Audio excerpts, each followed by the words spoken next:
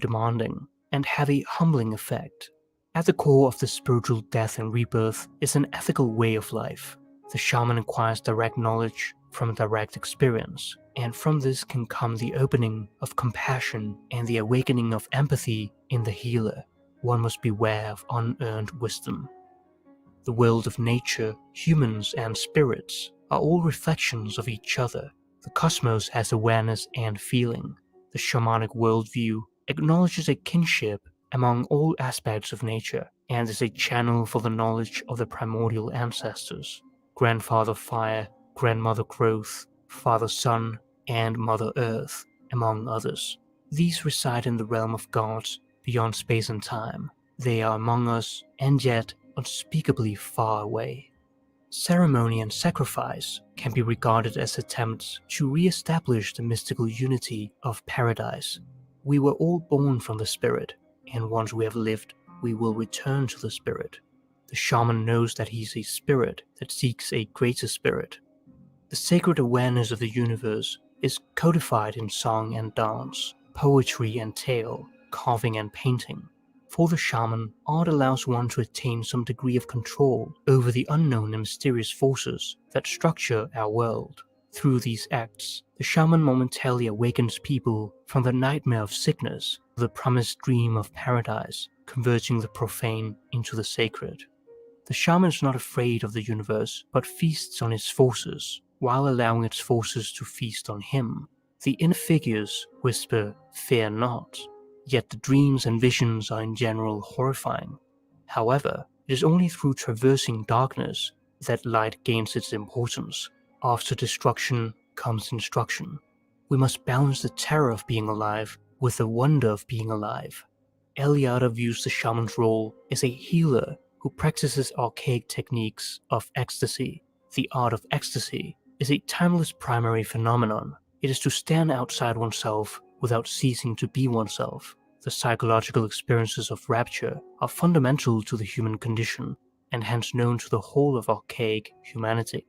The shaman portrays his adventures through the ecstatic actions of trance, chanting, drumming, and dance. Entheogens, generating the divine within, have also been used for thousands of years in sacred and ritualistic contexts.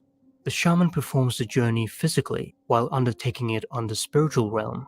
Thus, art becomes a living expression of the visionary realm, revealed and made known through performance. The venerated images of the awakened psyche are communicated as living symbols in the process of inner spiritual transformation. Order is imposed on chaos, form is given to psychic confusion, the journey finds its direction. Through creative expression, the human condition is elevated, mythologized, and, at last, collectively understood.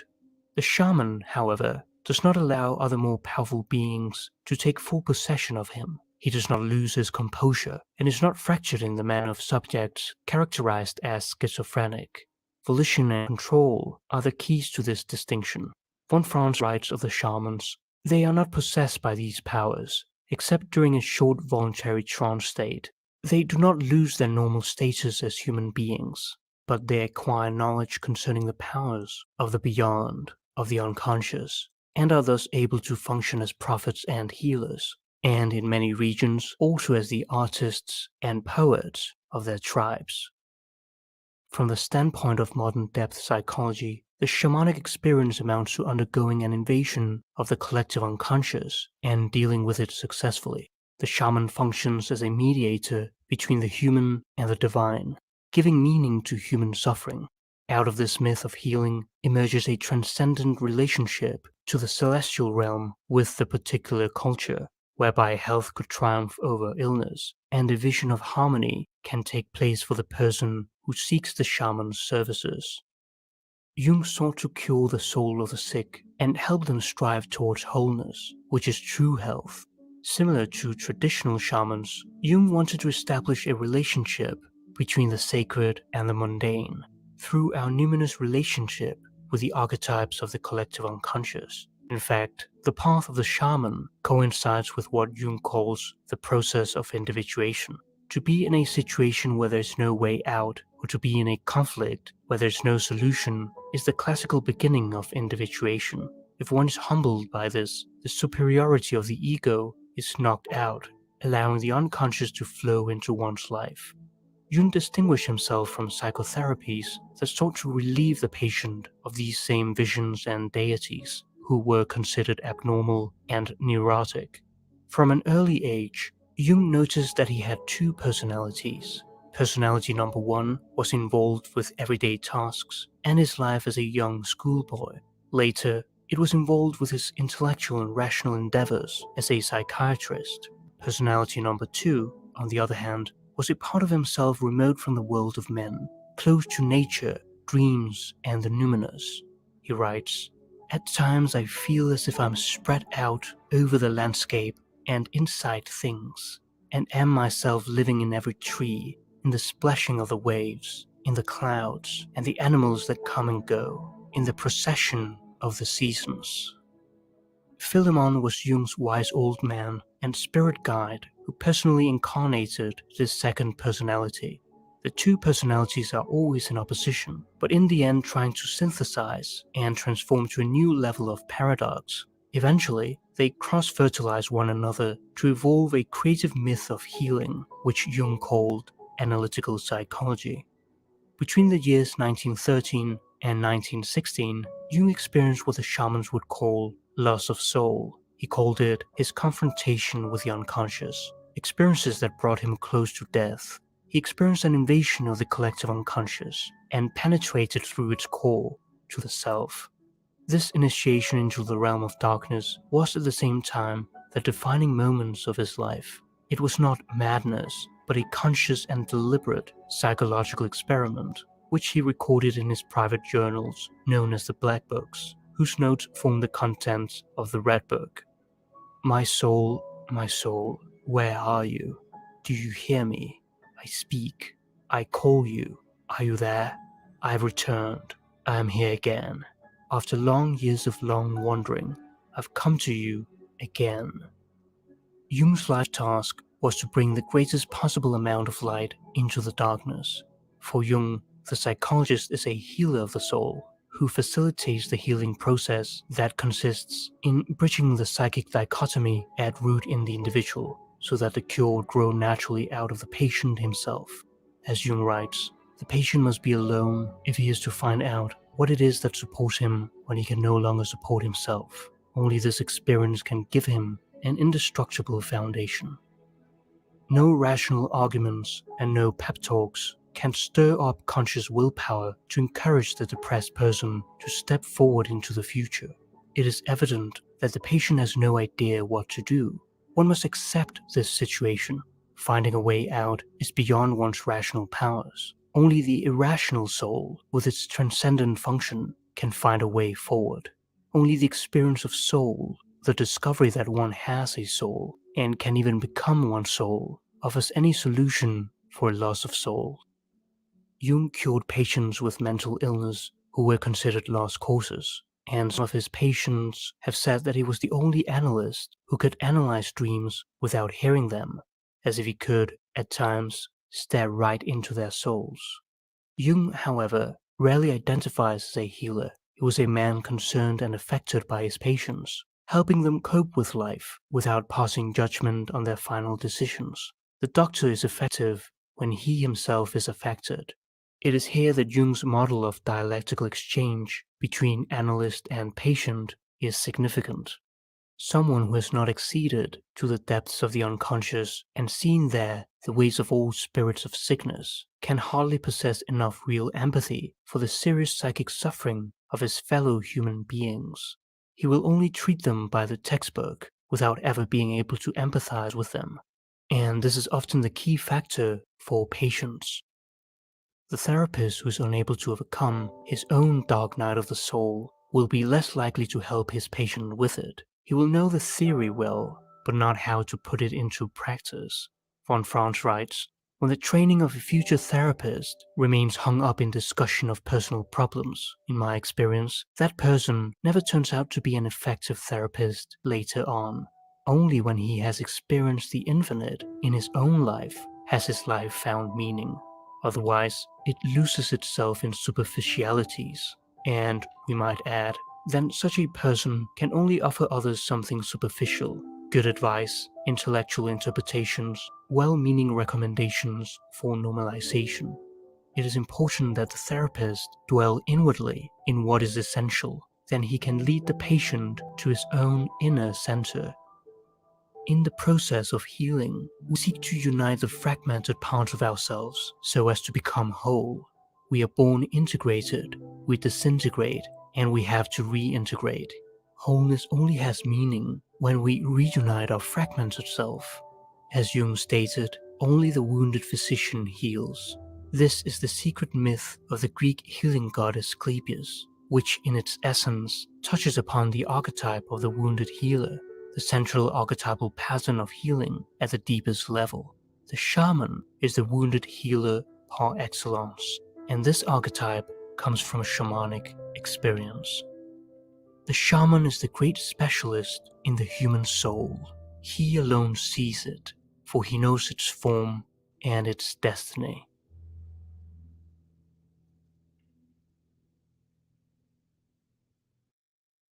The wealth of this world isn't in the ground, it's all around us. The Na'vi know that, and they are fighting to defend it. If you want to share this world with them, you need to understand them.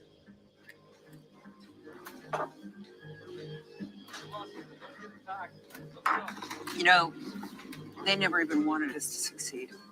They bulldozed a sacred site on purpose to trigger a response. They're just fabricating this world to get what they want. I can't believe that. That's how they do it. People are sitting on shit you want and make them your enemy. And then you justify it in taking it. In order to fight a war legitimately, you have to keep the morale high. It means one side has to know that they're fighting on the side of God and truth and what's right. Once one side or the other becomes aware that they have no backing and purpose for what they're doing other than following orders, the morale drops. They don't want to fight no more. They don't want to kill for the orders of the slave leader. So they start to neglect their duties and obligations. You know, at some point, the power dynamic flipped after 9/11. If you look in the history of the Middle Eastern War, the troops started coming back telling everybody that it's bullshit like they always do. So the morale dropped. You're not going to ever be able to win a war over there now because we all know who's lying and who's not. It doesn't even matter who we align with and who we like culturally or societally. We know one side is doing war for profit. We know the other side's being invaded. And they're using certain means to get that done, certain ideologies and propaganda to get that done.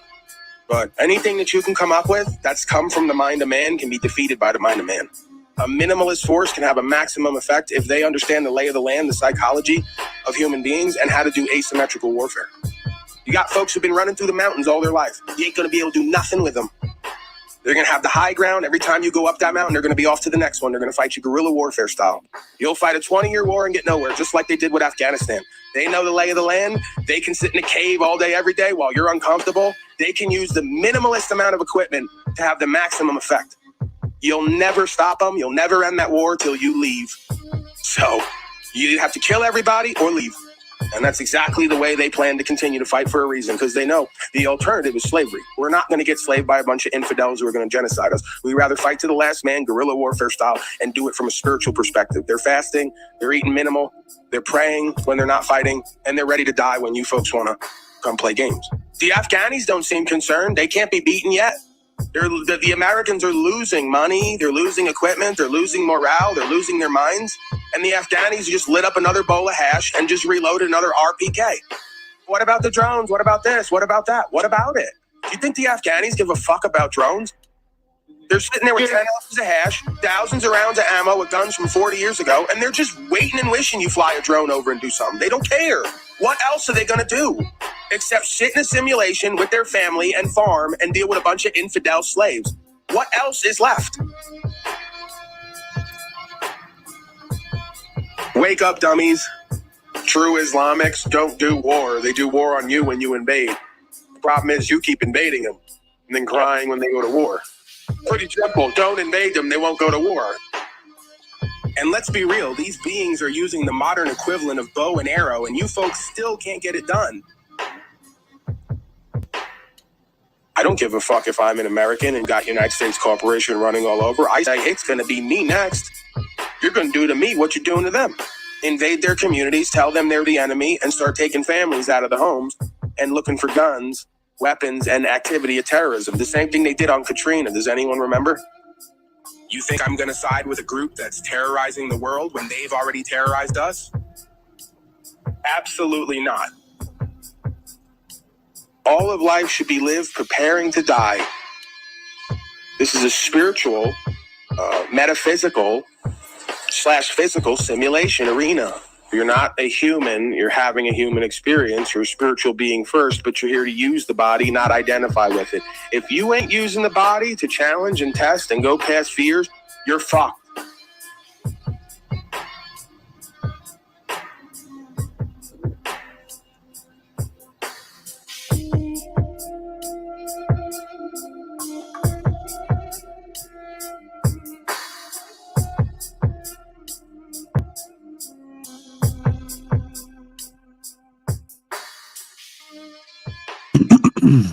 Greetings, folks. We're back at it. Brian O'Shea, what were you up to back there? Bringing your second version of you in and out, interrupting the video. What was that? You didn't read the private chat? I'll read it for you. I was trying to restream to my channels as usual, yet I seem to be unable to now that I'm admin. So I was kind of annoyed that I couldn't do what Sean's doing. And that makes sense. So I make you admin and you lose abilities. Okay. I don't know why that would be the case, but just another example of StreamYard's amazing user-friendly platform. So what do you have going on, Mr. Brian O'Shea? This morning I spent most of my time on this dude Trigonometry's channel.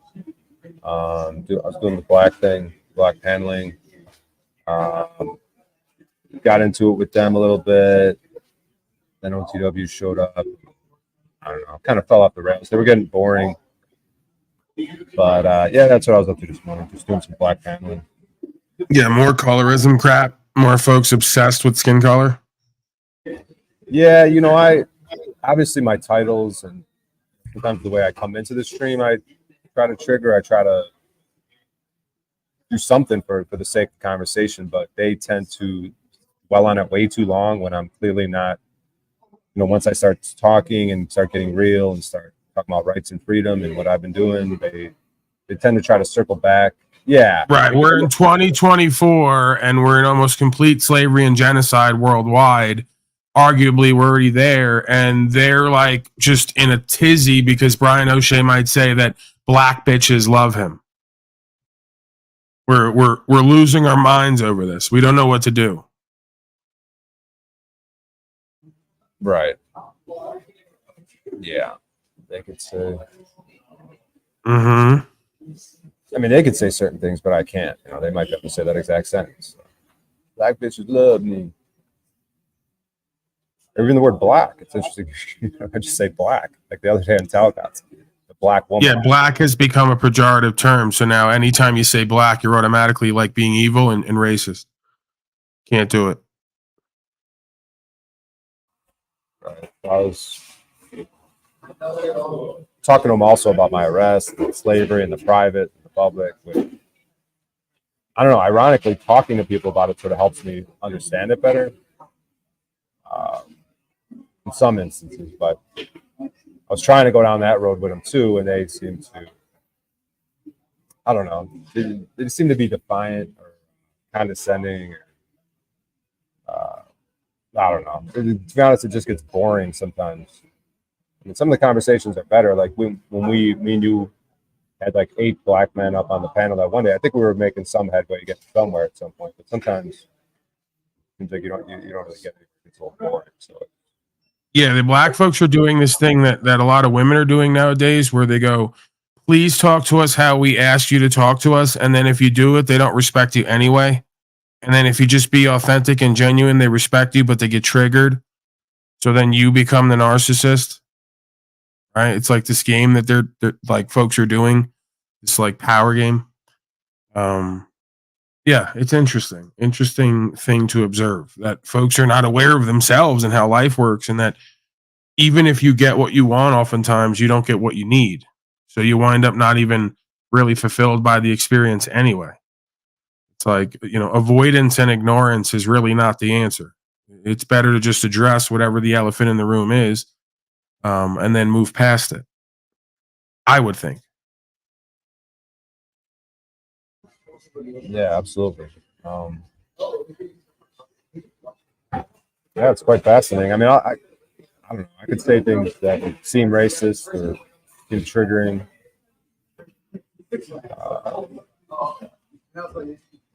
Like Yeah, there's all just it really amounts to is a hypersensitivity. Folks are hypersensitive.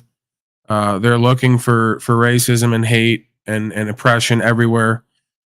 So much so through the lens of color, they see it everywhere and completely ignore all the other places that everyone's oppressed, repressed, depressed, and really lacking impression in the sense of being influential or introspective, retrospective. Basically conscious and aware. So they want to reduce an argument of conscious awareness and classism down to colorism, and it's really just low level, uh, you know, understanding or lack thereof at this point. right. Um, yeah, like my latest thing is I'm trying to trigger with by saying that blacks are very strong and whites are very wise. Blacks are very strong and whites are what? Wise. As like a general blanket sort of Linda type statement of like if you look at that pro sports, blacks dominate with physical strength. Whites are You're the basically doing the Jimmy the Greek speech that he did before it all came down on him, where he said that blacks had an extra bone in their ankle. That's why they're better at sports. right. Brian the Greek. But I'm really into that Linda book. And I get what you're saying. If we were to look at tendencies of ethnicities or cultures, or the biologies, because I don't think race is an actual. I think it's a construct that is not a part of our actual existence. So there may be deviations in the ethnic human experience, so to speak. The different ethnicities. I guess you could say traditionally. Although not so much. I mean, again, while you try to see that the differences and speak that within that statement, well, then you'll become aware that it's not so much the case, right? There's always a crossover. There's always exceptions to what you see as the rule or the stereotype. So, but yeah, I see what you're doing there in the sense of the African ethnicity being more of a physical culture, I guess you could say, more of a physical specimen. The European being more of a metaphysical specimen, I guess you could say, where they're more domineering. But again, this is like purely stereotyping, because there's always crossover, right? When we look at human beings and their culture and ethnicity, on the table or aside, it's all one experience, as far as I can tell, right? Because my latest trigger is that there's a wise sort of general of an army. Whatever they said with the Civil War. I guess there's a story in a movie that's made about Glory. I think the name of the movie's Glory, where there's a white like leader of a black army. I think it was in the South, maybe the North South Confederate Army, whatever it was. And so I had this thing where it's like, yeah, there's if things go to shit in the near future, like the supply chains run out to the stores with food, back to the land, back to some physical things.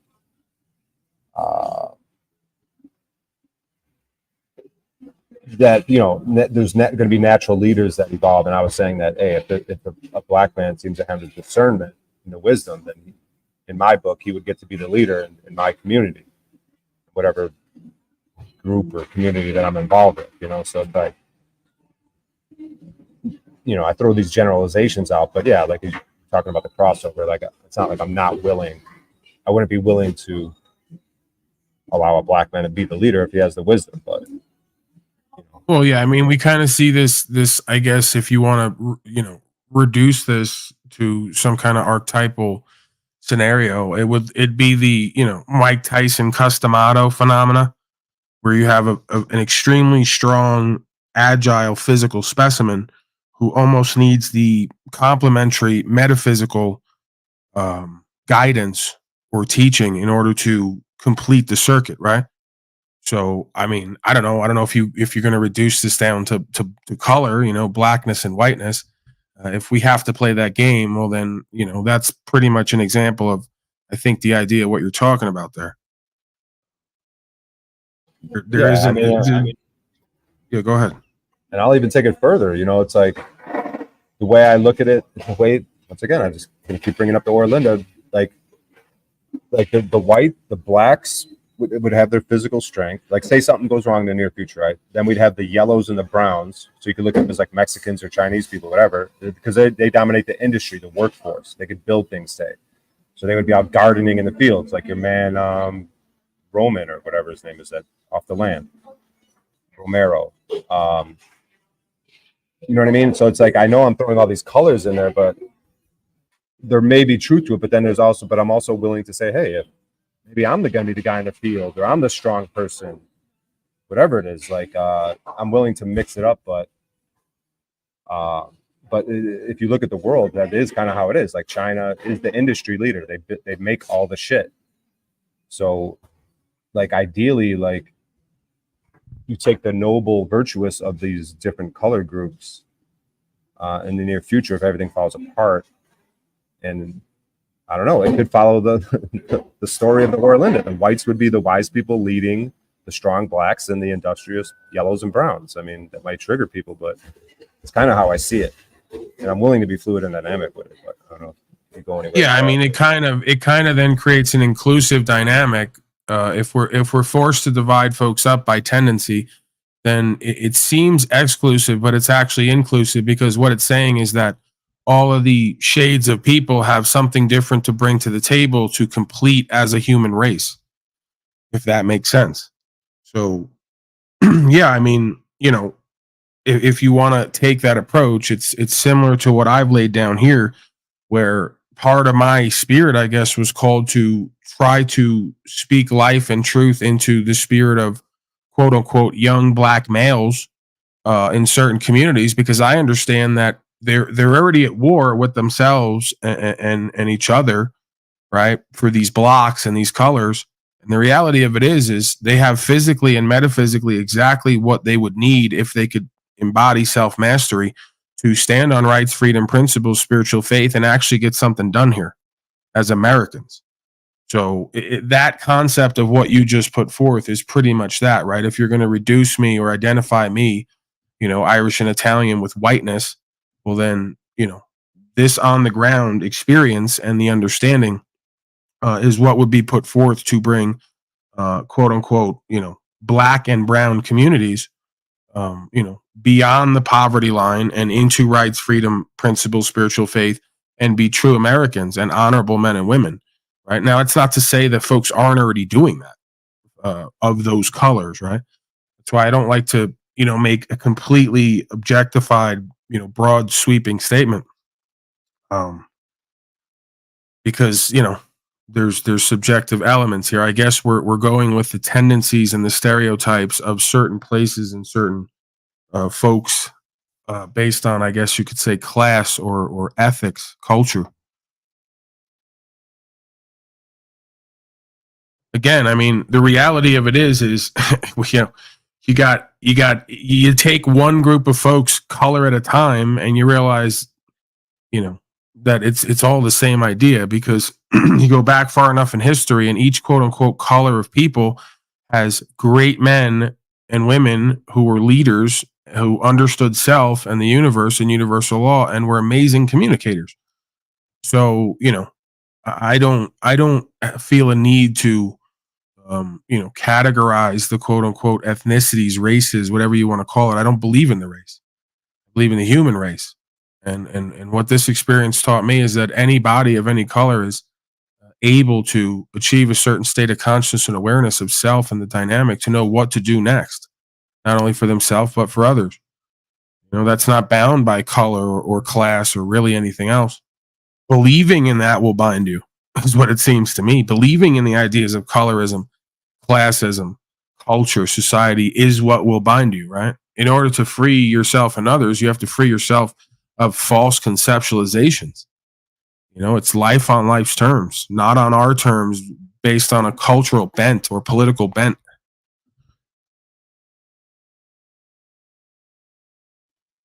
Yeah, that makes a lot of sense. Still going to lean on it, but there's something to it, something to the colors. But like I said, I'm open-minded and willing to be fluid and dynamic. But objectively, I think we just keep circling on the same. I think I'm repeating myself. This is kind of a bizarre comment. Black folks would be fine without trap, mumble rap music, and gangbanging. So you're gonna blame issues in any community on the forms of entertainment and media that are promoted there. Right? As if art is not imitating life. No, life is imitating art. When does that begin and end? Where does that concept start and end? Like, what comes first, the chicken, the egg, or the black hole? I'll approach it from a more triggering thing. Play my role here, the resident racist, I guess, or whatever. But, like, I think black people are sort of susceptible to being manipulated in a way to where, if you could say this is the Department of Defense that introduced these things in the community, crack, that type of music, the way it's, sort of weaponized in terms of the drill culture slide. The slide means you're going to get in your car and do a drive-by drill. Right, but the reason it's effective is because on both sides, white and black, you got a whole generation of men raised by women who are emotional and hypersensitive. They're not as logical or tempered or disciplined. So the folks on both sides would only be susceptible to this dynamic of suggestibility and manipulation if they were highly emotional and sensitive and able to be misled based on their feelers. Right, which is another manufactured thing with the introduction of welfare. So, it's like, yeah, the white man like introduced these things to black people. Yeah, because at one point the blacks were very strong. They were God-fearing people. Father and mother were in the home. They were gaining power. There was a deliberate,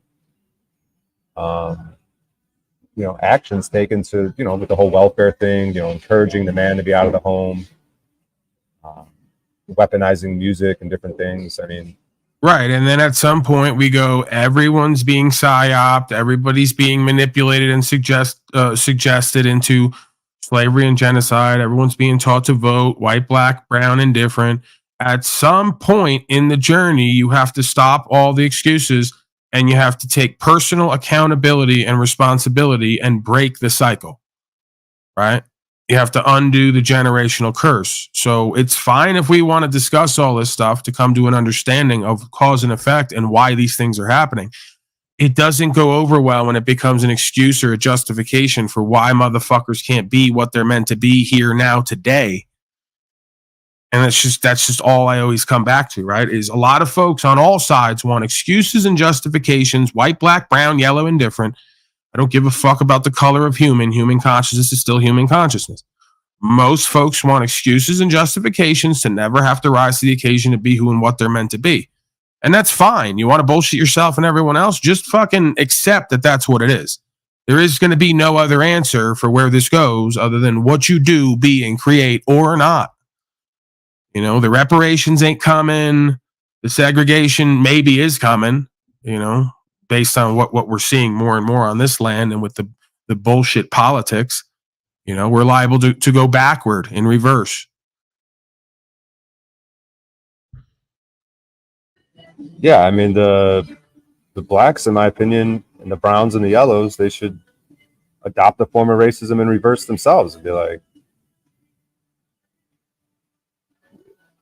there's something to these stereotypes. And, rather than say, oh, the white man, like seek out the wise white people and get like someone like you. I don't know how to phrase all this stuff, but like, it is all personal accountability, and it shouldn't come down to colors, but there is something to the colors in generalizations. And these last 3 years, the way color groups have responded, what has happened in these truth communities, what colors are in these truth communities, and people who are quote unquote woke and red pill or whatever, you know what I mean? Like, there's something to it. As a resident racist, I'm going to keep standing firmly on these things, with the idea that also, you know, there is no, you know, it's not good to play the victim, and it does come down to individual responsibility, but there's something to these optics, in my opinion, as the resident racist. Yeah, I mean, I think that, you know, there's always certain stereotypes, tendencies, political ideologies, beliefs, reactionary spaces that come across, you know, that translate. Color aside, you know, this is a human condition. This is a human experience before it ever trickles down into the illusion of manifestation, color wise. I mean, it's just beyond foolishness at this point. You know, folks are just, they're constantly missing the miracle and the mystery, caught in the illusion of manifestation. It's just everywhere. It's not even about race. It's about religion, spirituality, politics, banking. They're constantly missing the miracle, the mystery, right? The machinations, as Jack likes to say. That's his new word. You know, they're just too caught up in what the fuck they're shown, the manifestation. They're just too focused on the mask to see what's behind it in every situation. Why would color be any different than politics, religion, banking? Pick something. Pick something where the average slave, color aside, doesn't look and go, oh, what I see is what it is. No, it's not. Most things are not what they seem. So, you know, ever desirous, one is caught in the manifestation. Isn't that what the Tao says? Ever desireless, one starts to become aware of the mystery. So you got a whole bunch of worldly infidels who are caught in desire, who only see the mask and the manifestation. And they can't check their feelers and their desire in order to see beyond the manifestation into the mystery and the solution.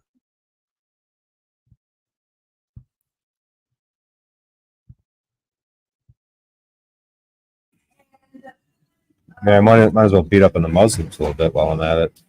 I mean, because they have a very masculine thing going on. There's something about them that is what the world sort of needs right now. And there's probably a reason why they get attacked from the Western America going out to the Middle East and stuff. However, having said that, there is a culture in there of them, grown men, you know, doing things with adolescent boys. So there's, which, yeah, it's called toxic masculinity, toxic femininity, if we're going to use some of the modern day parlance. So you got folks culturally basically caught in one dynamic or the other because they cannot walk the middle way, right? They're pulled to the black or the white. Yeah, that makes sense. Like, yeah, in America, there's a toxic femininity in the man. Maybe in the Muslim, that's toxic masculinity. Right. And all these things seem to be just kind of blowback responses of the other. You know, you come out of a quote unquote male ego dominating world, you know, full of warfare, conquer, and expansionism. Well, over hundreds of thousands of years, the blowback response to that is going to be a hyper feminine populace, it would seem. Right? This is their way of you know, rebuking that because they feel it's not functional. Are you including the black community, the American black community, in that? In terms of males? Yeah, you could absolutely argue that you know, again, I'll take the argument of the most radical of some of the black activists, right? Melanated people are some of the most powerful masculine people just naturally. Okay, I'll accept that, which would precisely make sense why all of this culture and society and media manipulation is pushing toward emasculating black males, putting them in dresses, you know, like we just spoke about, giving them benefits for not having a man in the home. So yeah, we can even see in our time, right? Whatever it is, 50, 100 years, couple hundred years, just a complete program of masculinization. And again, I don't even think that it's color oriented. It may be pushed in certain communities with certain colors of people because the shaitan has identified them to be more powerful in that sense, potentially. Right. So it has to be like, double down on. But this is ubiquitous. It's color aside at this point. I don't think that can be argued. That the modern day male, color aside, has been turned into a woman, essentially.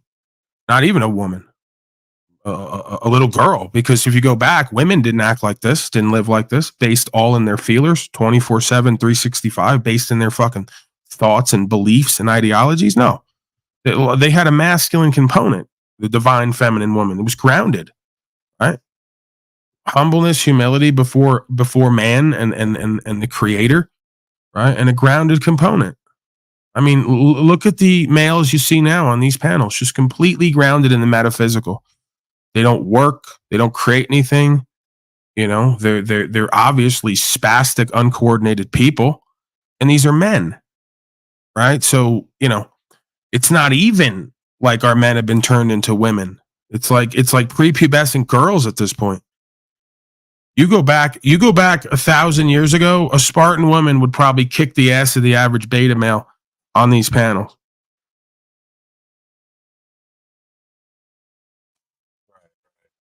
And it's a domestication program. So we've talked before about how a black in his home is going to do what he wants to do, kind of like, which would be like a masculine thing, say, as opposed to a suburban home where he kind of listens to the Karen type wife, overly masculine woman boss him around.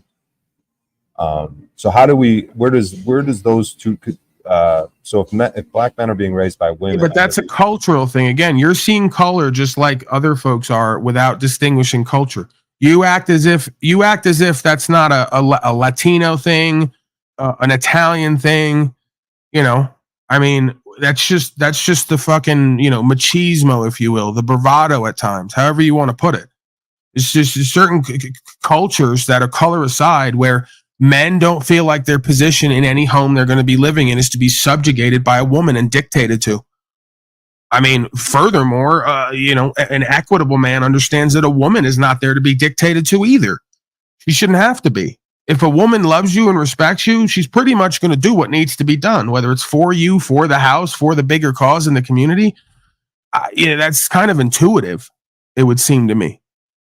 So that's all that is that there should be a culture of the idea that the whole point your mom is supposed to teach you is when little Tommy grows up, he gets to be a man. That means he could do whatever the fuck he wants to do, as long as he's not causing loss, injury, and harm. Where does a woman's feelings come into that free expression exactly? Like, when did women become our fucking keepers and intermeddlers with who and what we are in our free expression and our growth, or just our honoring of our nature? Yeah, culture and color are sort of getting conflated, or it is a cultural thing more than a. But let's be clear. In every Italian culture, you have two sides. You have the quote unquote godfather, the kind of image that we've been put forth on TV, the strong man of honor, who's going to dictate the course of action, and a woman is pretty much going to support that or not be there. And then you have this other side of Italian culture where you got a bunch of little mama's boys, right, who can't get out of their own way because they've been raised by a woman, and they've had a woman cook for them and hug on them and love them and give them all of everything they need emotionally, right? So then they go and seek that same type of devouring mama in a mate, and they wonder why their woman's going to dictate their actions inside of themselves or in their home, because they went to go seek a partner that is just like their mama, a caretaker rather than a partner in life, right? Right, and then you got a lot of people raised by a mother, and no matter how hard she tries, it's not the same as a man being there. So like, then they're going to go to the street, as we talked about, to look, for that father thing. And when you have someone doing street activities with the spirit of their mama, sort of getting in their feelers, and they're listening to the drill culture and slide music, like you get in your feelers, you're going to be more prone to murder that day because you're in your feelers.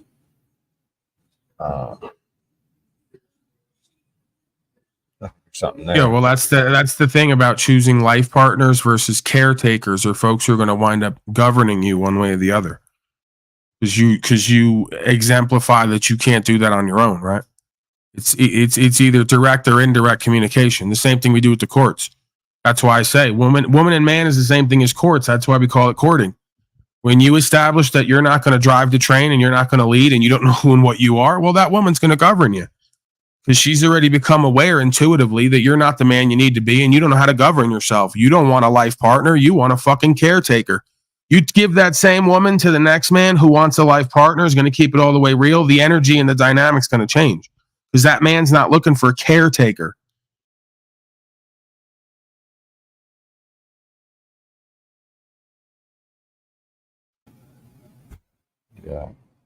Yeah, culture is where it's at. But they want to bring up color. Like, the second they see me on a panel, my color becomes a thing. Culture goes out the window.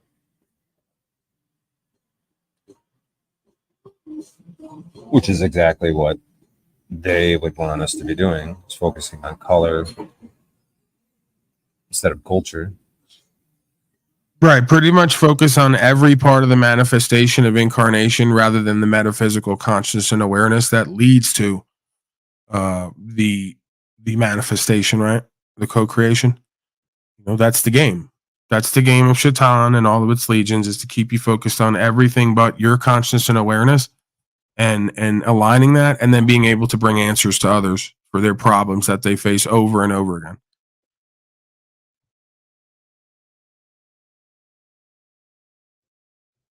All right, we got more O'Shea here. We got other stuff to cover. There must be a Tard Fest going on right now because we kicked off Tard Fest hard this year, 2024. There must be like lives going on somewhere else right now. We're low on the counter.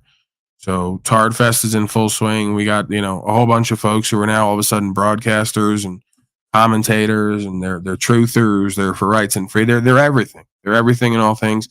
Possibly a little bit of bitterness coming through there, but such is life. I got to check that and move past that. Whoever's meant to be with me will be here for whatever their reasons are, whatever the creation's reasons are. And, for those who are here regularly, who are not here now, who want to enjoy the Tard festivities, other places, I totally support that. I have to give the freedom that I wish to receive in this life. So yeah, let's move forward, Mr. O'Shea. It is April Fool's Day, right? Hold on, let me address a couple folks here. Get this out of the way. It's been sitting there for a bit. Pedro Castillo, my easy O'Shea. You putting condoms up and shit? What is it? What's that about? Pedro Castillo, my Latino angel, says, for going through hardship, truck repair, $30K. Sir, you don't have to give me explanations, right? I'm thankful and grateful for whatever comes through here. I don't live in expectations and desire as much as possible because it leads to my own suffering, right? You've already gone above and beyond with contributions and value. If anything, I owe you at this point. That's how I truly feel about it. So, don't feel a need to explain to me. And if you got things going on in your life, don't feel beholden to contribute value to me. Everyone's got to take care of themselves and their life and their future first and foremost, right? And everything else after that is extras. And as I said, I'm always thankful and grateful. And I'm not a what have you done for me lately person. I try not to be. I mean, I used to be very selfish, right? I've tried to transition out of that.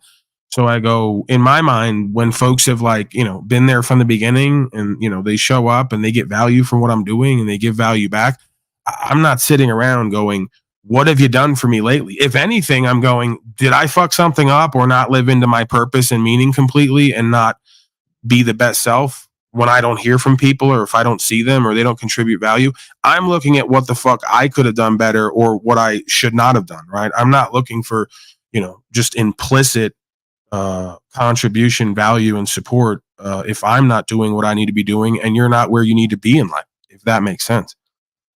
JG is here now. Quickly becoming a fan favorite.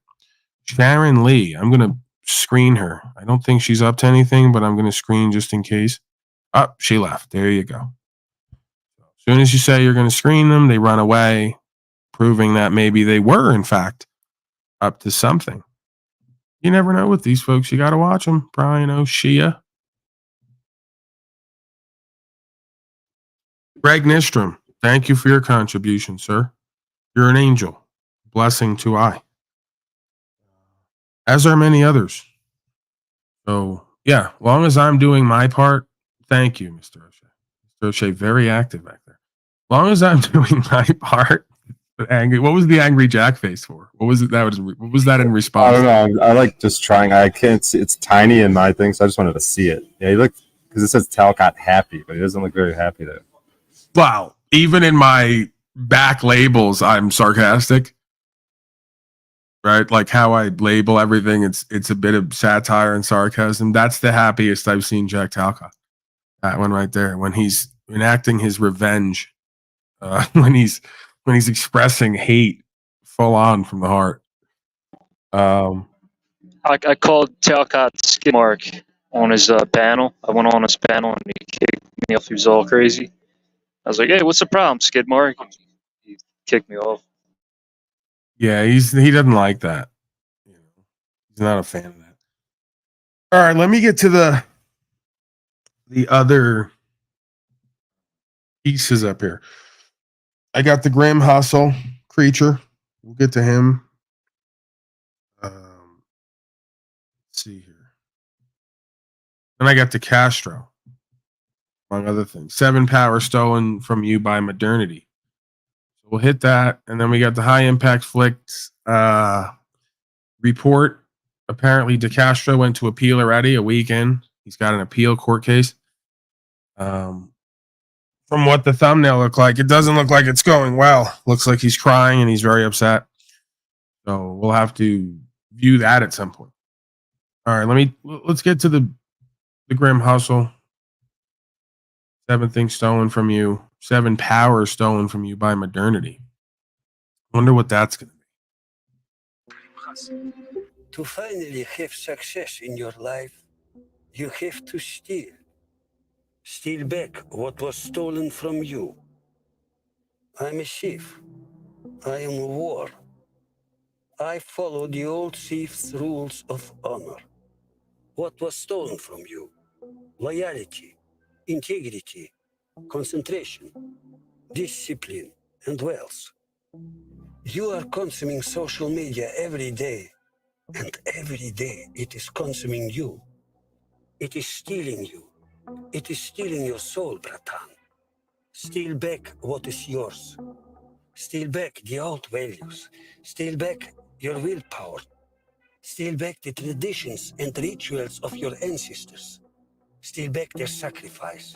Steal back the hidden knowledge. Steal back the power of God, of love, and of death. Communism and Western ideology stole what is ours. They stole our power. But we are thieves. It is time to steal back what was stolen. Steal back your life, bratan. Every fucking day. Be honorable. I think Ren stole some of Tommy's meth. He had a look in his eye. I don't know what. Yeah, that's the thing. This Escobar guy who's with Ace, he's kind of a weird dude.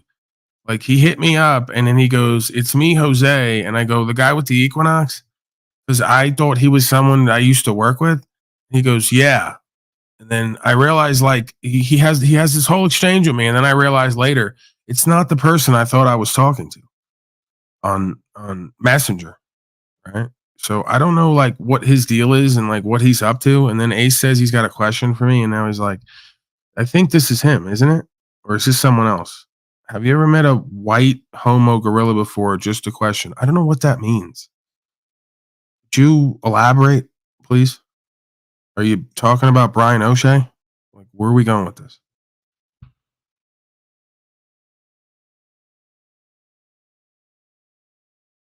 What is this now?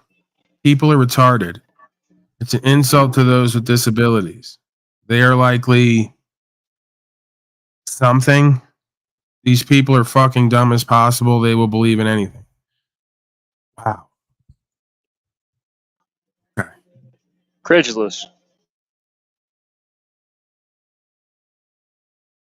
All right, let's move forward. I don't know what's happening here today. It's almost like the fabric of time is tearing. Time space continuum is being torn at. I guess there's a joke in there I could segue with, but I'll leave it alone. I'm sure you can figure out where I was going with the Escobar comment. I think the white homo gorilla, I think he's talking about Sandusky. Okay. All right, let me get to the San Joaquin Valley because we're just kind of off balance here between JG's dry humor, Brian O'Shea's muting, unmuting at the Starbucks. Just chatters down there, not at all in alignment with anything I'm doing and saying, just kind of in their own world down there. It's kind of an odd energy. We'll see where this goes. Lawsuit settlement, cop gets sentenced, San Joaquin Valley. Let's see what happened. What's your buddy got in your car? More slavery, huh? What is this? Huh? What does that look like to you? You don't know? No idea, huh? What would you guess it'd be? You have no idea? Alright, I'll just tell your fucking car. That's not mine.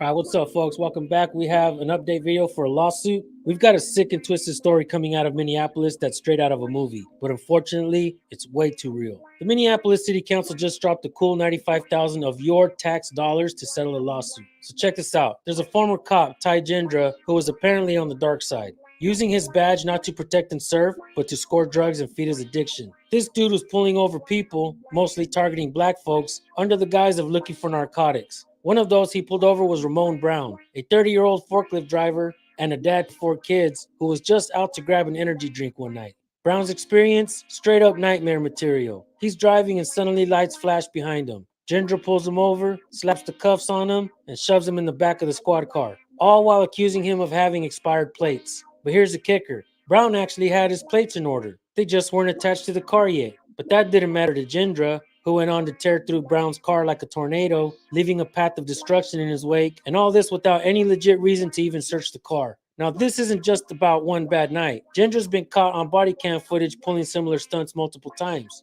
which eventually got him booted from the force and sent to a low security lockup for a bit over 3 years. But here's the thing that gets me. This isn't just a one-off. Minneapolis is currently under the microscope for how its police interact with Black and Native American communities, and this case is like the poster child for everything that's gone sideways. The city's shelled out over $47 million in police brutality claims since the George Floyd incident, and it's clear that there's a deep-rooted problem that needs fixing. This settlement with Brown, it's a band-aid on a bullet wound. Brown's lawyer, Alicia Anderson, says they're ready to move on, hoping the city takes a hard look at its policing practices. But man, for Ramon Brown, that night in 2019 is a reminder of how quickly things can go south when those who are supposed to protect you are the ones you fear the most. This story is more than just a lawsuit settlement. It's a wake-up call, a reminder of the work still needed to ensure that justice and policing go hand in hand. It's about making sure no one else has to wonder if they're going to be the next tragic headline. Now that's something to think about. So let's watch this video. We'll pause for some comments. I'll give you my final thoughts at the end. This guy's original channel link will be in the description for you guys. Let's get right to it. You gotta have that temp take down, man. Temp take needs to be down lower. 625? Why don't you just sit in the car? What I do? 625? Sit in the car. Get in the car. That's expired, is it not? Well, what did I do? Sit in your car. Sit in your car. Sit in the car. All right, I'll take your license and your proof of insurance. What did I do? 65, a suspicious vehicle. Your You stand over there. At the BP station, 3rd and Nicollet. It's an unlicensed vehicle, sir. Hey, I need your license and proof of insurance. Your temp tag is expired. Can I be any more clear to you? I got the registrations right there. That's what I was trying to tell you. You need to have license plates on your car. Give me your license and your proof of insurance, or you're going in handcuffs. Cops propagate that the people should just comply. And all those bootlickers out there, all those back the blue people, you know, the ones that put the blue line flags on the back of their trucks and cars, those folks will just tell you to just comply. But this man complied. He did everything he was supposed to. And this cop right here is trying to ruin his life. The next time someone says that the people should just comply, all you got to do is type in Ty Jindra. Let them look him up. God damn. Goddamn, goddamn, goddamn, goddamn.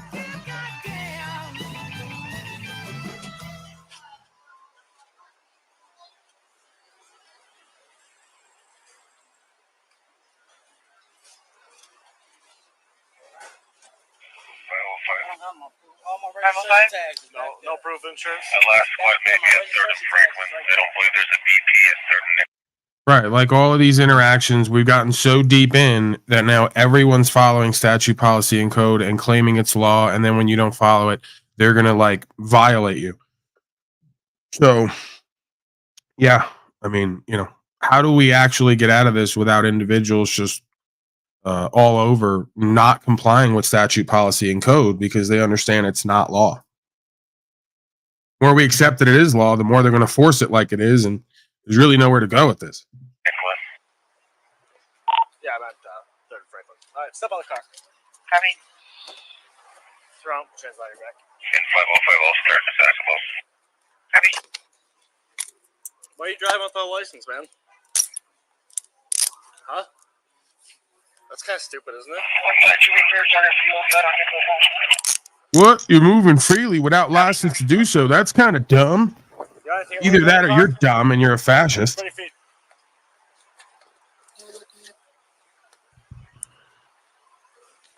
You don't have your moving papers? Yeah, this is where we're at. We're so deep into fascism now. They all think it's common law. That's kind of dumb. Not have permission from the state to move around and travel when we're supposed to be the servants and you're supposed to have all the rights and power. Kind of weird. Man, you guys are dumb. Copy code 42257. Yeah, it's pretty much all over, right? You got like, what, 3 to 5 years? I'll give you max 10 years. Where you don't turn this back and you don't start not complying, it's just all going away. They're going to be in your house. They're going to have like cameras on everybody in the house. They probably already do on everybody's phone. You know, and then they'll just be forcing policy on everyone 24/7, 365. Because it's the law.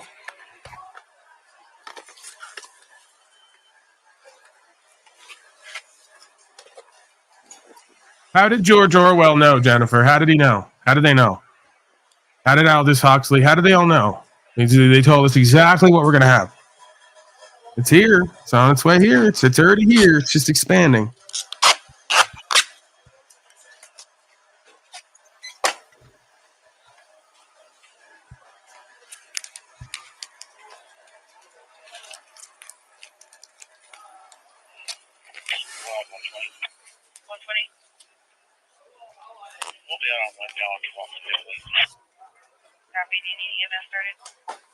This is what you want. This is what you all want. Don't blame policy enforcement for what the slaves all want. They want this.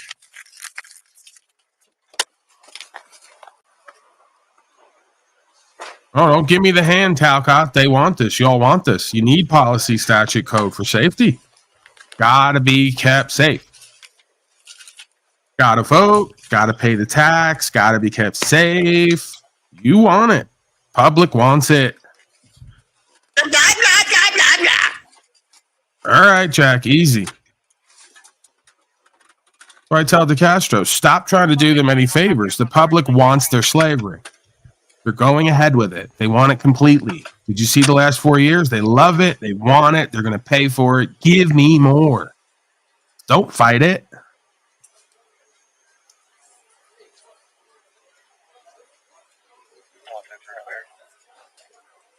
Don't try to save the broken hoes from getting pimped on. When you meet a hoe, you pimp on them. That's the rules of the game. Fucking liar.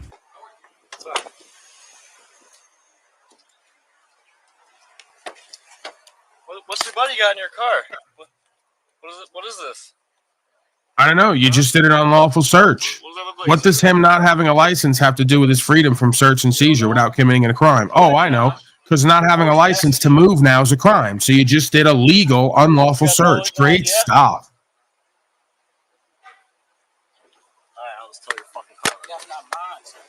What was your reason to believe? There you go. Now you'll just fucking tow the car.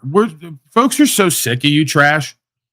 Seriously. Like, folks are just tired of you trash and your attitude. Like, this is how you do service. This is how you uphold rights. We know. You don't even understand that. You don't care to. You know, I'm now talking at a clip because it's been my experience over and over again.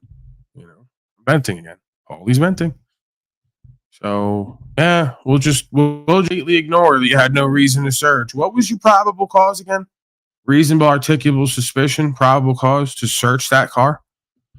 Well, we don't have a First Amendment, you know, we don't have Second Amendment anymore. We don't have, you know, Third and Fourth. I mean, what's left at this point?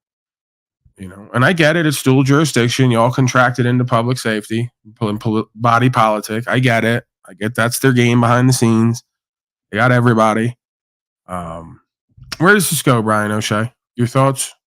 Just, you know, they're going to search you everywhere you go. You know, they're going to make sure you got all their papers, that you paid them. You know, you're under their protection racket. Where does this all go? Where do you see this all going, Brian O'Shea? Because I just see... I frankly think that... Whoa, was that Clausen? It cut me off. I was right in the middle of saying something. And you cut me. No, sorry. I was going to warn you. I was trying to answer. Can you hear him? Can you guys hear him? This is my response. I frankly think that crisis initiation is really tough. Now I can't hear anything. I can't hear you or Clausen. Now I got to restart.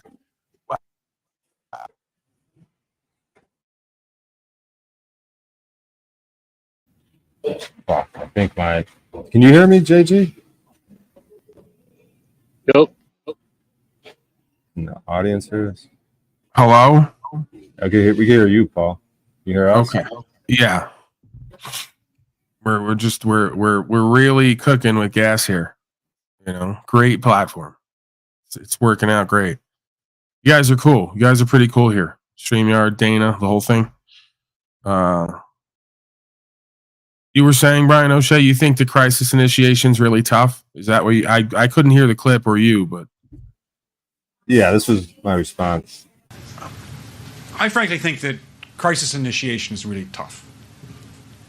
And it's very hard for me to see how the United States...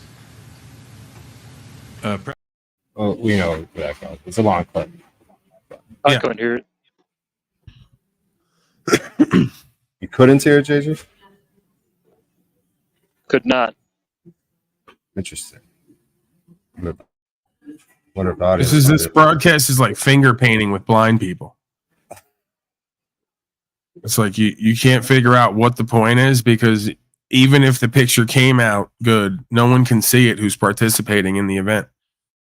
And the picture never comes out good anyway. So you really can't figure out why it even exists. Like, just imagine that idea right now. Just a finger painting class with blind people. The participants don't know what they're drawing, and it never comes out good for the people watching or the people viewing. And then it just kind of causes you to wonder, why is this even happening? Your thoughts on that, Brian O'Shea? A lot of looping does go on here. Precisely. Okay, where were we at? I lost my sharing ability. Plowing ahead here. We're watching that guy, the black man. Oh, yeah. He's going to tow the car now because he did an unlawful search because the guy didn't have the proper paperwork, apparently, to travel around. But he did, but he didn't.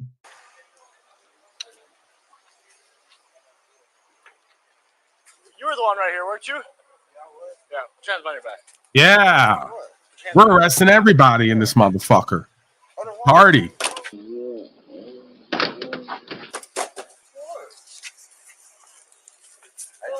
Yeah.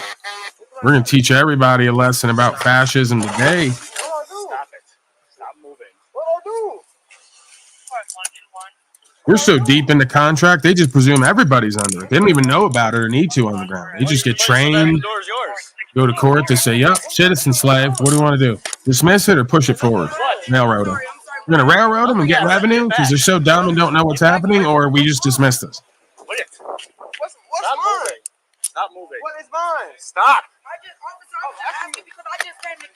Okay, you can stand back there. What is mine? Get out of here. What is mine, sir? What is mine? What is mine, sir? It's really common in this day and age to see a cop earn the hate for all cops. They ruin people's lives when they do things like this. They lose the trust of the people. Many folks think incidents like this are rare, but cops have been bullying the American people for quite a long time. Imagine what we'd see if we had access to all body cam footage throughout the country. Sure, cops do good when they arrest criminals that create victims, but that doesn't excuse them when they do bad, and we shouldn't cover it up so to not discredit the department. We don't need policies, case laws, or other umbrellas of protection like internal investigations, police unions, and qualified immunity. If cops aren't held accountable, then the people aren't free.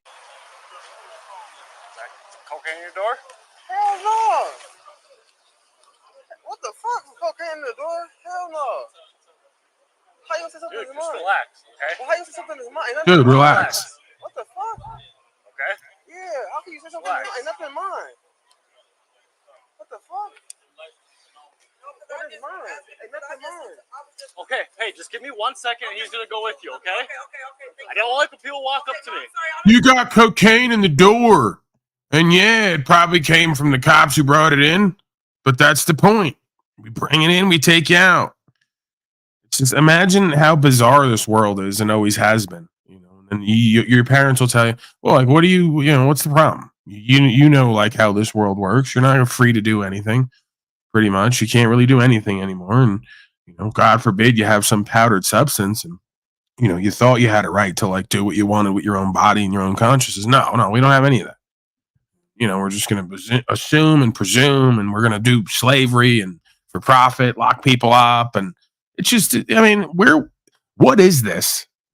Is this, I'm doing a Talcott. I'm going full Talcott today. Like, when do I wake up? When do I wake up? And then they go, oh, how was that? It was an interesting nightmare, huh? It just kept going on and on and on, just getting worse. It used to be, you could just, drive drunk, fucking do cocaine, fuck whores. And that was just the politicians. Am I right? And on the ground, the citizens are doing the same thing. And they just go, hey, can you get home? Can you get home? Are you good? Yeah, okay. We'll see you later. Now we got fucking tyrants around every corner that are going to violate us to keep us safe. And, the economy is just crashing. The 20% of the purchasing power lost over the last 4 years because they printed up so much fucking money. And these clowns every day wake up just to go out to do this. Right? The world's just collapsing around them, burning around them, and they're gonna police someone in the ghetto for sniffing cocaine, supposedly. This is where we're at. When do you realize that you're gonna have to give out more cocaine? You're gonna have to give out more heroin, more fentanyl, more cocaine, just to kind of numb the pain of the destroyed culture and society. Just the depravity on all sides. Was that Jesse Howe there? I was looking up and then I looked down and I saw Jesse Howe was just kind of spinning. Was that me? Was I spinning? Is that why? Is that what's happening? No, it's like the slaves. They're just it's like this guy. They're just, I don't know. They're just up to weird shit too.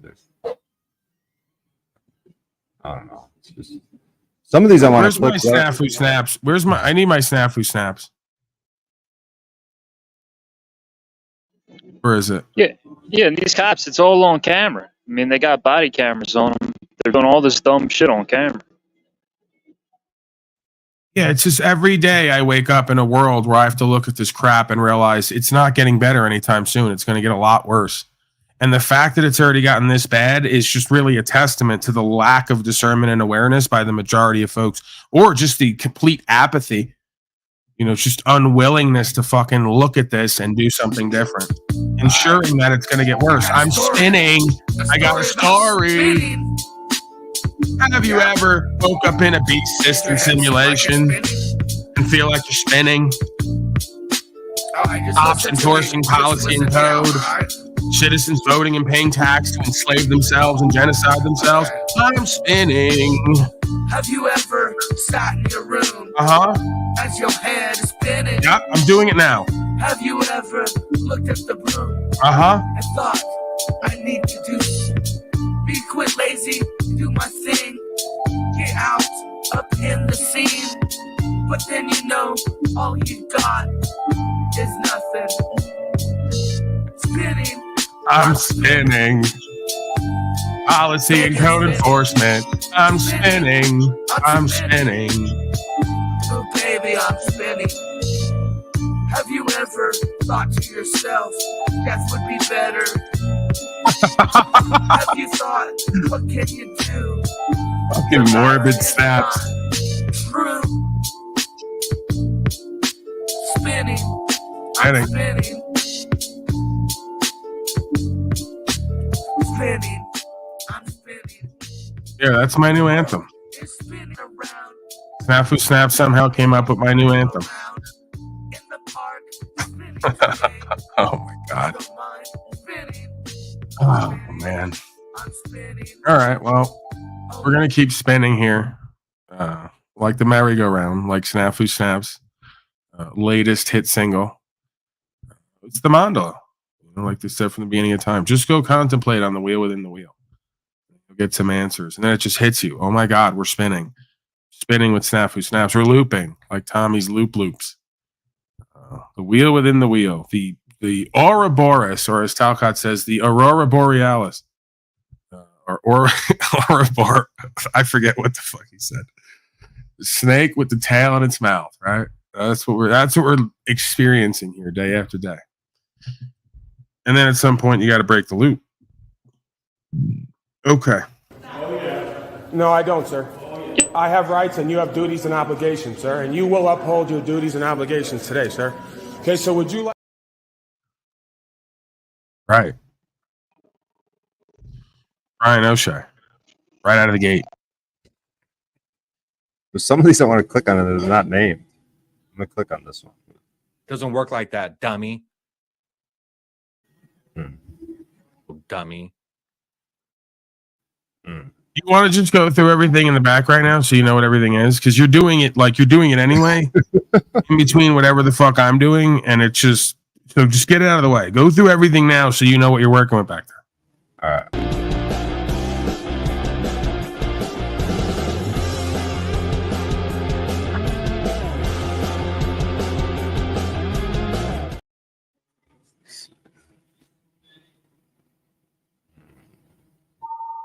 That never gets old. What is this one again? You don't like opinions. You don't respect opinions, and those people are God, so you should worship opinions. I'm paraphrasing, of course, but... Yeah, there's the demon. Bring it up out of you, Aaron. There's the demon. Bring it up out of you. Yeah. Who's the one possessed by demons again? Notice how many times I've done this. This is what they want to see. New levels of pleasure.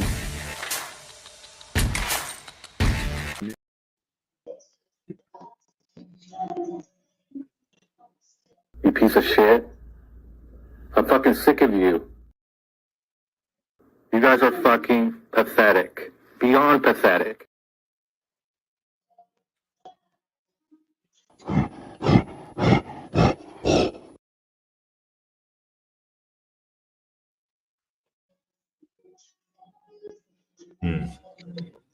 Oh, man. Are you good? Yeah, I think that's good. All right. You got what you need? Yeah, thank you for that. Yeah. Okay.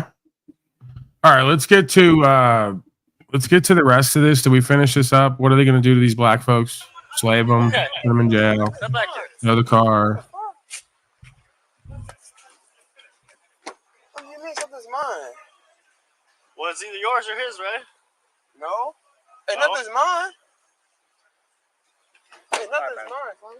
Nothing. I'm not gonna cuff you. You're gonna Walk away from me, okay? Yeah. I'm not cuff your buddy.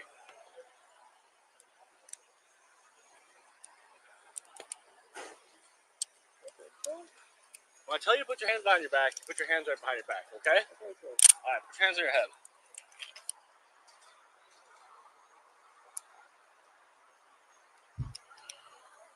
Let you fall on top of that thing. I think it might have go down there.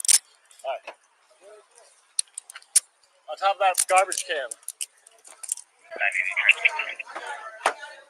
right, man. Step out here. 980, repeat your traffic. You're transporting two. Put your license plate in your window. All right? Put your license plate. Put your license plates on. All this fucking bullshit for license plate in the window. It's such nonsense. You just violated 10 fucking rights over a license plate that shouldn't be required and isn't required under law to travel freely. It's been ruled on. Fuck slave. I'm gonna give you a break. You have a license, you know that, right? Yes, but because I was just using my brother's car. Can I show you the plates? Go ahead. I'll show you. But we're so deep in the Supreme Court orders don't matter anymore. All that matters is local and statewide regulations that no one understands. They all say they understand it, but no one understands it. They just understand that everyone tells them what to do and everyone else does it. He said don't put them on until. Doesn't matter anymore. But he been having a car since. All right. Put them on. Should have a yellow tag. I just pulled off because it expired a month ago. That's what I'm saying. It's my brother's car. I didn't. All right. I just farmed. All right. All right. All right. Great stuff. Thanks, guys. Nothing to see here. Wrap it up. All right. Yeah. Who cares? Who cares about rights and freedom? Who cares?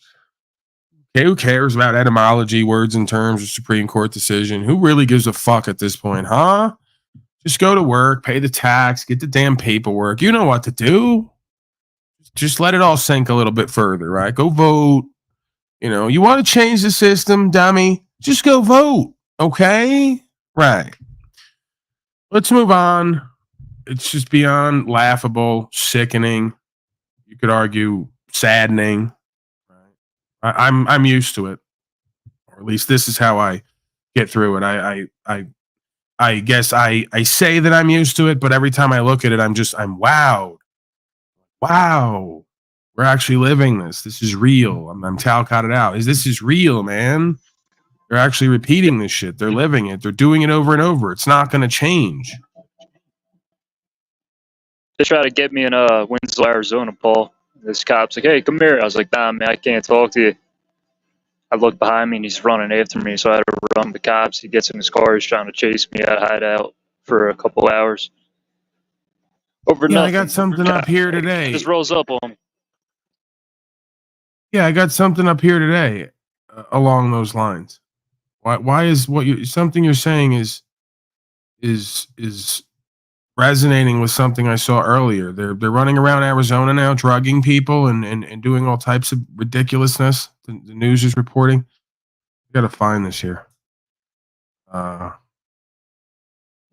don't know what I did with that. Yeah, I The whole had a time headline. the cops being fake. He's like, I got better things to do. I just want to talk to you. And I'm like, I can't talk to you, man. I just kept walking. I turn around. I'd seen in his face. He's mad as shit, just running after. I just took off like I was fucking Bruce Jenner, you know? Well, yeah, I mean, they get caught regularly on body cam throwing drugs on people, and yeah, the cops were working with some strip club, drugging customers, charging credit cards, whatever the fuck it is. I don't know. I gotta look for it here. It's up there somewhere. Maybe I'm projecting. Maybe it wasn't the police. It's a separate story. It's up there though somewhere. I think it was a gay cop. I think it was a gay cop, you know, and some puffy shit. Right. I got better things to do. Take that. Take that. All right, we got the Castro here. So compose yourself. Chili's appeal hearing live today, apparently, from Mr. No Impact Flicks. So we're gonna get to that. Let me look at one more Here's the deal, clip, gentlemen. Paul. Thank you guys for joining. We're gonna. All right, one more clip. Let's go. Don't appreciate it, and if it continues, you will not be welcome. Will not be welcome here. So what do you have to say about that? About that? Thank you for that. Absolutely. Go over this real quick. Let me get a second to go over this. We're going to be watching this appeals trial. This is April 1st, 2024. State Ryan of sounds Nevada really versus deflated covering the Castro thing all of a Castro. sudden. Let's take a look at this. Really fired up and bored. Let me go. Let me know if you guys can hear this okay. All right, here we go. The Honorable Judge Zimmerman presiding. Please be seated. Come to order. All right, Jose DeCastro, 23 Sierra 013015. Good morning. Good morning. Christopher on behalf of Mr. Castro. He's present. Nice to see you, Chris. Good morning. Good morning, Agnes Hotel in the state farm number 11064. All right, this is your motion. Yes, Your Honor. First of all, I've had a chance to watch the video of the trial. I watched Mr. DeCastro come into the courtroom in an extraordinarily disrespectful fashion and refer to the marshal in the most inappropriate way. I then saw some other things that I would consider very poor in the courtroom. And Mr. DeCastro was convicted. He is given 6 months in jail. One thing I know he's going to do today is, for no other purpose, no matter what your ruling is, he wants to say sorry. I've asked him if he'd say sorry to the court. I understand that you may see it as that he should have apologized to the marshal. I don't see a marshal in here that he did this. One thing I would note for the court is that the issues that I saw seem to be significant constitutional issues. The court addressed. Dude, you guys can't be serious, right? I mean, I'm not gonna like make judgments, but you've been there a week and you're like, they broke you already. You went from fuck all the pigs and all the rest of that rah-rah shit. Now you want to sit there crying? Kind of bizarre. Is this all theater? Is this some theater shit? Again, you never really know with any of these inauthentic corporate males what they're doing. Like, are they putting it on just to garner sympathy so they can get out of there? You know, or are they actually crying because they just were so in their grandiose sense of self that they didn't think jail was coming at the end of this?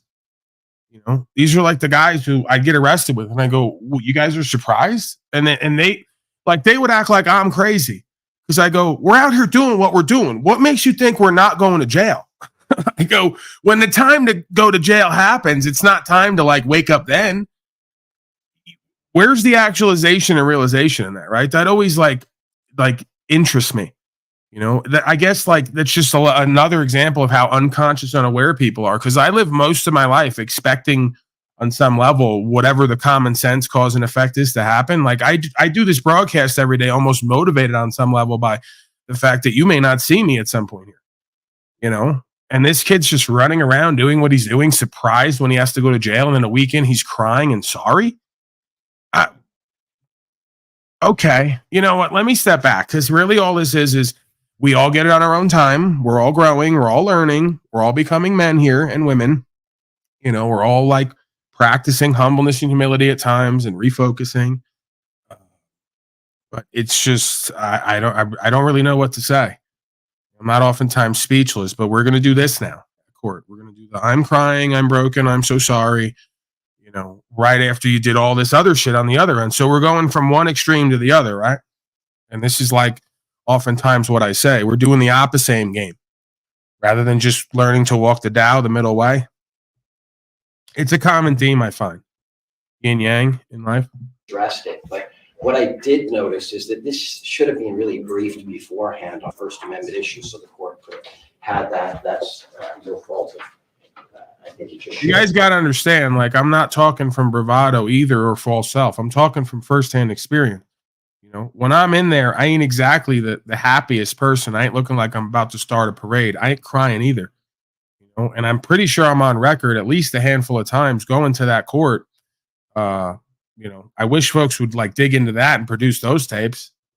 Me going to court, talking to the administrator, cutting them off, backing them down with the facts. It's not about bravado and false strength. It's not about false self-ego. It's like check their record. It's like, you know, this is what kind of upsets me is you got folks who are claiming to be leaders, misleading a whole bunch of folks and selling them products.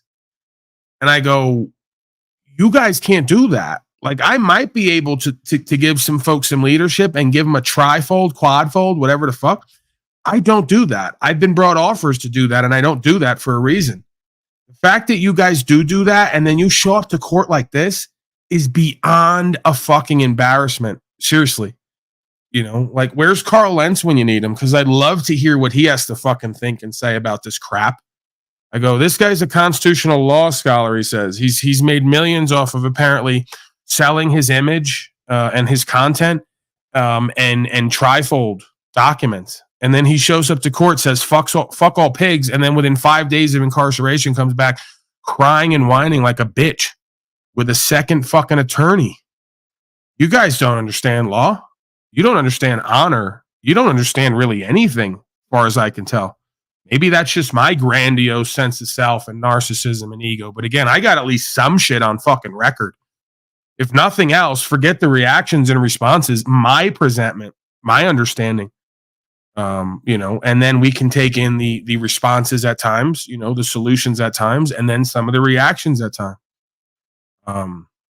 I just think it's amazing. You guys run through 10, 20, 30, 40,000 like nothing. You know, I go in there for free and get better results. I don't sign nothing. I don't give them a fucking dollar. If they hold me for 2-3 days. And then we have a meeting with the magistrate and we get it on record. Who and what I am, what I'm not, who and what you are, what you're not, and what's going to happen from here on out. The rest of it is clerical. It's formality. I'm not interested in the paperwork and the rest of your fucking crap. Nor do I need to be. You guys are so caught up in the 1-2-dimensional world that you think the third dimension doesn't even matter anymore. They got you so pimped. You're so focused on their orders and fucking motions and all this paperwork and nonsense. Right? They got you so reverse pimped as far as men and women and how to live life and what this whole fucking power value dynamic and game is about. It's fascinating to me. Okay, let's get back to it. I can't believe what I'm constantly witnessing here, but I guess I should, because it's all just representations of self. All criticism is self-criticism. I guess I'm astounded by the lack of self-awareness and self-knowledge. And then I'm even more astounded by the lack of attempt to get self-awareness and self-knowledge, because folks just assume they are who they are and they just go through life pretty much with the same conscience they've had since middle school. I mean, this is just beyond embarrassing, man. Like, your life wasn't over, bro. You know, I get it. The first time a motherfucker goes to jail, you get a little bit antsy, you know. But if you're not there for drugs and you don't have a drug habit and you don't have those issues, this should not be that big of a fucking problem, right? Like, you got to wonder about that. You know, there's just like, I'm not even hating. I'm not even making judgment. I'm just saying, as a man, if we look at the Christed being and the walk of all great men through history, motherfuckers who had to sit in a cell by themselves for like a decade, and then you want to show up crying and whining, you're so selfish. This is my problem, is you got folks yelling how selfless they are and how much they do for everyone, but just a week incarceration reveals how selfish they really are. All about me, all about the money I need, all about my business, all about my feelers. You know, you want to go off from a selfish perspective saying fuck all policy enforcement like you're better than them. Then you want to get checked and bitched up and then show up to court crying.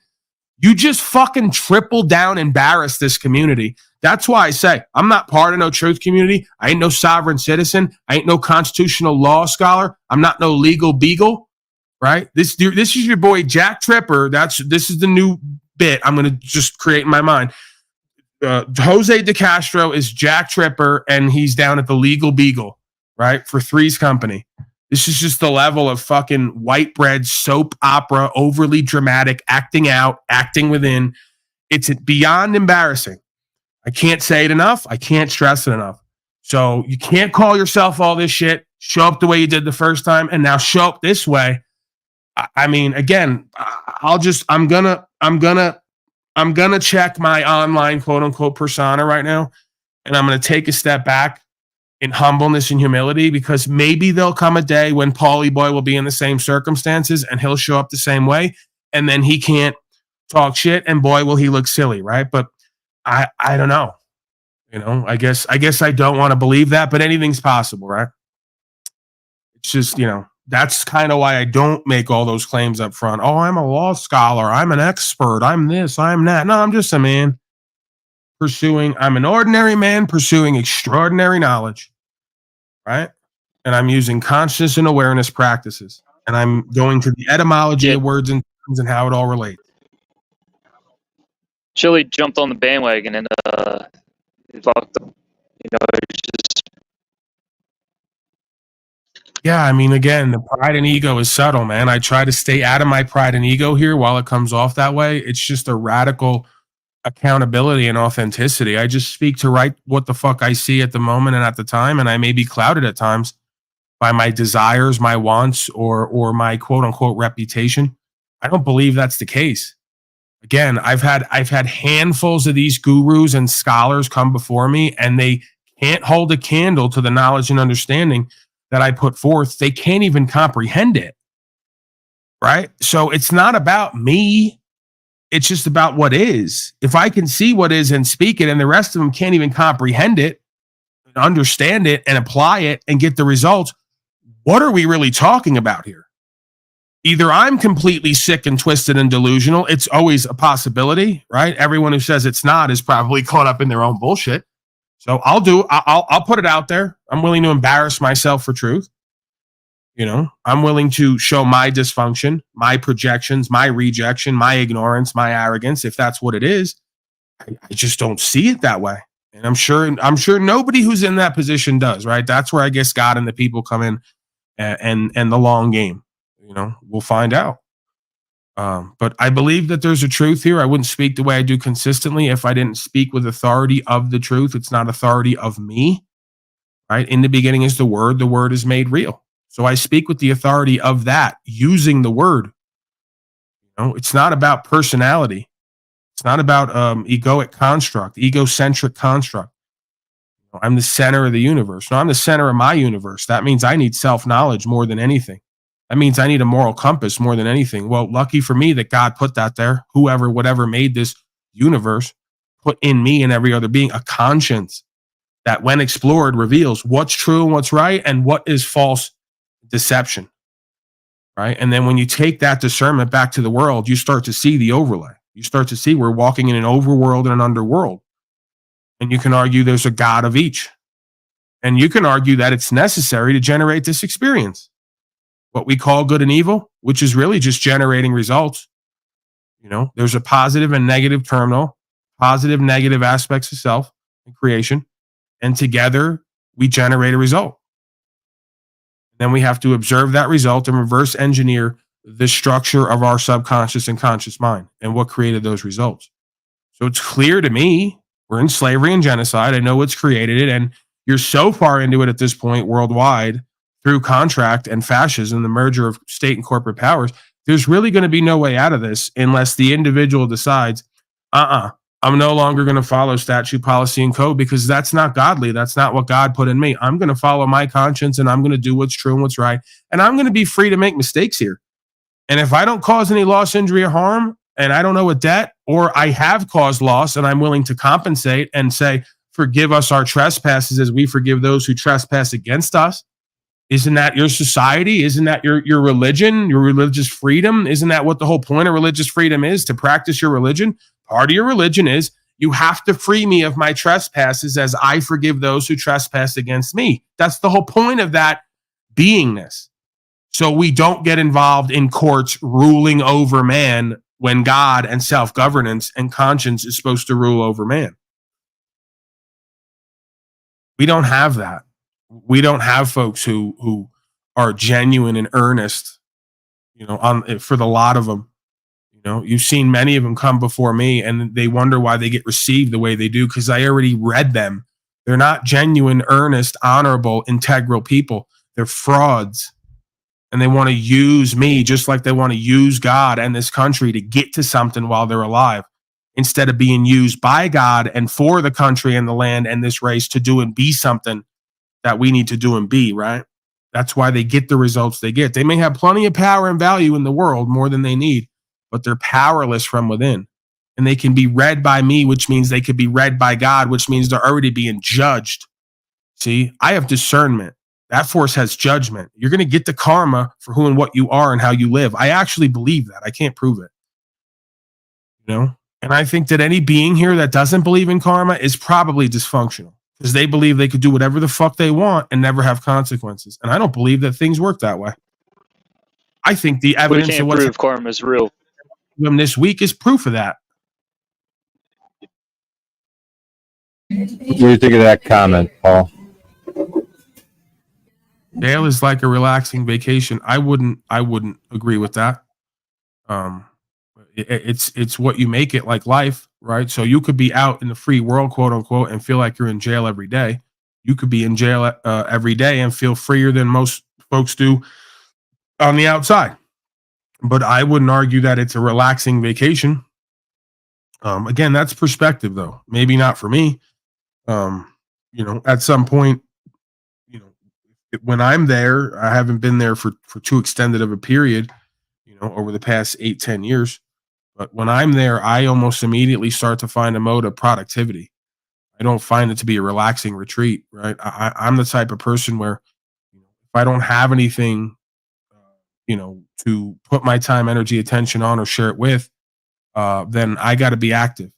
You know, I got to be kind of exercising a bit. I got to be reading.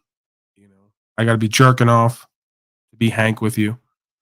I got to move my time, energy, attention, and my beingness one way or the other, right? I got to do fellowship, do service in the sense of the word, talking to other folks to try to, you know, make a change. I just can't be really at this point sitting around, you know, hanging out, just letting the fucking time go by, right? There's time to sit back and relax and kind of, you know, feel fulfilled with your day or your life and who and what you are and what you're doing. But yeah, I don't consider, you know, somebody housing you at a place that you didn't choose to be a relaxing vacation. But again, it's what you make of it. So when I am there, I transition my mind immediately into I'm not a victim. I'm here for some reason beyond my comprehension. We're going to come to a conclusion with this one way or the other. It's not in my hands ultimately. So I'm only going to focus on controlling and governing myself to the highest good of myself and everyone within the vicinity of my beingness. Because that's all I have. If I don't live that way, I'm going to fuck myself, right? That's almost my fear, is that I'm going to go back to the heroin and the pills and powder and hating myself and wanting to die. So, you know, if you want high esteem, you got to do esteemable things. That means you got to live a life worth living. You know, whatever that means, wherever you're at, you know, you use what you got. What if you are a victim and you're in jail? Are you just going to think, oh, I'm not a victim?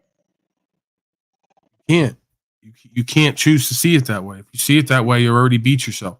You have to almost choose to see it in faith that I'm here. Yeah, you know, I'm saying, like, for me, I have to be in a space of faith and not of fear and disempowerment. If I start seeing any way in the situation where I've lost spirit or power or choice, then I've already beaten myself. So I have to presume that even if I'm innocent and quote unquote, I've been victimized as a physical beingness, metaphysically, I can still choose how I see that. So I could say, well, they may have done harm to my body. They may have taken my body and put it somewhere, but they can't trap who and what I am as an internal beingness, and they can't misdirect that. I'm in control of that. So it's just about always accepting what you can change and what you can control, and perspective is one of them. So I'm just going to, like the last time I was there, I didn't focus on why I was there. I focused on what I could do while I was there to make my time more valuable, more valuably used. So I started to do ministry with other convicts who were there who obviously had mental and emotional issues, right? So if I'm somebody who comes from that and I've seen success with that, then it would make sense that if I'm there for however long I'm there, then I have a role and a function and an obligation that I can fulfill. That chooses to bring me to a different perspective of I'm no longer a victim. I'm a leader in this area, in this community, right? Not from an egotistical perspective, from the informational perspective. I have an experience and information that could potentially help myself and these folks around me. So if I apply that, then that makes me feel good about myself and what I'm doing. Doesn't matter why I'm there, right? So now when I go to leave there, I get to not only walk out of there without signing and paying the money and going, well, why would they even let you out at all when you got supposed warrants and haven't presented yet, when all the court appearances and, you know, all the rest of it. You're a flight risk. You don't live in the area. You don't know anybody. It's just unheard of. It's completely uncharacteristic unless they want to get me long-term on something and they wanted me to leave, or they really believe in who and what the fuck I am and what I'm saying, and they know I'm not doing wrong. And they know if they push the issue, they're going to wind up getting, they're going to wind up getting exposed for who and what they are, quite frankly. It would seem. Now, you could say I have a high opinion of myself. No, I have a high opinion of whatever you call God to be, that works with me and through me. I'm just little old Paulie boy, but that spirit of creation and this word of truth goes beyond every manifestation in the room, every incarnation. I really live that way at this point. So it hadn't seemed to fail me yet, ultimately, right? There's times, is it like short term, where I go, oh, this is fucked up. What did I get myself into? Where's this going? The more I just stick to who and what I am, what I seem to know, and that faith, and I surrender, the more I keep coming out on the other side. And I'm thankful and grateful for the experiences. And it almost causes more questions than it does give answers. Because just like Slow State and the rest of them, I go, how the fuck could this even happen? How could I even still be here talking? Like, why do they keep letting me go? I do the same thing he does, but then I have to go, what you're not understanding that I also found a hard time to understand is the experience been talked about from the beginning of time, that there is a God here somehow, there is an order here. If you do what's true and what's right in your heart and you're not doing wrong and you have faith, somehow you are delivered, right? Somehow there's redemption. That's the point. Our logical mind can't seem to figure this shit out completely. I don't know if it's even comprehensible to mortals, like your boy Jack Harlow used to say. Incomprehensible to the mind of mortals. Doesn't have to be comprehended by the mind of mortals when it's already in the heart of every one of us. See? That's the only way you can resonate. That's the only way what I'm saying right now has value and meaning and impact and make you feel something. Right? It's the same way at court, because we're all oneself. So once you start to see it that way and understand that, it goes beyond the veil of what we believe is going on here.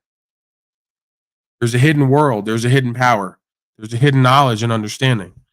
Right? The whole world from the beginning of time has basically been about keeping the masses from the hidden power, the hidden knowledge, the hidden understanding that can allow you to manifest your destiny. Right? They want to do that for you. They're going to choose that. And their job is to keep you from understanding how to do it for yourself and with your community. It's clear.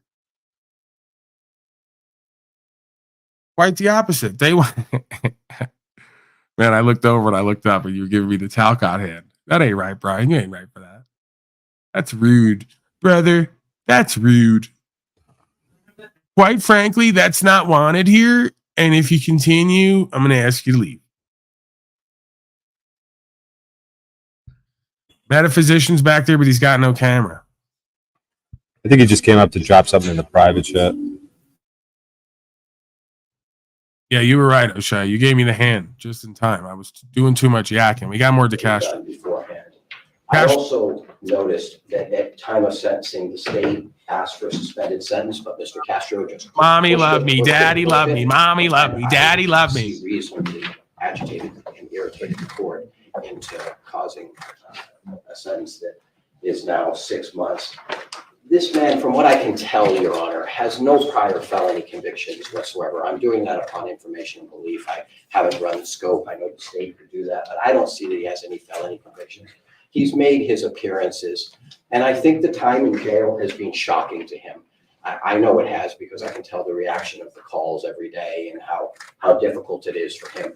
I think he pushed this and is learning a very, very difficult lesson in life. I would ask the court to consider, based upon his ties to the community, sister here, nephew, he has a whole bunch of people who wanted to come to court, which I suggested may be a very, if they're going to come here, be respectful and mindful of what's already occurred in this court.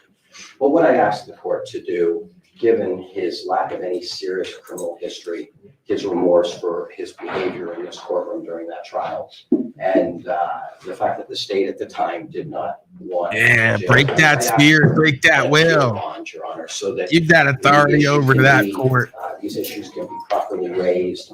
And so with that, Your Honor, I asked for an OR. I would just say a reasonable bail. I would suggest that since he came to the trial, since he already has gotten a taste of what inappropriate behavior in a courtroom looks like and feels like, I would ask for a bail in the amount of $10,000 or $20,000, appeal bond in the amount of $10,000 or $20,000.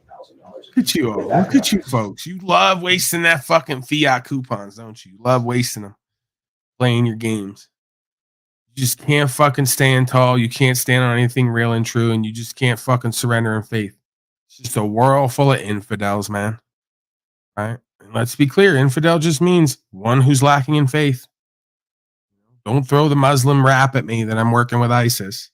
It's been called the same thing from the beginning of time. One infidel after the next. You wonder why this court doesn't respect you? Fuck slaves. You wonder why I don't respect you? The same reason that woman don't. The same reason the shaitan don't. If you would have just stood your position, you'd have gotten the passage. One way or the other. But you give your will over every time. You won't do the will. You do your will. Fuck the cops and now let me out. That's all it is. We want what we want when we want it, but you ain't willing to do what's necessary to get what the fuck you want. There's the problem of humanity. Has been from the beginning of time. It's called broken child syndrome. And you want to appeal to your mommies and daddies the same way you did at home. I wasn't one of them. Go ask my daddy. They take all my toys. They break them. They just say, you don't eat for the night. They couldn't break my spirit and will. Still can't. There was nothing they could throw at me to stop me from being who and what the fuck I was meant to be, regardless of their projection. And they don't know what to do with it. They never have. See, you're a nice boy. You do what the fuck you're told. And then when you pop shit and they give you a little tap on the ass, you say, I'm sorry. I'm a good, nice, kind, polite little bitch boy. I don't do what's true and what's right anywhere in my life because I don't have a fucking will of God on me and I don't have a fucking conviction in my heart. I'm a heartless, ballless pig. Just like the pigs you talk shit about. You're one of them, DeCastro. Get real. You guys are all bourgeoisie pigs at this point. Low price hoes trying to masquerade as some kind of politicos, some kind of achieved, accomplished folks. And it's all just a fucking ego swing trip from one side of the room to the other. Beyond fucking embarrassing. Can't say it enough.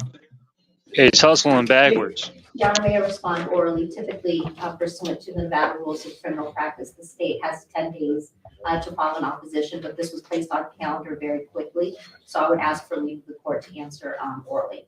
Okay. Your Honor, I'm in receipt of Mr. Orum's motion for bail or any alternative for his own recognizance release. I would note that NRS 178.488 does make it discretionary upon this court whether you would allow bail pending appeal. He's really laying it on thick. There has been a briefing schedule set before Judge Levitt in district court on the appeal. It's not set to be heard until July. It's discretionary, Your Honor. So remorseful right now. I got my 50,000. Please let me out. And the state will oppose. I just wanted to create content. I just wanted to be known as a scholar. There's this assumption that this court sentenced Mr. DeCastro to 6 months in the Clark County Detention Center just because of his conduct or his inappropriate conduct. You would think this dude would just got a death sentence, right? You would think they just said cut his fucking head off the other day. And now we're back at appeal going, please don't take the head of Mr. DeCastro. He made a mistake. You know, you would think they're about to cut his fucking balls and dick off the way he's putting on there. It's like that dude from Fight Club, the guy with the big tits that just starts crying. He's going that soft. Listen, bro, it's again, I'm not doing this for effect and ego and bravado. If I am and I'm not aware of it, then it's not my intention. Just again, we started a society off of a guy who went to a box and was killed and said, build the cross, I'll carry it. Like, what do you not get about that? Like even if the being didn't exist, the archetypal understanding of self.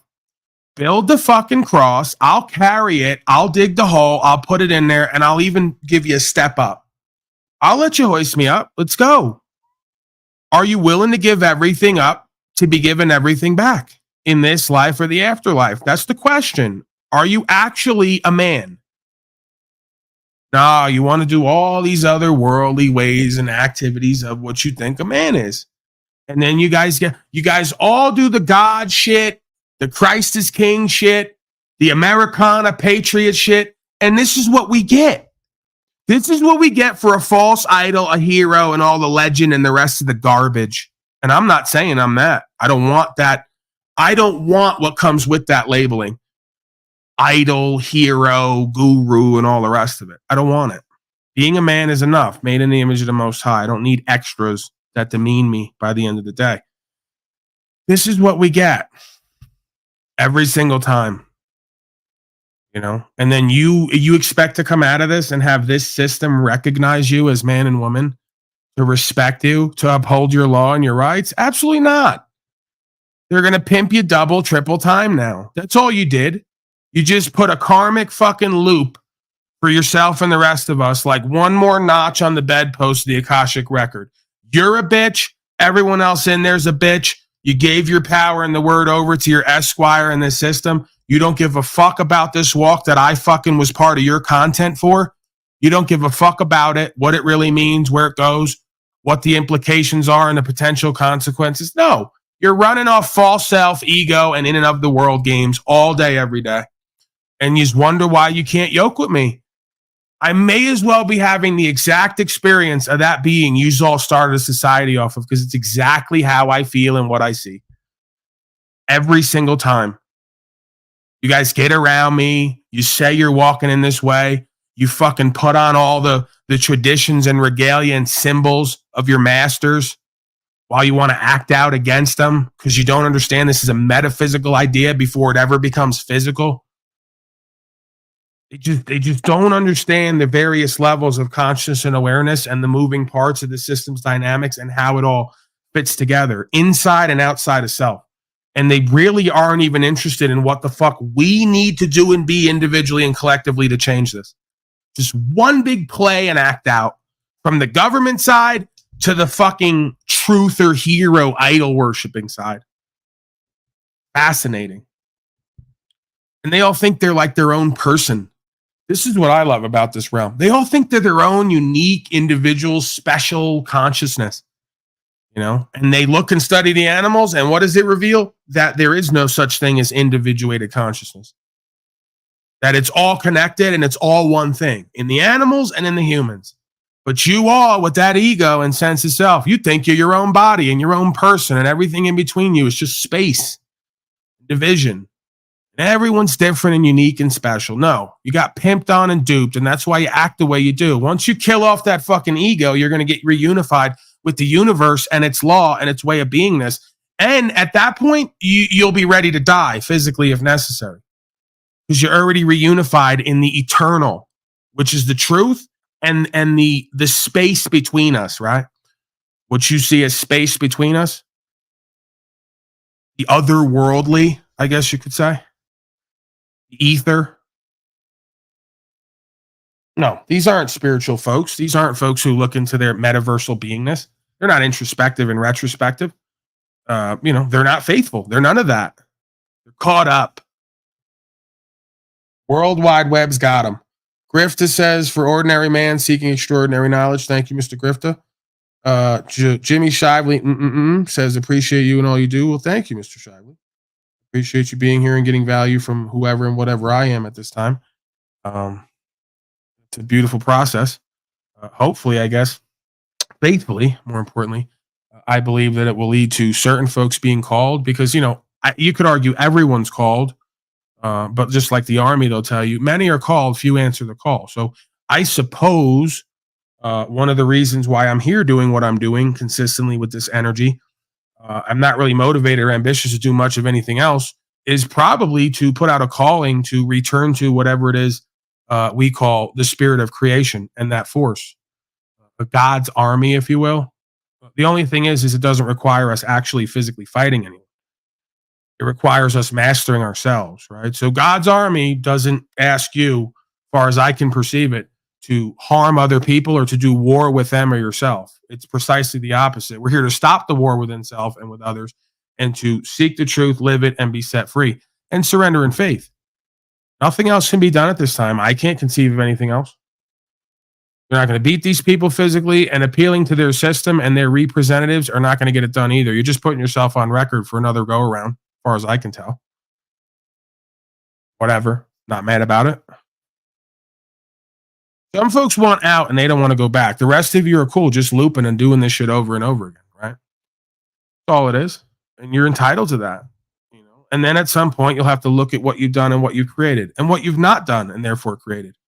Like Marco Aurelio says, the AI says it, you can be judged not only by what you do, but also what you don't do.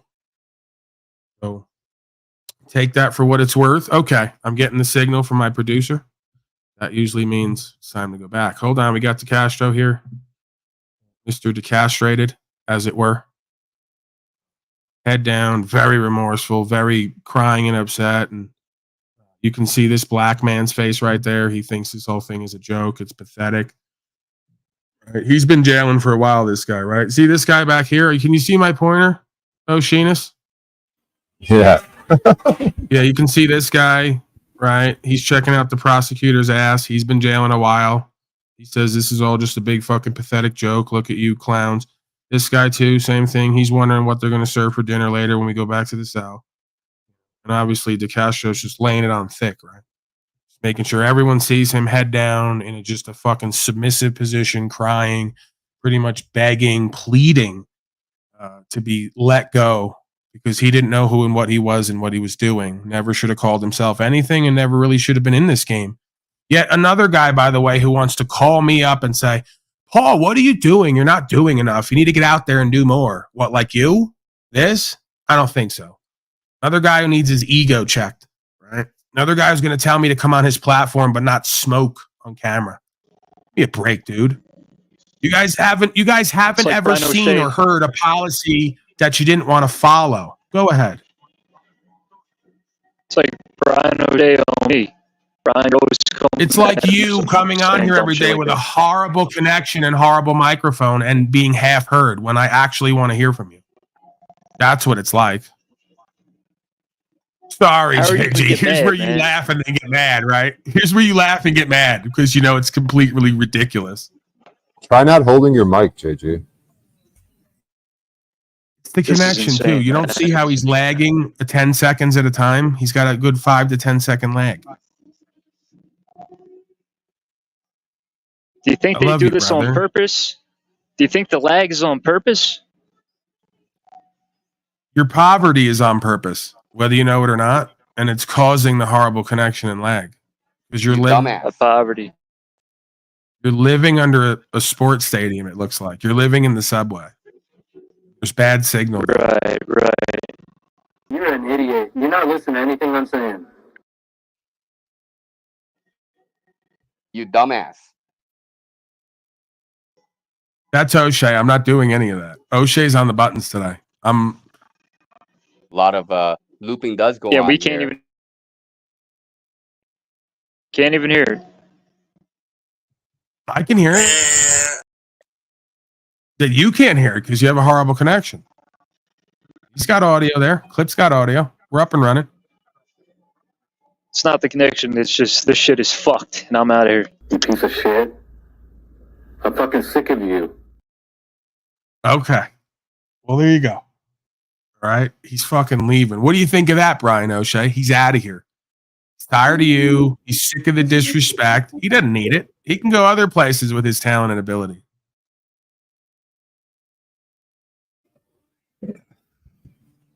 I would expect that. And they expect this from DeCastro, and they expect this from JG. Most people are cowards and bitches, I've found. And I'm not saying I don't have a bitch in me, right? It's just, you know, in certain situations, I guess it takes a little bit more to get it up out of me. And it's just, you know, again, in certain situations, I could be a bitch all day long, right? I could not like it. I could be feeling things. And then I go, well, there's still a certain thing that seemingly needs to happen here. And again, the more I've accessed that part of my beingness, the more it becomes almost impossible to shut off. See, that's the thing about conscience that scares all the slaves. They almost intuitively, subconsciously know the more you start to get in your subconscious and activate your conscience and your conscious mind and your awareness, the more it becomes almost impossible to continue to do foolishness and wrong without having to look at yourself and the results. You like this motion that I'm doing? JG, could you bring JG in to prove also that I'm not touching anything and I'm not doing anything, and also so he can see my motion, my head stroking kind of. This is bringing awareness to awareness. This is the new universal symbol for bringing awareness to awareness or lack thereof. You like this motion, JG? Yeah, I was a little serious. I was a little serious there, but I'm tired of these fucking mics and all these fucking technology problems. I get it. We're like 30 years into the best technology ever, and it seems to be worse than ever. Remember, we used to get on AOL, talk shit for hours, 56K, the dialing, the whole thing. What happened? Never these issues. You know how many times I masturbated on Omegle? Like 13 years old? 56K? I did that before. Well, yeah, like last week.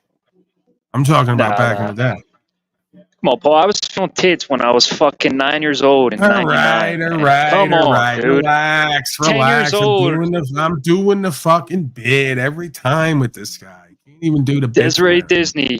Feel my tits. Yeah, I was 5 years older than. Makes no sense. You know what it is? Did you? Was that a real sneeze? Feeling her Did double you just D's. sneeze? No. How did that clip relate at all? What was the? Can you just give me a peek into your mind, how your mind works? I was going to cut JG off and do something that I like. Yeah, I knew you did that intentionally, man. You guys are making this all about you. Can we get back to me, or better yet, Mr. Decastrated? Got more to look at here. Nah, it's all Very about upset Brian. It's and all about Brian. Well, it's not though. It's either going to be about me, Jack Talcott, or Mr. Decastrated. And right now we got plenty of this clip left. We got to finish. I would venture to say that Your Honor presided over the trial where you found guilt beyond a reasonable doubt for both the obstructing a police officer and resisting a police officer. You saw his conduct in the body-worn camera by the officer, and I would venture to say, and I would submit to the court, that the 6-month sentence that you imposed isn't simply for his behavior in court or his behavior to your marshals, but that it is an appropriate sentence placed upon the defendant by the court due to the. Right. So now basically what you have there is, see, you got to watch how these people move.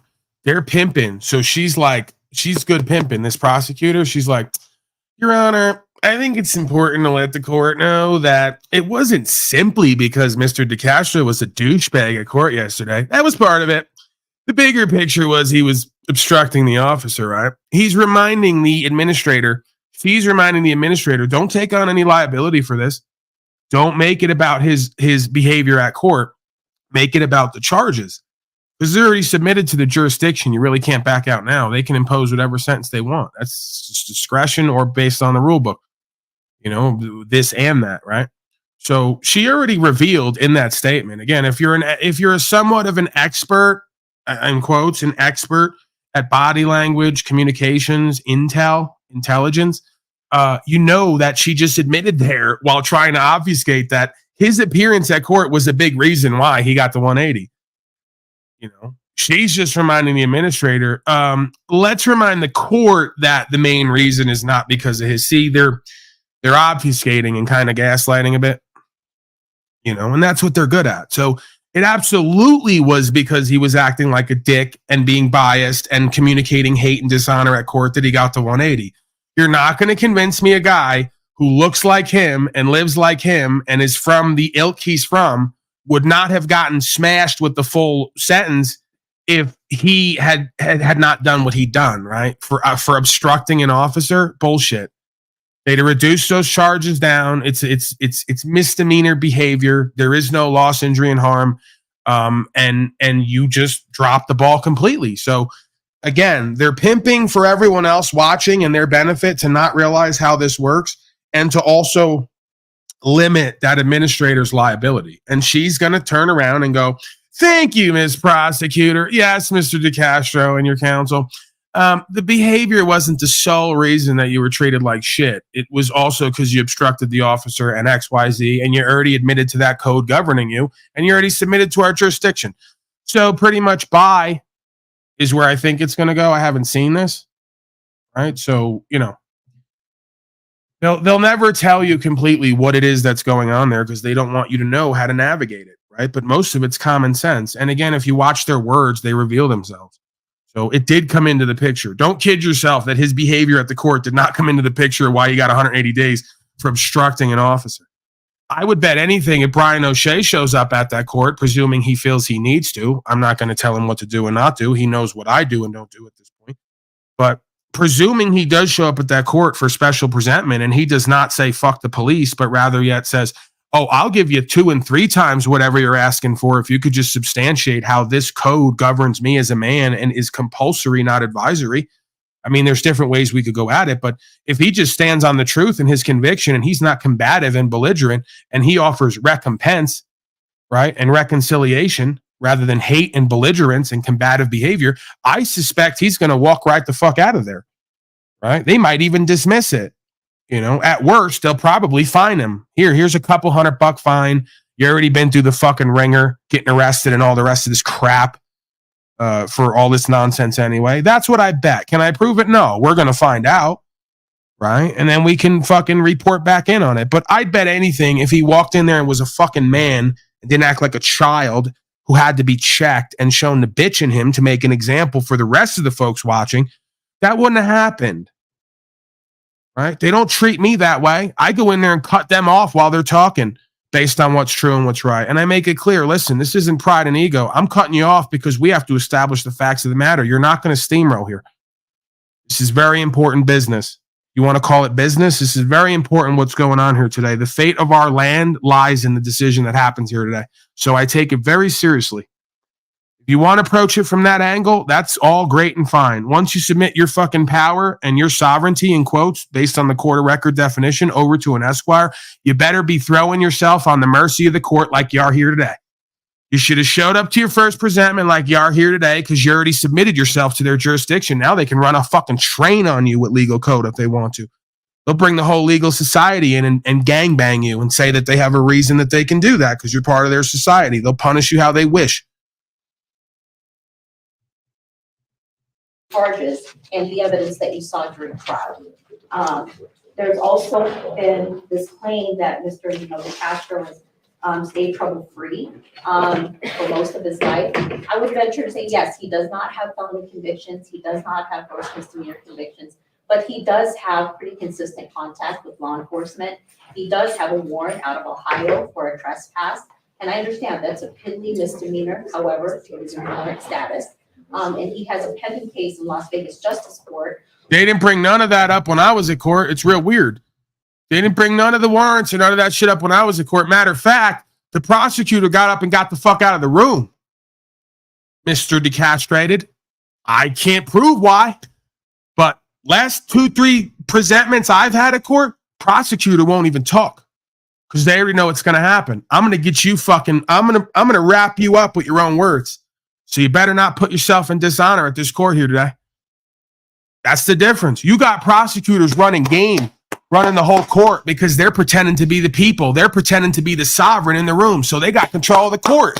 The administrator's just third party. You established yourself as the subject of the court while the prosecutor established herself as the people. She's got all the power and sovereignty in the room because you got pimped and played and you fed right into the system. See, they go to start talking about me. I say, hold up, stop right there.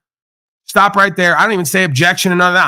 I'm law and order. I'm not, I don't need to. Stop whoever, whatever that is right there. Do we got a disembodied voice at the court or we got a man or woman who's going to swear in? What do we got there? Oh, that's the people. Really? Is it Mr. or Mrs. People or where are we going with this? Is that the first and last name? Is that the given and family name? Who or what are we talking about here? Put that woman on record right now. Swear in if you're going to talk as the sovereign. If not, you're trying to take the position of the sovereign and you're trying to claim I'm a person, which is a mask wearer.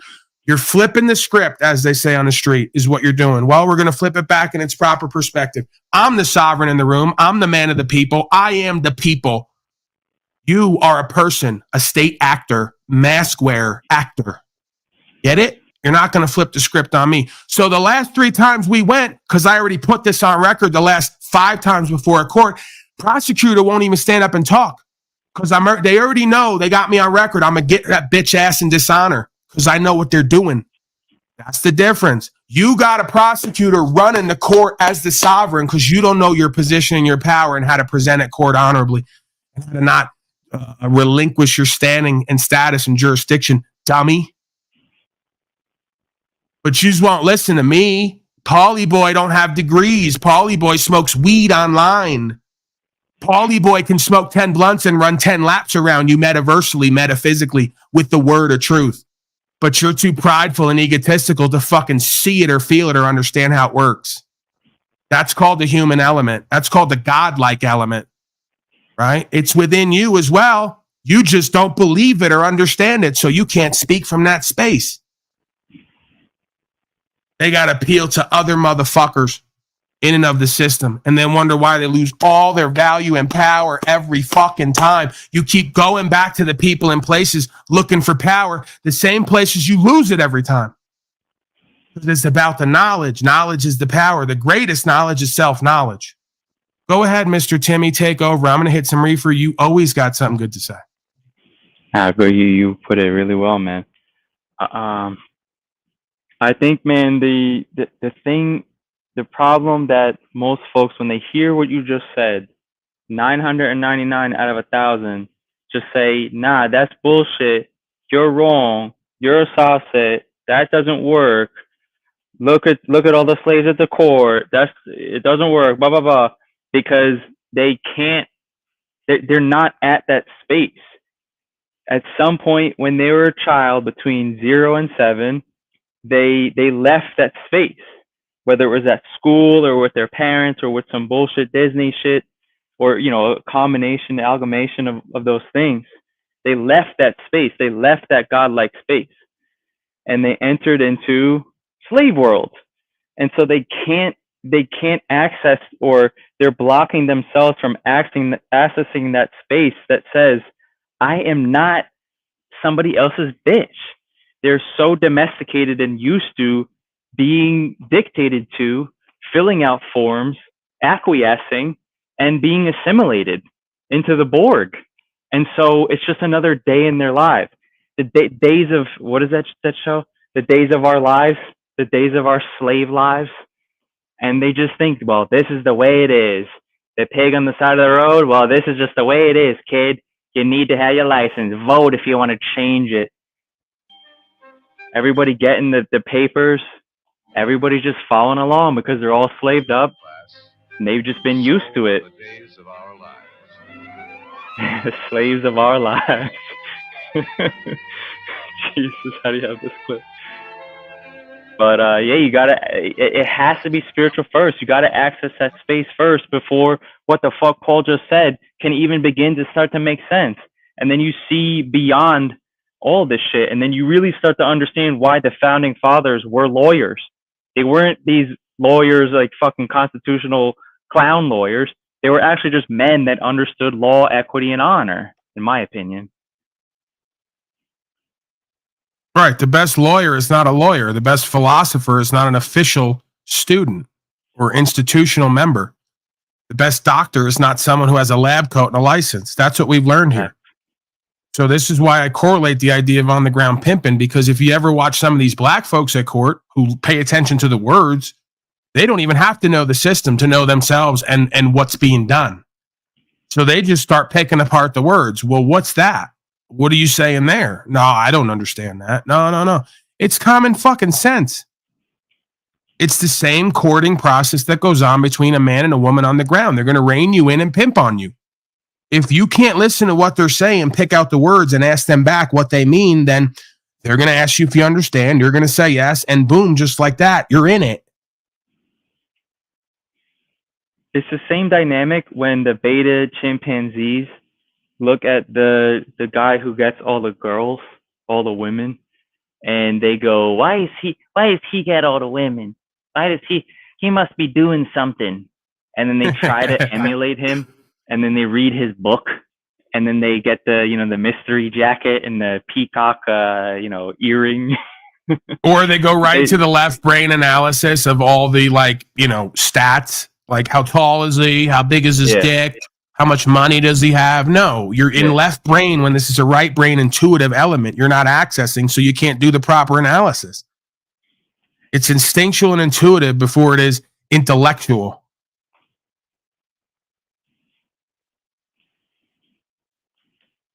I have guys tell me all the time, yeah, it's looks, status, and money. And I'm like, you're way off.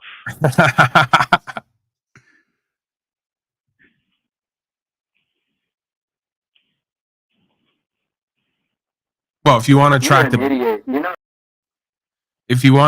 beta female, it's look, status, and money.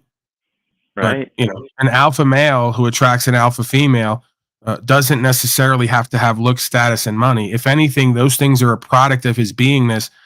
Those things are not what defines him as a valuable being, right? His valuable beingness is what gives weight to those things.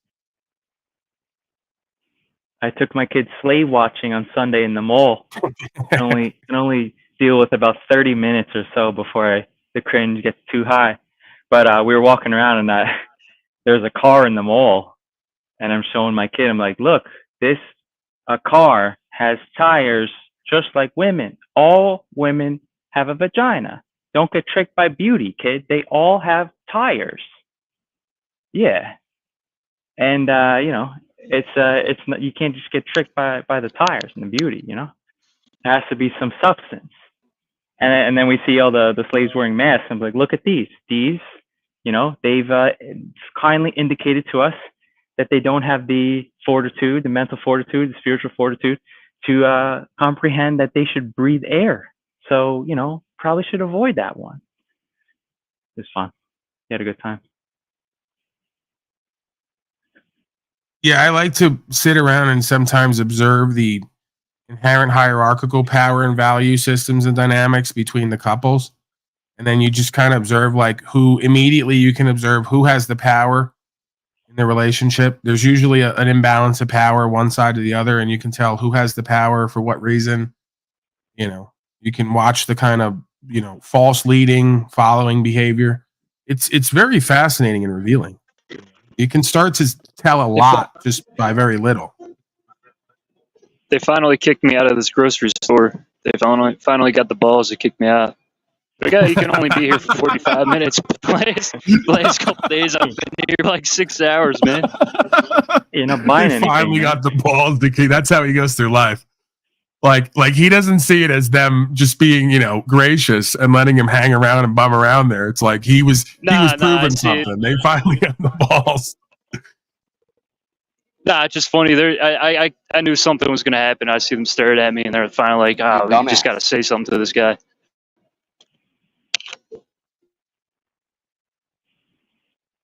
AJ's the guy who shits in the toilet that's on display at fucking Home Depot. He comes in, takes a shit in a non-working toilet, and he's not quite sure if he did it on purpose or to be funny. No one's sure. Him, anyone watching.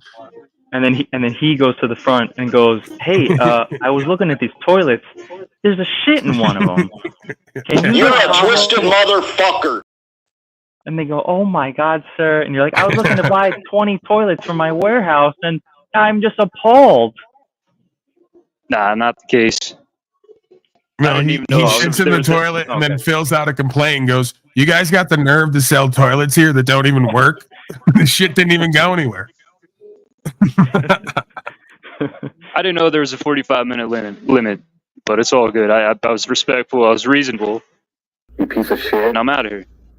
I'm fucking sick of you. All right, Brian O'Shea and Ian are sick of you. You guys want to see me go crazy on these people? Is that it? No. Not really. Yes. Agent of Chaos. I'll start acting like Benton. Fuck you! Fuck you! Jesus! That one always gets me. That's a good one. I see you down the block, partner. Don't even walk this way. I'm armed. I'm a trucker, partner. We'll figure it out, motherfucker.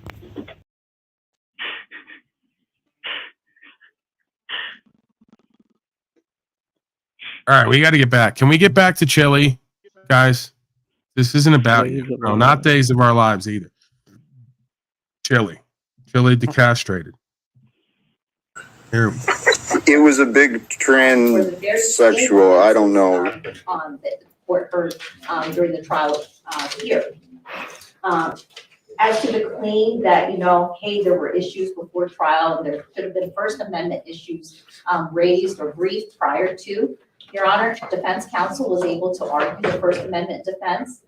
Your Honor heard these arguments both during the trial and during closing arguments. Mr. DeCastro, when he took the stand, raised them as a defense, but Your Honor held, after listening to all of the evidence and applying the law, or found him guilty regardless. This was not a First Amendment issue. The state stands by that. This was simply the defendant breaking the law. And he was sentenced accordingly for his behavior. It was conduct, it was a consequence, an appropriate sentence imposed by the court to the defendant. And so we would oppose any kind of change or any kind of bail setting or an OR at this point. This is not a pretrial detention. This is not a pretrial, as Valdez-Jimenez was cited also in defense counsel's motion. Valdez-Jimenez stands for pretrial detention. Mr. DeCastro is no longer cloaked with the presumption of innocence. He has been found guilty beyond a reasonable doubt by Your Honor. And so at this point, I would ask that the 6 months sentence that you imposed stand and that he remain in custody. Mayor. Can I ask the interpreter to quit reading? Thank you. Yes.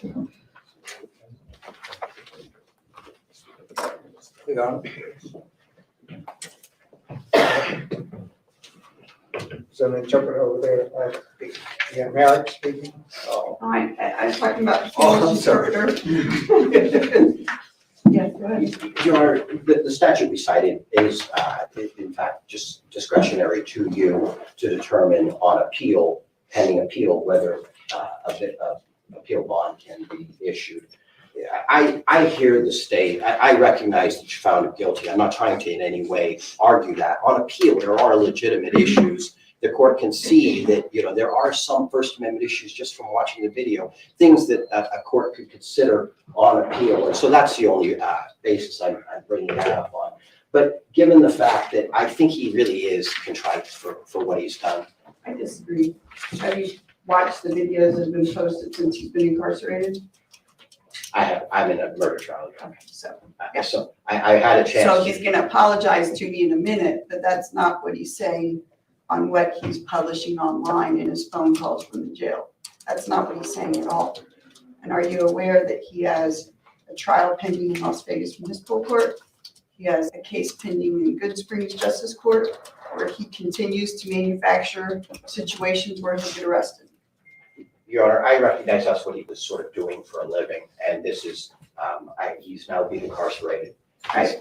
And So what he's saying in the couple of weeks since he's been Right. So now you got the broad basically saying they keep catching you playing both sides because you're talking shit and popping shit over the phone and acting like you're doing an expose. And then you want to come to court with all that. She's like, so why are you still popping shit online? Why are you calling Brian from High Implex trying to run up a bag of 100,000 within a week? Why are you doing all that? You don't seem very remorseful and contrite to me. You seem like you're playing both fucking sides. Oh, it's part of his living. Well, is he doing rights and freedom or is he running a business, fuckface? Another genius councilman who just dragged you into the jurisdiction of commerce by claiming that you online standing up for rights and freedoms is a fucking business, which you admitted to on the fucking tape. Calling Brian, saying that the whole reason for trifolds is to run a business. So you keep putting yourself in their commercial jurisdiction and your goofy counsel keeps alluding to you's all running a business where you got to get locked up to get paid. Stupid motherfucker. And then you want to fucking ride the line and fence ride and play both sides and expect them to see you as honorable. You're embarrassing yourself. You're forcing her to check you again and tell you you're a bitch and give you more time to learn the fucking lesson of what needs to really be learned here. This is beyond amazing. incarcerated, when he calls from the jail and Stop the fucking cap, like they say on the ground nowadays. Young people, stop the cap. Stop the fucking lukewarm fence riding bullshit. Stop appealing to whoever your fucking audience is. Be yourself. Have some conviction. Stay true to yourself. Be authentic and accountable. Surrender the rest. Act like an honorable, faithful man of some level of self-respect and respect for truth, more importantly. he's about saying, okay? So he's gonna apologize to me now, but that's not what he's doing publicly, okay? Right. Yeah, sure. I hear that. Because you guys keep wanting to conflate commercial jurisdiction with common law jurisdiction. You keep wanting to conflate the public business and the private affairs. And that's another one of your problems. You don't know how to move in these venues, either of them, really. To consider that there may be legitimate issues. I think there are for Judge Levitt to consider. And I think these are sort of issues of first impression. That was the other thing I saw, is that in the state of Nevada, I can't find any. Bro, you guys, that's the point. He's saying rewind. Look, this is the point. You guys don't understand there's consequences to everything, and you're not even reading the room. You're at a jail you might have to return to, and you're crying like a bitch in the room when there's a bunch of other convicts in there who ain't doing that. Like, it just doesn't make you look good. So when you got to go back there and do the rest of the 180 days, they're going to be over your shoulder going, hey, the castrated, why don't you cry for us again like you were at court after you were popping all that shit? You don't understand brotherhood. You don't understand loyalty. You don't understand fraternity. You don't really understand anything. You guys do ego and bravado and pride. You don't even understand that. You can't even ego right, it seems. I don't know what to say.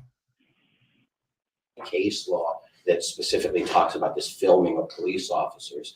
What I would say to the court is I recognize that it's obnoxious behavior. That's what it appears to be. Whether it's protected is another thing that I think higher courts need to look at. But I can see if the court has already made up the court's mind. Well, I want to be clear. I did not have a problem with him filming, and I said that when I sentenced him. That was not the issue. It was the safety issues that he created with his behavior. And I also did not sentence him because of his ridiculous behavior in court.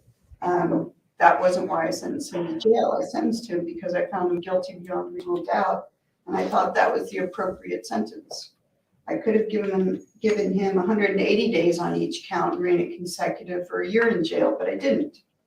And his behavior was unacceptable in court, but that's not what I sentenced him for. I did not sentence him for his behavior in court. I sentenced him for his behavior for the 2 charges that he faced.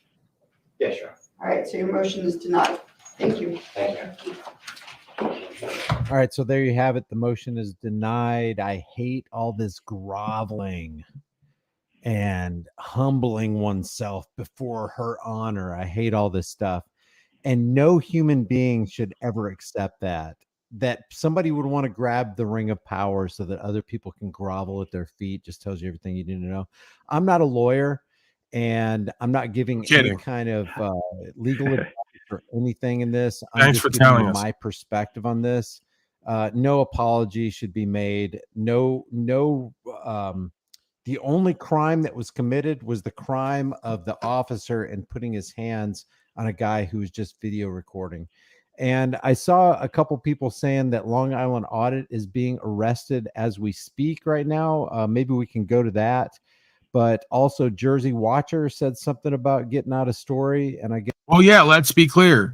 This thing is fluid and dynamic, and it makes assessments as we go along spiritually.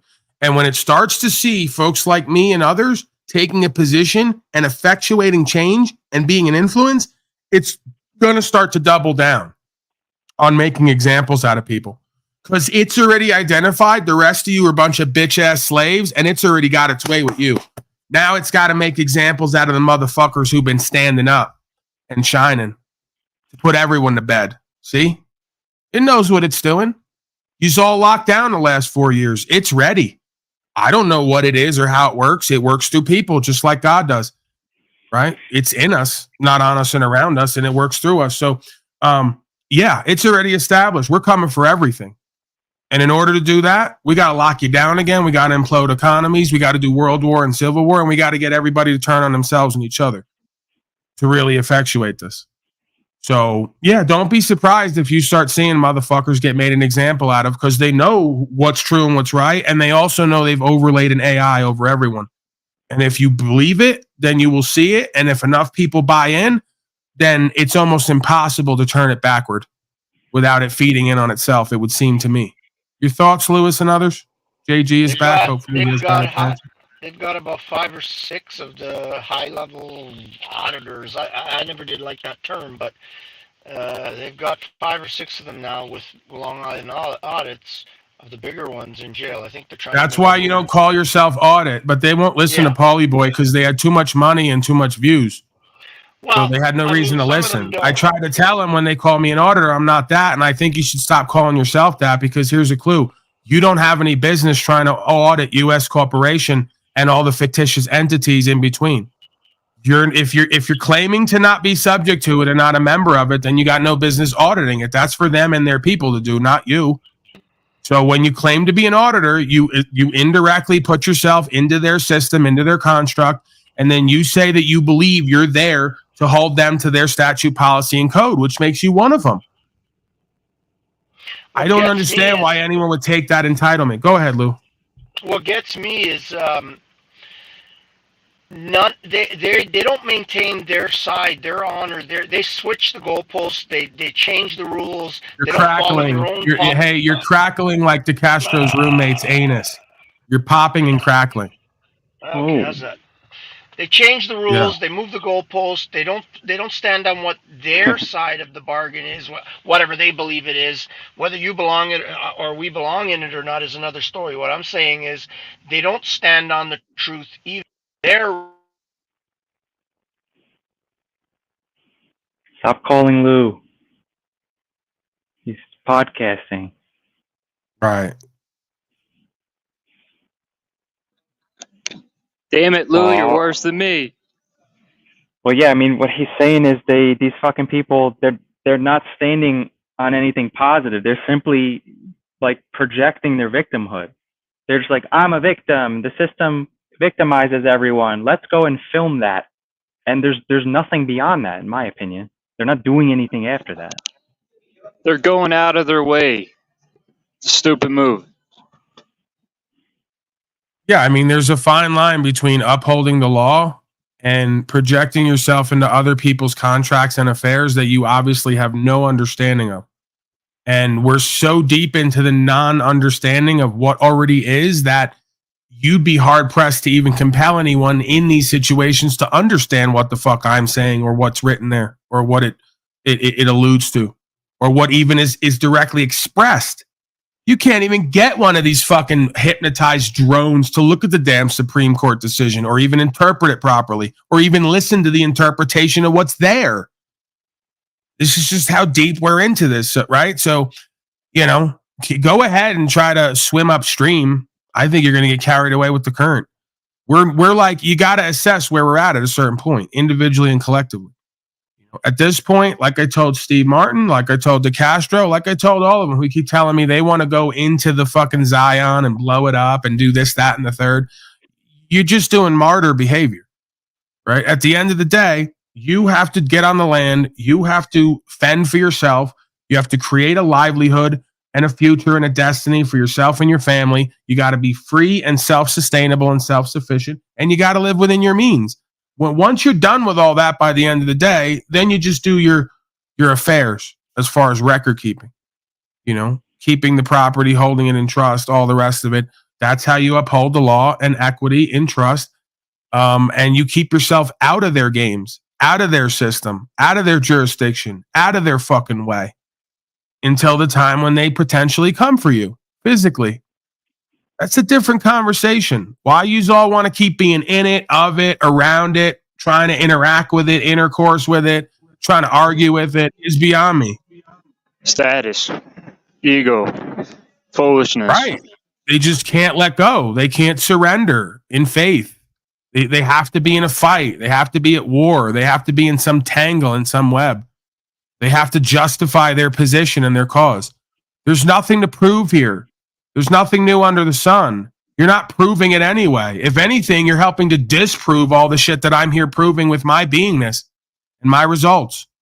So I don't see any benefit to what yous are all doing. I don't believe God does either, that yous all want to claim to be a standing for and with.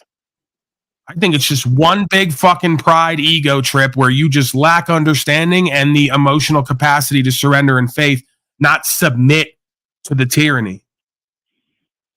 I think people are Your own tyranny or others. Go ahead, Tim. I think they're too entitled to the society that they, like the slaves in the pyramids, like they feel entitled to a part of the pyramid that they helped to toil for 30 years to build. Like they went to the slave school, they've had their white collar bullshit job in town, working for the municipality, right? They can't come to terms with like the county is just like, it's a private thing. Like the count owns it.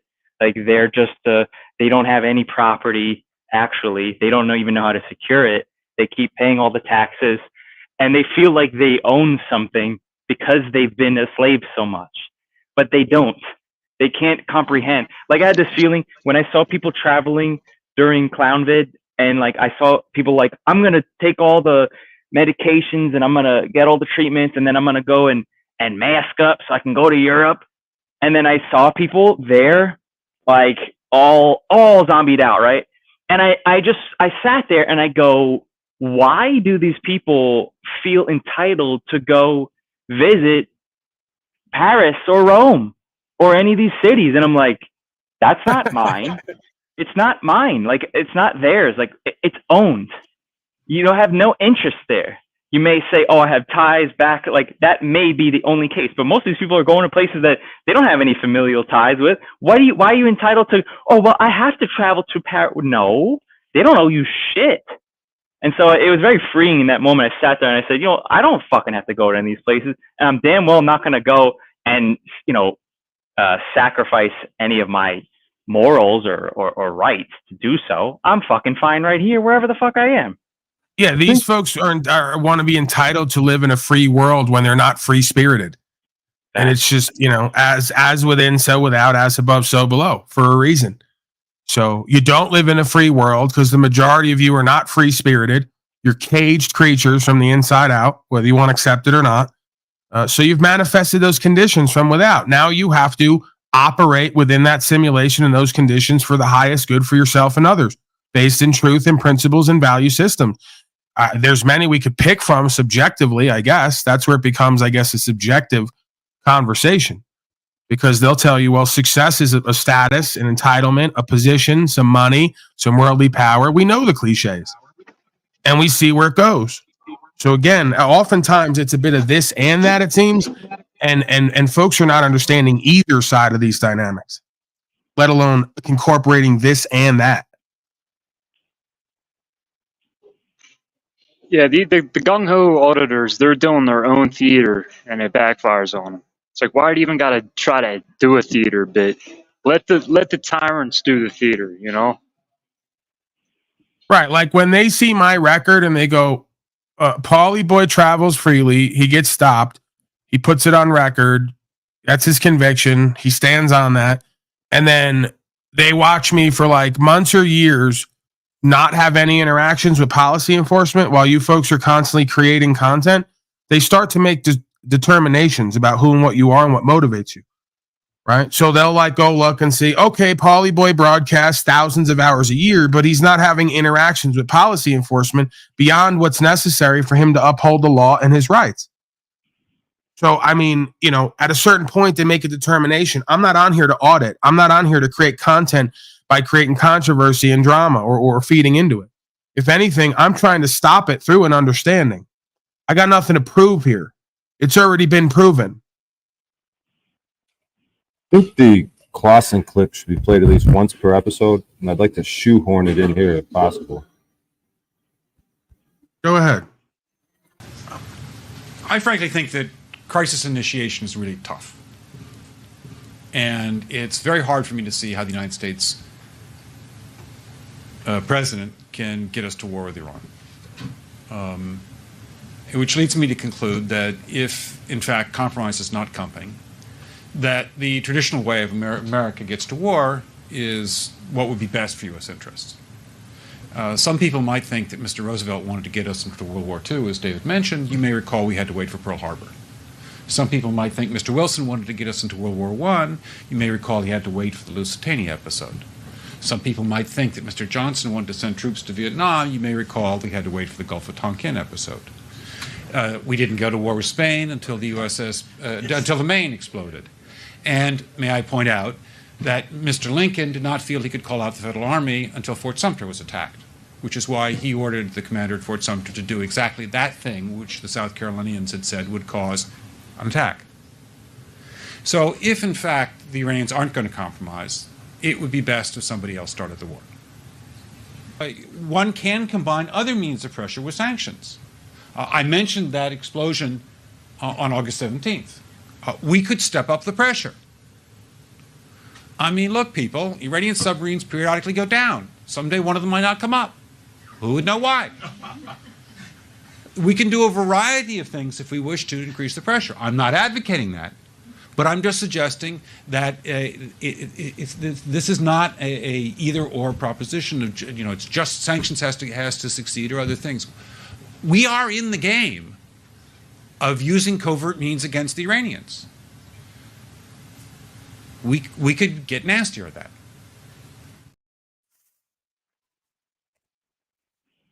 Right. So that's a guy who also thinks he's an individual, doesn't realize on the highest level he's avatared.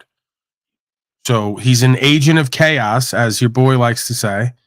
Right. He their whole game is trying to get you into war with them by being at war with yourself and not being in alignment with the understanding of what is. Right. They use information differential to create a power differential. The same thing they do at court. It gets you in doubt and at war with yourself, and then indirectly at war with them. And then it allows them to write you up as somebody who they can, I guess, puppeteer.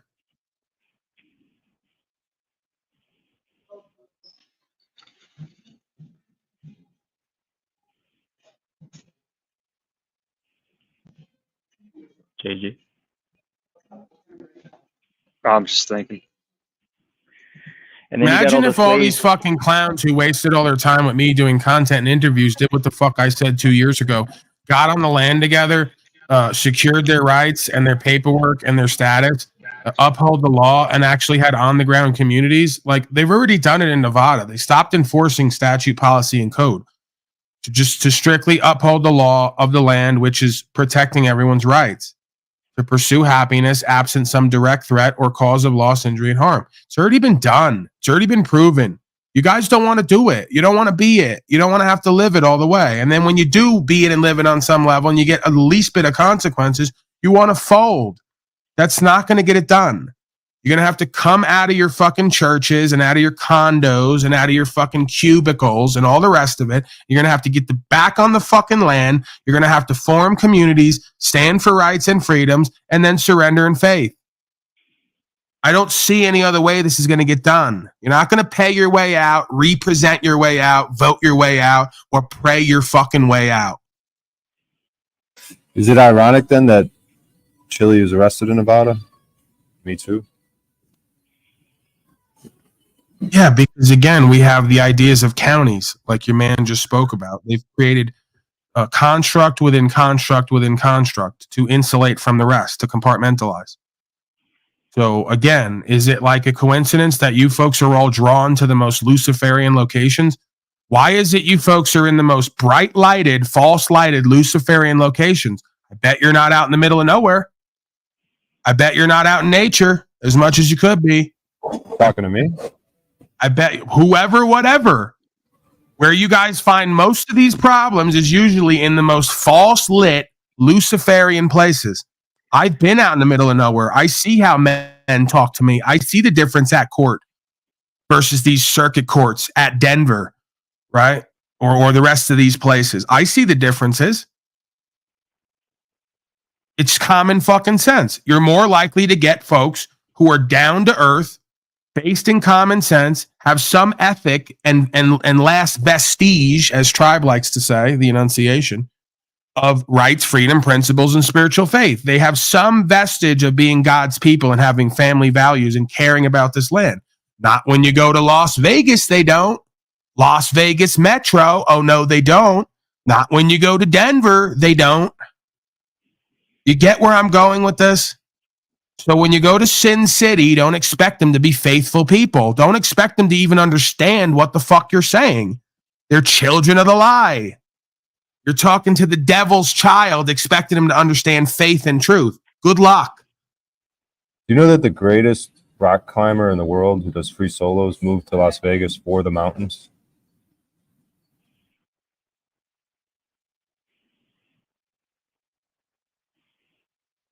You didn't listen to a fucking word I had to say.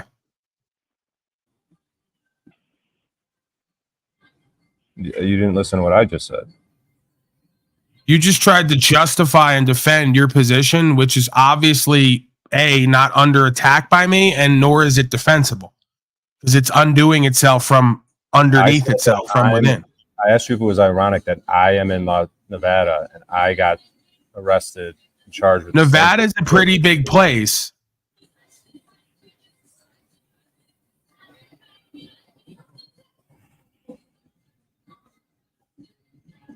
But to immediately after that question say, you people going to Sin City, you're not in the mountains. You're there, no? All I asked was whoever, whatever is attracted like moths to a flame to the sinful cities, ask yourself what you're doing there ultimately. What compels you to be there? And why are you surprised when you get the results of that place and that ilk? Isn't it ironic that O'Shea feels the need to get validation from Sin City in its comedy clubs? What are you talking about, you skinny fucking freak? Please say that sentence again. Brian Saudi. Isn't it ironic that you go to these cities and their shit comedy clubs to seek desperate validation for your craft from slaves? Where else can you do stand-up comedy? Anywhere. Right here. We're doing it every day. It's sit-down comedy. It's more relaxing. You fucking pussy, Timmy. I'm a pussy? Yeah. For that Why? statement. Say your sentence again. I'm seeking validation at comedy clubs? Yes. When I'm starting to get paid, starting to make actual progress with it, you skinny freak. On some level, do you go in there and you freak out because you're worried about what the crowd is going to say about your shitty jokes? You're such a fucking pussy, dude. You're the biggest fucking pussy. You've never been on stage. You ran from America to do a fucking passport bro. You're gonna I come have at been me, on you stage. fucking 110 I have been on stage. fucking bitch. I've traveled all the world. I have Oh been yeah, on stage. you can compare whatever the fuck you did to what I do. You fucking freak. I did a spoken word for 5 minutes. Killed it. And I've spoken on stage multiple times. Killed it every time. Because people want to hear what I have to say. You're such a fucking pussy, dude. Why am I a pussy? How am I a pussy Because you're for fucking saying saying you went on stage one time and killed it, and you're trying to like. no? I said I went on stage one time and did a spoken word, and then I said after that I've been on stage multiple times to do speeches, and killed it every time. I don't need the fucking validation of the crowd. I'm already there. I was asked to speak.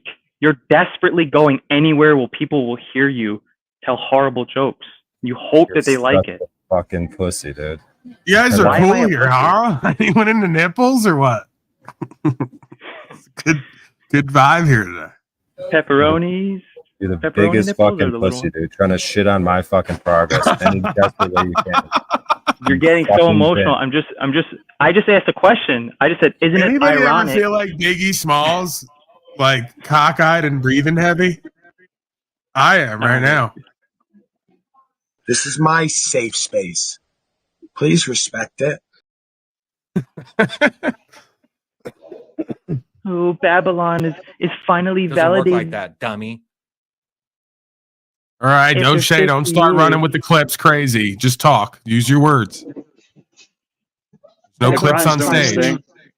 I'll give There's you no props, clips Brian. on Brian. There's no clips on stage. Stop it. Yeah, I'll give you props, Brian. I mean, you're trying, but you're still a white belt. Nowhere near a black belt. I'm not like shitting on him trying, by the way. Like it's good. Brian, That's not what I'm saying. I'm making major progress. I'm hosting at a comedy club today, in 2 days getting paid again after killing it in my first 20-minute set. You fucking skinny fucking freak bitch hater. Did they pay you with another $10 Starbucks gift card?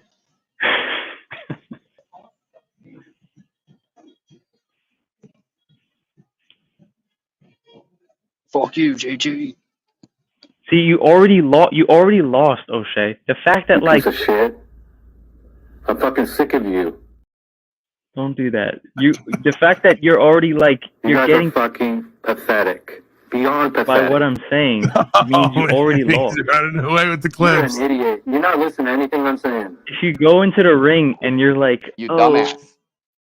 I don't know if I'm gonna win. You dumbass. You already lost. A lot of looping does go on here.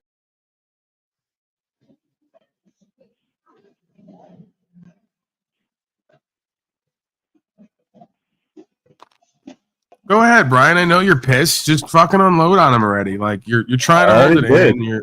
I already did. What the fuck? Like I didn't say what the fuck I felt already? The hating, watching, waiting, hating, skinny, fucking passport bro freak. Right. Whose wife likes his Passport family bro. more than him.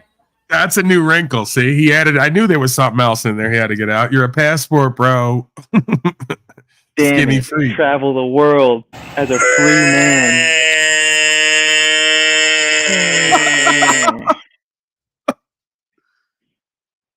I'm so bad and stupid. I travel happily like a free man. God of all media. Blah, blah, blah, blah, blah. I'm skinny. Ew. I'm not a big fat ass. I move around sometimes. Yeah. I have a foreign wife. Damn it. Why didn't I pick a big American Slav masculine hoe? I'm such an asshole. Why didn't I honor the America? Why didn't you go to the trailer park with Jeffrey and get blown by Annie in front of him? I would love to fucking see you face to face.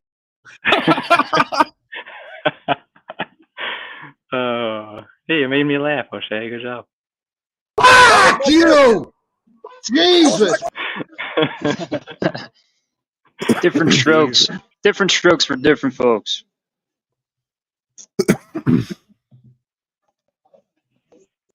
I mean, what would you do, O'Shea, if Sin City just shut down for a year and you couldn't go there to get validation for your art? I mean, what? Blowjobs?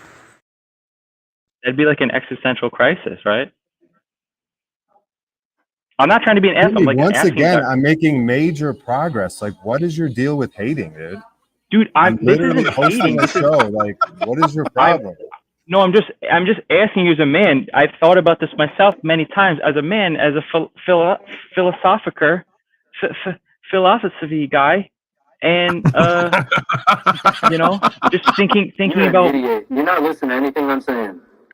And making them interesting to think about. No, I'm being serious, dude. Like, have you thought about that? Would you implode if you couldn't figure that out?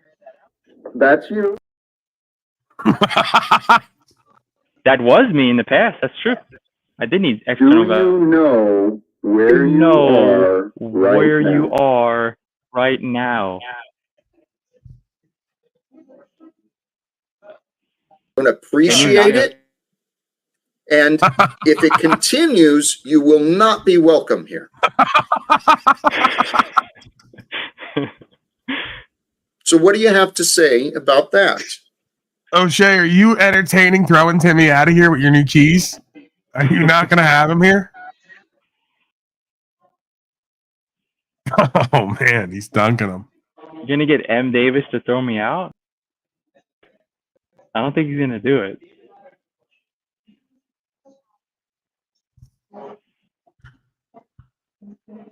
Timmy, like, seriously, he's making major progress with the comedy. Like, why are you hating? Oh, my God. Question. Oh, no. Just one question. Not allowed. This is getting weird. Watch your waiter All right, hater. you gotta leave him up, O'Shea. We gotta find out why he's hating.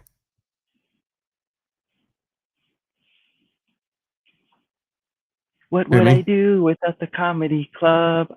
I would continue to drink piss in my car and have no internal compass.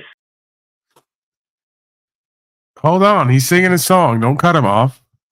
No internal compass. Nowhere to go. No shoes. To stand on. I just need to make hard people laugh. Hope that other people laugh. Because if they don't, I don't know who I am. Because What are you I'm basing my talking happiness about? I'm getting paid, dude. It's on the what crowd. are you talking about? Like you don't That make any doesn't sense. equal anything. It's not Have you equal not learned anything. anything? You can get paid Literally 50 million. Have you not heard Cat literally the most Williams? difficult and hardest thing to do in the world. People would rather die than talk on stage. And I'm That's literally not getting me. paid I to don't do know. You're like 50 years old. You have a fear of public speaking. it. He's literally just being a dirty hater right now. O'Shea, you can't do that on stage at Kill Timmy. Like Kill Tony, this is Kill Timmy. You can't just cut him off. That's not where comedian shines. You got to use your words. You got to womp on him. You have the You gotta mic. womp I have the on 'em. mic. You talk over him. You don't let them talk. That's what you do when you have the mic on stage. The thing you don't do is give him the mic. So I'm taking the mic from him. Yeah, but that's not this venue. This is Kill Timmy. Everyone has a mic. He's just a hater, bitch, dude. It's not even funny. Or it's like, Well, then it's you not my gotta thing go anyways. back at him. You gotta respond. You can't just throw him out. But Mod Yeah, I got can, him. 'cause it's not. You can't do like Illuma Tommy does, and Mod got everyone you're getting scared of. Because he wouldn't do this in person. He would be 10 feet away Yes, from I me. fucking would. Well, we are big tough. Oh my god! Now he's gonna act tough. He's Don't make me 110 give pounds. Timmy his own set of keys so that you can't Dude, throw him out. You're You'd have to acting take tough mine right away now. to do it. Digitally throwing me out. You You're such wouldn't do a this in hating, real life. skinny freak bitch, dude. You have nothing to stand on. You're nowhere. You're exactly the same as Flow State, Cynthia. Everyone who's like come at me recently when I'm making my progress. You're exactly like them. Dude, right you're acting like a fucking child. I'm simply. You are. You keep throwing me out. You wouldn't do this in person. You wouldn't throw me out with your hand. How much do you weigh today? And how tall are you? Irrelevant. You're gonna pick him up and throw him out the window now I in could real weigh- life. Irrelevant. Bag. It's irrelevant. I could be a plastic bag. You wouldn't throw me out. You can't even pipe up to your wife, and she runs the whole thing with her family. She's more in love with her How family. do you know? I come up here and share one thing about how the fucking state is trying to do something to our family and try to slave us up, and then their family's taking the government side, and I'm come up and share that with you, and that's my wife running my life. That's far from it, sir. Incorrect.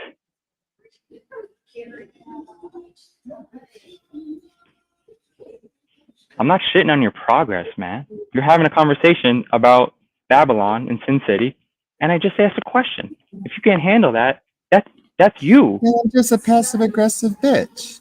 I'm being direct. This is aggression. I'm being direct. This is a direct aggression. I asked you a direct question that you're Not too when you afraid had to that fucking voice look a at. second ago. You were trying to act like you're not being a hating bitch. It says isn't being. I would hating. love to fucking see you face to face. You can't handle the truth. Why don't you just like You're a reflect on my? fucking insecure bitch, man. You're the one insecure. Just you're because insecure. you have a mouth doesn't mean you You're have to insecure fucking with your use art it. and your craft, and you can't look at that because you're afraid of what that would mean. If I was right. What do you? Because what is I your looked at point? this. What is your point, you skinny freak? I Okay, do the what happens hardest to your thing in the what? world to Yeah. get paid at it, and you're trying to hate on Okay, it. I'm not hating on that. I'm just saying what happens to your identity if that goes away. What Just happens to your asking as a identity man. if your wife starts fucking a Filipino in front of you instead of behind your back? That's a loaded question, but if that were to happen, I'd say okay and leave and move on. Great. So what is this? What is like? You're bringing up hypotheticals that have nothing to do with anything, dude. Like I don't have other options for things. Like I don't do other things. Like I don't talk about other interests of mine. Like you're just a skinny freak, dude.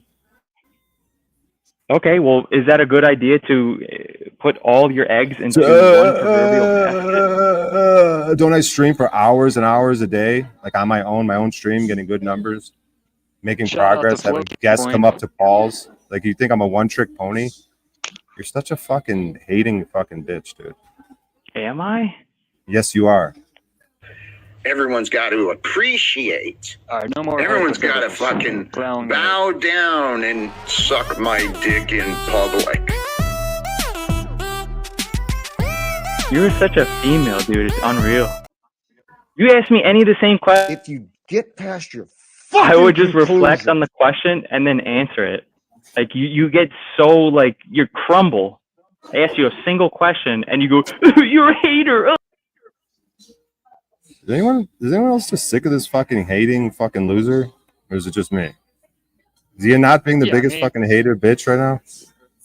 The real world. I don't know, man. Like, it seems like you're being really defensive and reactive to what he's saying.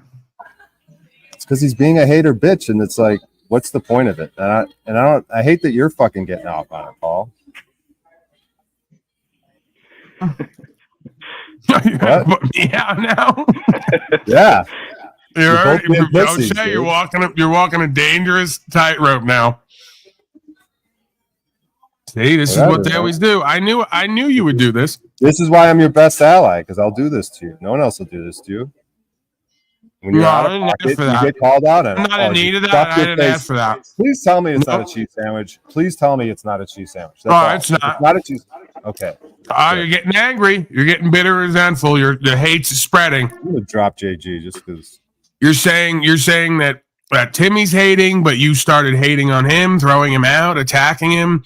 Now you're throwing me out, attacking me. Your hate is spreading. No, it's not. You guys are out of pocket right now. You're just out of pocket, dude. You're an idiot. You don't understand. So all of a sudden, because you have keys, you get to decide what's going to go on here because you don't like it. No. I'm speaking sense, and you're both just being bitches right now. You're not always right all the time, Paul. Just because it's on your broadcast. I was just going in and out. I was listening. I was enjoying hearing you go back and forth with him. You're bringing me into nonsense of him being a bitch. You're not right 100% of the time, even if it's on your broadcast. I didn't say that. You're getting called out. He was asking some tough questions, and you started getting resentful and bitter and defensive. No, I'm not, dude. It's called passion. It's like, dude, you're both being fucking bitches. Like, just drop it. Let's move on. It's whatever. I don't want to move on. Down there, Horde just says OPTiCS are showing that Brian is being a bitch. Yeah, one person who said that. You just dunked who me said twice. that in chat? You just dunked me twice. Why'd you dunk me? Horde shows up Fuck and that fucking hasn't seen him in chat in fucking forever, and his overly suburban ass is gonna come here and say that. All right, Brian, pipe down. Tons of people in the chat are saying, Brian, you're getting in your feelers. Everybody, you're in your feelers, Brian.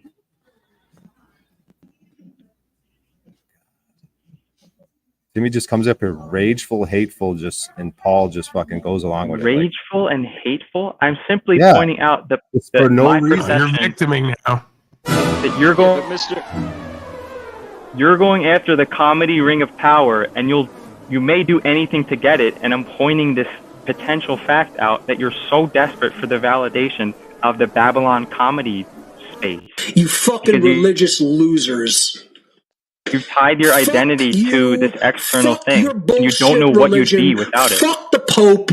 I'll knock the fucking Pope out unconscious in the cage fight, which he never answered my challenge. You get knocked the fuck out, boy. Fucking religious loser. Yeah. Bet your wife and her family are real religious. No. Brian is a fucking insecure bitch, man. No, that's you. That's you, actually, right now. That's you. O'Shea. I've been using that line on the street, man.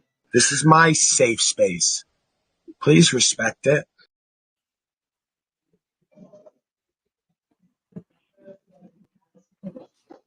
Yeah, look at Gary's most recent comment. Brian, you do a broadcast on triggering to try to open up a door. Now you're doing the talk. When I do it, it offends you and you fall into the trap of what you were trying to point out in a different way, Gary. But yeah, I mean.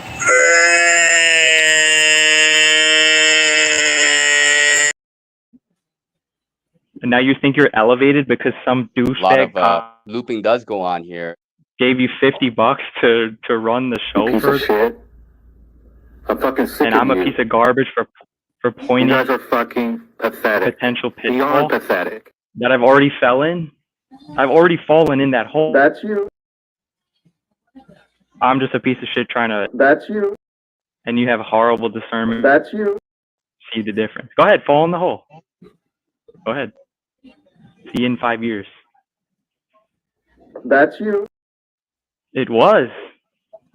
Timmy, when he undoes himself chasing this power that he obviously can't use without abusing himself or others, are you going to life coach him? Like 3 days? Appreciate it. And if it continues, you will not Are be you going to welcome life here. coach him like within the I'm next gonna 5 years? deputize Talcott. So what do you have to say about that? Yeah, he's on a rampant clip tear to avoid accountability. You're So- such pussies, dude. Suck my dick, dude, in public. Dude, Oh, man. you're No. a big Says fat it? fucking pussy Who and a says skinny it? pussy. Put I'm a together, what? you're 2 equal-sized pussies. You got a big fat ass pussy and a skinny ass pussy. That shit, Right. like So- white. That's like what white girls say. Suck my dick. Yeah, you're supposed to be like the world famous comedian. Nice hanging out with you, you fucking pussy bitches. You're supposed to be the world famous comedian. All you Shut up got is while I'm my song skinny plays, and I fucking travel. dude. Shouldn't open your mouth. Shouldn't open your mouth. Shouldn't open your mouth. Let's see your horrible. Bitch. Shouldn't open your mouth. Were you mixed? Shouldn't open your mouth. Bitch. Mixing. Shouldn't open your mouth. Five Now in. listen right here, you bitch asshole. Shouldn't open your mouth. Oh, you gotta The do word I something, speak man. from here on out, gonna fill you with doubt. Going straight for your throat, this must be a joke, cause this how you cope. Bitch asshole at the end of your rope, line in the scope, low pro with the cloak, and dagger flabbergasted at the fatty blubber blabbing, blub blub blub, blub blub blub. I don't really give a fuck, ducking and diving, these conniving, two-faced species, feces on they face, they pace another lane, they dame man, 2 dimes, 2 times, shoe shine, my time to shine 2 times. Ooh, that boy, he slick, he smooth, he cold as fuck, duck, he gon' bust. Lust in your bitch, bet he gon' bust. That's Jeff and Nanny if I give 2 fucks. Afghanistan, that shit went bust, cause Iran, who the man in whom they trust. No plan, demand, don't stand out much, ain't been a man, and that's why you fucked.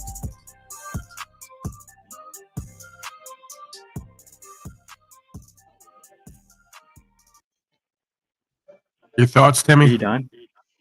Yeah, I don't know. Not much. Interesting flow, but can't really hear the words. Brian, what are you doing right now? He doesn't know. He's taking over. It's a mutiny. It's only 3 days in. He's already forming a takeover, essentially.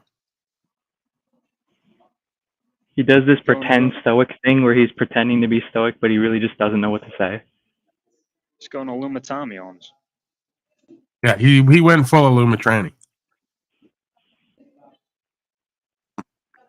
This is what got him hung up at the Kill Tony festival. Like, instead of him coming back and insulting Tony, he just stood there. It was Kill like, Tony sucks. That stop guy ain't hating. even funny. Kill Tony, you suck. You're not funny. Come on, O'Shea, give the Yeah, fucking he's crowd touting. something. It's a fucking gay comedian. Like, he's not even funny. Come on, I'm skinny. I'm a passport bro. I'm a Jew. Like, what else you got? I ran away. Is that Well, I'm a Jew. I'm a Jew too, Timmy. you got? You got nothing else? Either I'm amazing or you suck. I'm trans ethnic now. I'm a Jew, trans Jew. Why are you going silent, O'Shea? What's up with that, bro? Because you're both just pussies, dude. You're gonna push me So away. you're not going to from the say show. anything. You're not going to interact with us. There's You're just going to nothing go to say. silent and just You're start both hitting just hateful videos and throwing fucking people bitches. out. And Yeah, exactly. You're What both is just that? hateful fucking bitches, dude. so else what it is that though? Like, but It's what called is that? indirect communication because it's more powerful than having to say anything. I could just clown you fucks without having to say. It's a like word. the art of war. Is that what you're doing? Yeah, Are I you don't doing have to Sun say Tzu anything. right now? I don't have to say anything.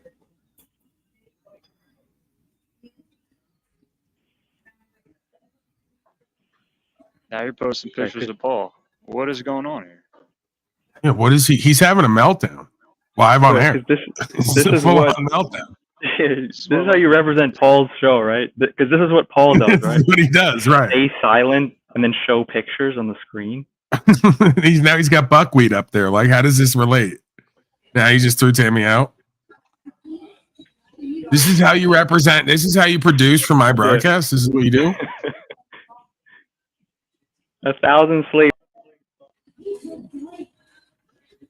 and he deals with them. This guy's like Cartman from South Park. And this is what you do. Brian Cartman. You guys are pretty cool, man. It's nice streaming with you. I guess I'll do my own fucking thing. You guys can't are pretty get out of cool. your fucking. Now you're gonna run? Not Yeah, running. it's pretty predictable, right? Yeah. All strength. Like, great. 100% of the time, you can never be wrong and held accountable. Especially. now we're gonna do that. I got my own stream. I'm taking my ball and going home. Yeah, why not? Why wouldn't I? If you guys are gonna be bitch ass motherfuckers to teach you a lesson. That's you. That's how you teach us a lesson. AG, get the fuck out of here, you fucking weasel.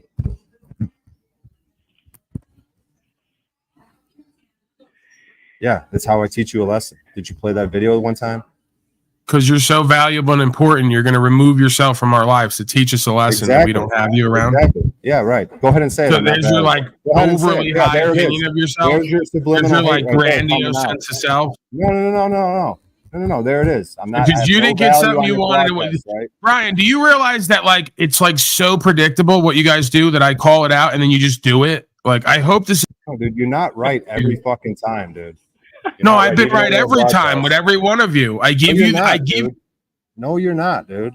Hey, I called Okay, this you're already, putting me out of Brian. my own broadcast right now to show Yeah, exactly what you are. No, exactly. You guys No, can't you handle are. any power, responsibility, or obligation because you're too reactive and in your feelers. You are, fuckface. I called this shit, Daddy. You're the guy who goes around doing black panels to try to do trigonometry. And as soon as you hear something you don't like, you start trying to take false power and be tyrannical and then run Wait, what?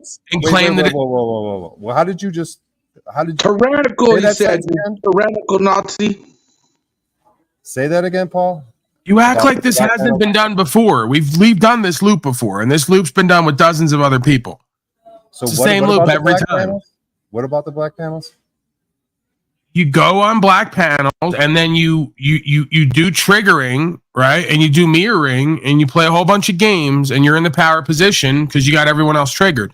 Soon as someone says something that triggers you that you don't like, But you why, can't. if he's a hateful just bitch, like it's not triggering. How He's has just he being a been hateful bitch. by asking you? By Because he's first saying- of all, he's not asking. He's saying that I'm so desperate for validation that what if the comedy went away? He's just hating on my comedy shit for no reason. is that Just true to be or not? hateful and spiteful. Is what? That's not No, true. it's Probably true. It's not true. So if it's not true, then why are you reacting to it? because you're laughing along with it. And No, he's I just think being a it's true. hateful douche, and I'm just being passionate and calling him out on it. You guys are saying that I'm triggered. Why? When did this become an us versus them dynamic in your mind? Because I was never. Because you're not pointing out the obvious of what he's doing. Well, because I won't talk for you again like I have in the past and defend you. I'm now on the opposing side because I stayed neutral and laughed at it. You tried to jump at, you try to be a bitch like him. So you're both being. Oh, okay. I was being a bitch because I stayed neutral and then was, No, doing didn't the stay broadcast. neutral. And You were jumping on Timmy's side and coming at me.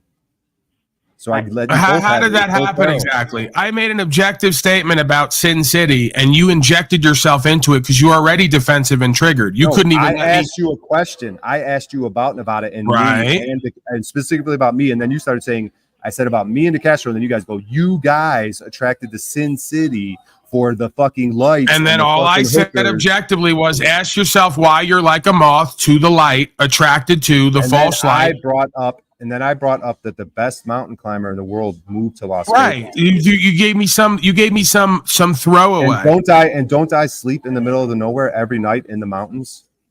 Again, you already took it as a personal attack when I was making an objective fucking statement about consciousness. You chose to see it about you, got defensive and triggered, and then started questioning me as if I was talking directly to you. I asked you a question directly about me. So you can't say that you were being objective. You were straight up clowning me in my face on a broadcast. Dude, you're so insecure in yourself and your life that you think are, everything's dude. about you. And even when I'm playing a neutral position, playing up the game, it goes from gaming and broadcasting to your hurt feelers real quick and how you're going to teach everyone a lesson. You got to get over yourself.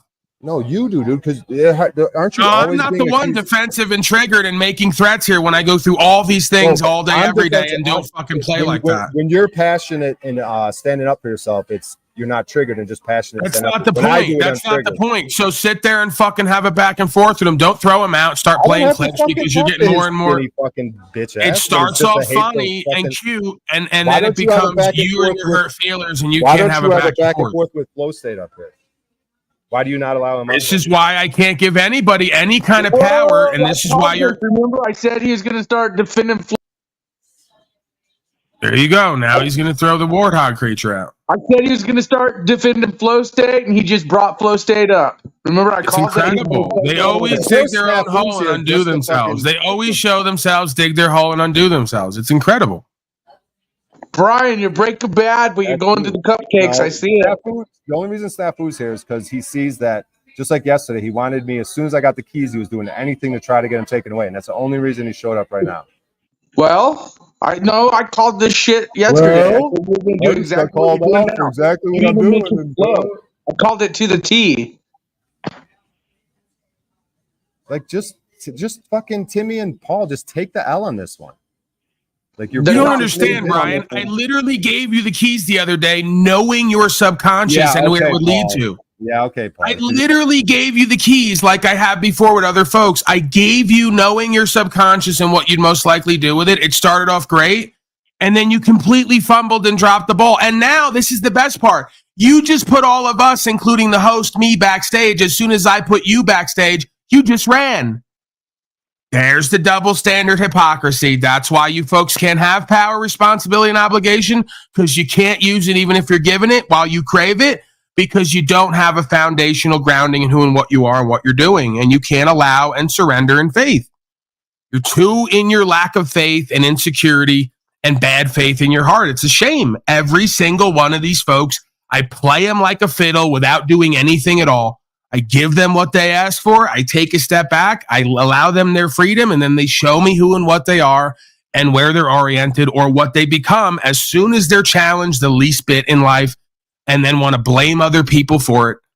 It's Brian Talcott, right? It's just, this is why I say, don't shit on Talcott when everyone's got a little Talcott in them, if not a lot, and everyone does the same fucking shit all day, every day. And stop blaming me when... Again, I didn't go over to Brian's broadcast and need keys or anything else. I didn't play a power play with him. He said he wanted keys. I said, this will be interesting. I said, either it's going to be interesting and entertaining and or it's going to lead to Brian showing, like he did last time, some of himself and what he needs to work on. And here we are. What a surprise. It's not like this hasn't happened over and over again with all the folks who think that they're all special and unique and different and individual and don't react or respond the same ways.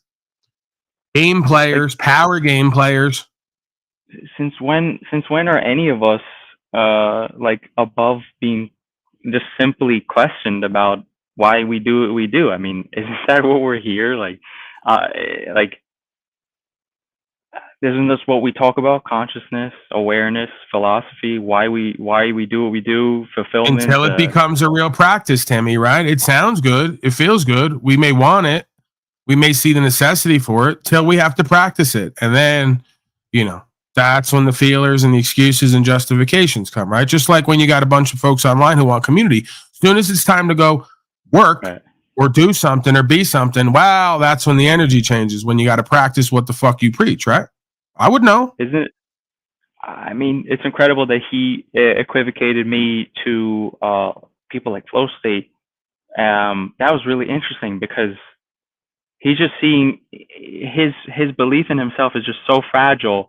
Any pushback against any just like blind positivity is just he just can't. Now, how much do you want to bet he's going to immediately retreat to his channel and then start streaming and then start justifying and defending and making excuses and digging the hole deeper? Like, how much do you want to bet on that? Well, not to prove much, that he has his because- own channel, his own space, he can do his own thing, live his own life. You didn't love me, mom and dad. You didn't support me all the way. Like he has, and like he says, "Who are you? You fucking skinny." I mean, he's deferred to me multiple times in conversations and gotten a good game from me, and he's even acknowledged that countless times. And so, one time when I'm actually doing the good work, right, and saying, well, what is it? Because this is just this is life. You can't tie your existence to your external craft and then need to get the ring of power in that area. Like that's a bad path. You have to be free, like not caring in the outcome.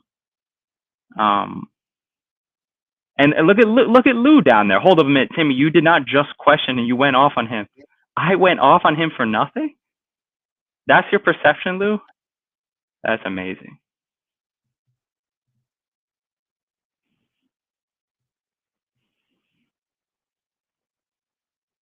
So you don't think that I was responding to his just like blind, just immediate disdain?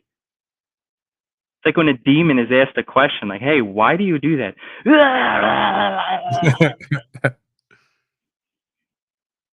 Yeah, and then he wants to project that you're hating. I mean, even if you're razzing him or, pushing his buttons, it's like the button is only effective if when pushed, what's underneath it is sore. You get what I'm saying?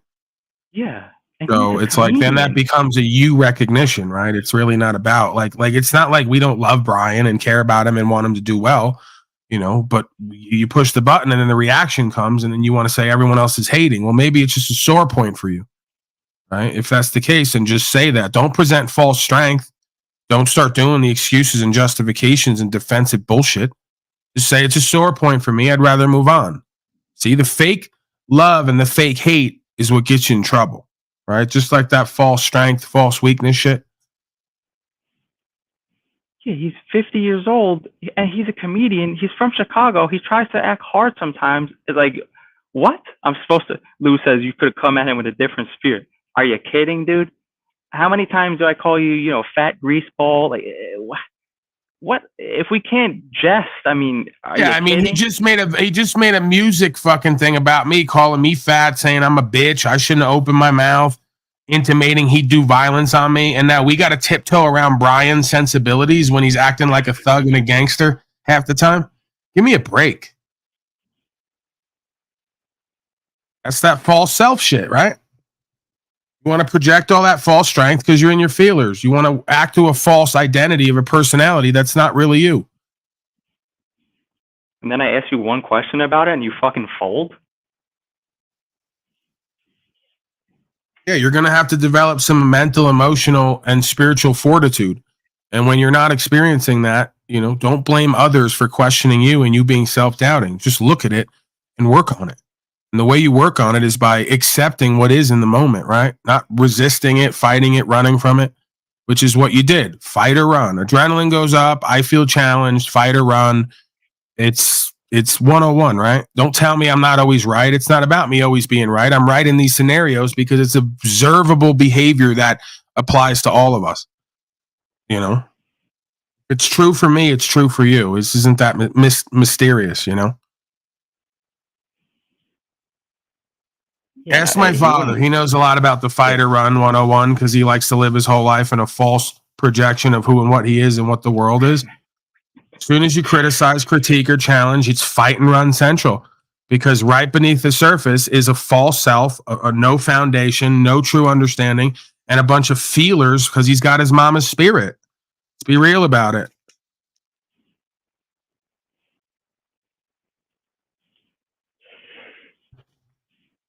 Why he won't come up on panel?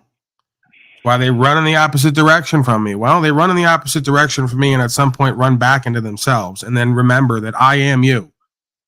So keep running from me till you run into the mirror.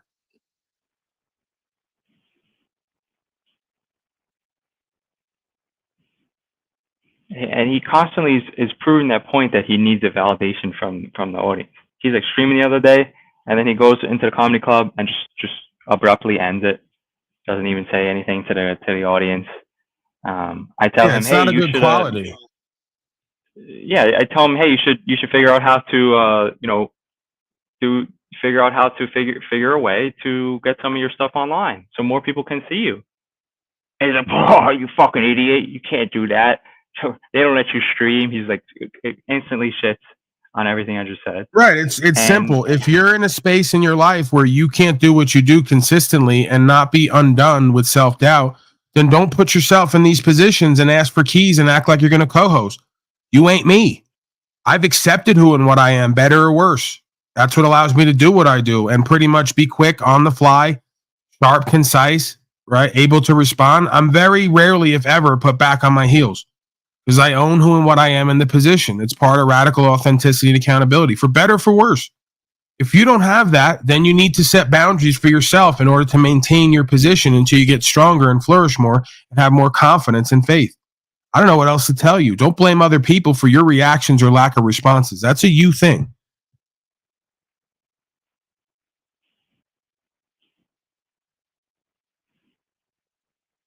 I mean, people are like, Lou was saying I was being harsh. He was saying I was hating, but like, I think I was just saying that, like, the brutal, cold truth that, you know, that as a man, I can't tie my fulfillment to something external, even if that's my craft. I can put my heart and soul into my craft, my business, whatever it is, my sports. But at the end of the day, like, it's just an external thing. It's just an external practice that flows from me. Like, that can't be all that I am. That would be me rejecting the source.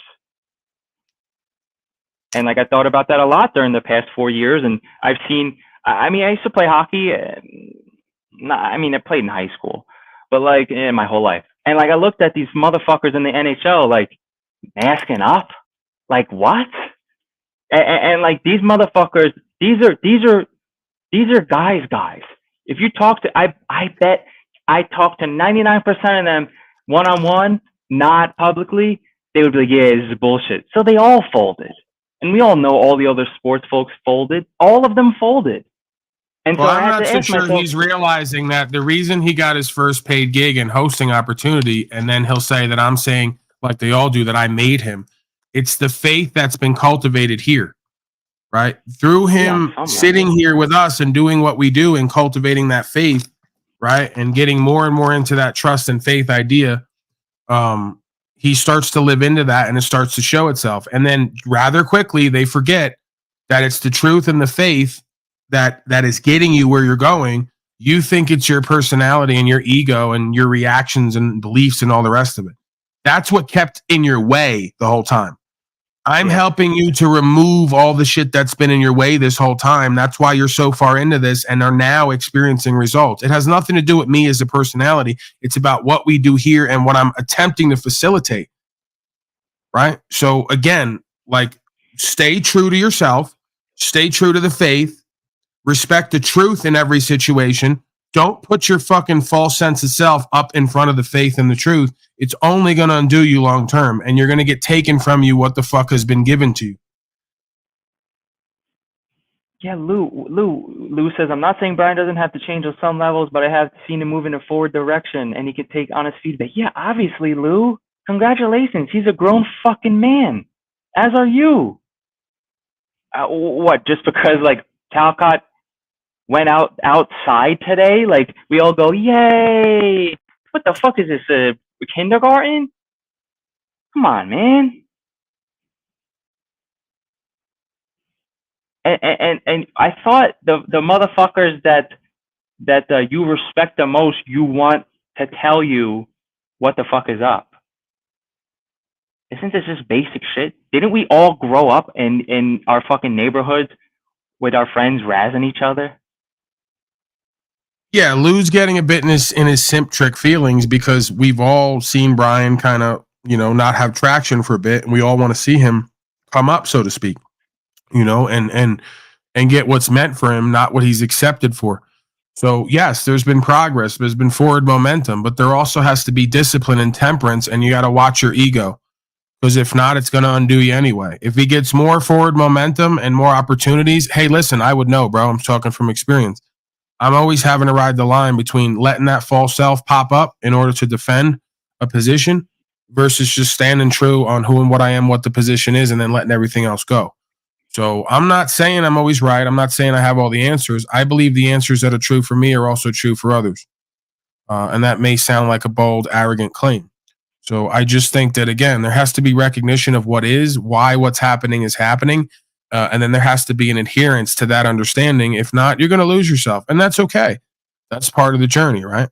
Is thinking you got it all figured out, thinking that you don't need faith in the truth, that you can just have it your way. What you want is more true than what is, and start being reactive and defensive. We all learn that shit. We all are reminded of that shit because we could learn it and know it, but then we got to be reminded over and over again throughout life, right? That's the practice. So, I mean, again, he didn't have to throw me out, throw everyone out. It started off as funny and a bit, humor as a coping mechanism, and then it gets real, right? And then he wants to run off. So unless he's doing an elaborate bit non-bit, which he may come back later and say he was doing, I don't think that's completely the case. I think that there's a lot of humor going on with folks as a coping mechanism, and right below the joke that's half truth is a sore spot and some self-doubt and insecurity and fear. How would I know? Because I look into me at times. Probably true for me. It's probably true for you.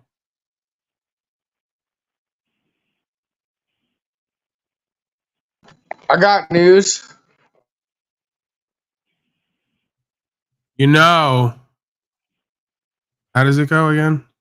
The truth here is real. Optics and play B system. No, I got news. And those illusions are up to us to decipher and discern what is the truth, yo. Ladies and gentlemen, the world stage is being set, the B system is in play, and the optics are high. And that is the truth, yo. I'm Snaps, you guys are the Snaps. That's your cue, man. Breaking news, Snaps. Optics high truth, yo. Ryback, the ex-WWE wrestler, he was a jobber, but he still worked for Vince McMahon and all them. Well, I was on his podcast, and me and him had a chat, and I called his ass out about what he knew about the Crispin Wall ritual optics that many of us have talked about over the years. I'm working on that video, but I called his bitch ass out on it, on his podcast. It was an interesting convo. All right, let's wrap up. I think I'm done. Unless you guys want to monitor Slavecott and his intransigence and incompetence. I only want to monitor Slavecott if you take me to the candy store and go over there and give them real life coach lessons. You want me to walk you over there? Yeah, I want you to go over there. I am on block. I can go over there and Daddy now. Daddy, will you walk me into the ball pit? will you hold my hand when we get in the ball pit? Yeah, Snappy. I got one right here. Snappy. Come on, bud. Come on, slugger. It's for you, bud. Your boy's at it. See that? Look, he's already looking for me. He's already looking off screen for the. I actually, according to Jack, was kind of one of his bigger haters or whatever. But I swear, like, that doesn't mean I don't haters. see Everyone's got haters. Guys, we come here every day. I'm the only one here with haters because I'm the only one here worth hating. Okay? Rest of you guys are really lacking in value and importance. You don't have haters. You have folks who are desperately trying to hold you accountable because they realize you're all fucked up. All right? That's what Tommy claims he's doing with me while he's actually jealous and envious and hating. See how that inverse mirror works? So you don't have haters. You got to have value, power, standing, status, a mouthpiece, be a real player on the field in order to have haters or fans. You don't have any of that, fans or haters. You have folks who are desperately worried about you on all sides and either giving you shit as a charity case or pointing out how you need to do and be better. It's pretty simple.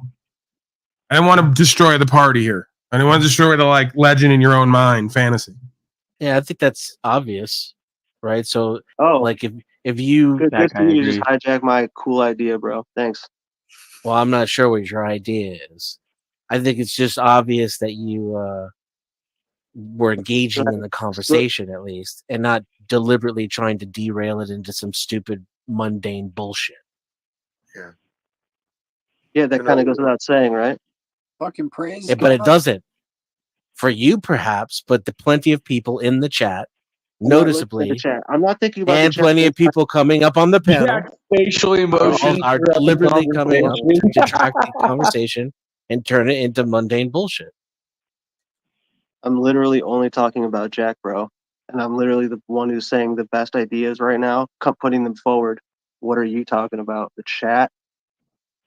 Well, Why? actually, please, Why are we Brownsboy. I mean, he's just not, this dude isn't on my team yet. I Is was what I'm just saying. talking I about don't the see thing we his were value. talking about before you came up on the This panel. guy's going to take a year to see his value. It's not quite as clear as it's been, as maybe you think it is, because I'm not following you clearly either, Brownsboy. I have an idea of what I think you're saying, but Give me a Hey, second. Jack, do you want to ask me a question? He's saying, you know, the serious stuff that you're talking is impactful in people's lives, and the extra gibberish that comes along with all Mostly. the other people that follow along in this thing, that stuff's all like it's extra. It's all No, shit that matter. It's not important. The not what important. I'm saying at all. You're actually Oh, missing it it- entirely. I'm off again. See, this guy's speaking an entirely different language. He's speaking like Egyptian or something. So I'm totally off the ball here. I said I see value in Jack speaking to at events with groups that I can envision currently of 5 to 10,000 people for hundreds of dollars a night, at least. Those are all new words. That's what I said. What are you talking about? How is that hard to understand? Because you guys wanted to babble about crappy ideas. Yeah, none of 20 those words minutes were in after I any of the asked? stuff that you said before. it was from a What are you while talking ago. about? I had to reiterate it because then he just said he explained he didn't hear it. Yeah, well, count me double on that. My bad. All right, Dennis. Then well, you're just helping out, bro. Well, here, this is Didn't say that as far as I know. Like, Yeah, me neither. I didn't hear that. we can all improve on our clarity and on our Memory. well, mostly our clarity. Praise God. Clarity is praise what God. share understanding. So, I, Brownsboy, what you're saying, I appreciate it. I really do. It sounds like it's a real encouraging idea, and the possibilities are there. The past, though, the other side of that, though, is what you admitted. I believe there was a period where you were not seeing the value, and so it sounds like things are shifting, changing, and I'm learning new perspectives from you. What do you want? What else do you want me to say? Thank you. No, that's what I want to. It's hard to explain to these guys, especially you got around you right now, the top two guys, at least. Well, The yes, top two tiptoes. this experience is really is an interesting one, isn't it? Being here, And I mean, I've been insulted every single day I've come on this panel or any other panel, and it's like, man, it's like it's defeating. It's defeating Because at you're a times. But I'll bitch, tell you Boof. what, Browns boy, you inspired me to be better. You inspired me to be better, sir. Word. Praise God. dude, if that's true, that's a miracle. I was thinking the same exact thing at the same time. Because he's clearly full of shit, but that's okay. Like, I don't need to feed into it and detract, you know? Praise God. I could just, yeah. Who the fuck are you talking about? Are you having a hard time keeping up? Right. Yeah. Seems like we're not the ones having a hard time keeping up. Yeah, we're the dense ones, right, buddy? Dude, I don't even know who you're talking to, but you sound stupid as fuck. Okay, buddy. Exactly. Where's Rudy Giuliani? Where's Rudy? That's how you have those conversations, you fucking bozo. He's stupid as fuck, ignorant dude. You're ignorant as fuck, bro. People actually are trying to help this dude, and you're over here making jokes. You got this loser out of nowhere with a fake profile of his. Never mind. You guys are stupid. You guys are wasting your time. And you can claim I'm wasting my time, but as long as I'm learning and learning new perspectives, and I'm the one showing that and bringing that forth while you guys make fun of shit, then maybe it'll be seen by people who have an attention span of over 15 seconds. Hey, you were trying to fool Jack. You were trying to do a little ha, and we caught you. What? Can you please be specific instead of general like a child? Yeah, Moose, you're off. You're off base. Please. Jack, we caught him. We caught Go him. sit in the corner, bro. You put the dunce hat on. Your wife probably like put that ball gag back in your mouth. Whatever you got to do. See, this is a routine, Jack. He's not There wrong. is I don't know who this guy routine, is, but he hasn't been Either wrong so that or far. somebody who can't Either control I can't himself. find where he's either wrong. that or He's sitting there either projecting. that or a 14-year ear infection. Yeah, I that's mean, you might have to fucking, go over trying there to and Is help this the them out. Bring conversation some you want to be having clarity, right now? show off. brother. It's Because why are these people So hating on this us? is how you determine whether or not Dennis, somebody belongs A on the panel. servant's heart, I guess. I realize. Dennis, Please hold on just a moment. Dennison, thank you. Hard Fest Boy, 2024 is in full I'm swing. asking you to check yourself. Moose, I'm asking you to check yourself. I'm checking The myself. past several minutes, it's been your show. You know, you've kind of ignored what's going on and just been engaging with your internal. Oh, he's been trying to accuse me of having like terrible ideas and shit. You're participating in it, brother. Okay.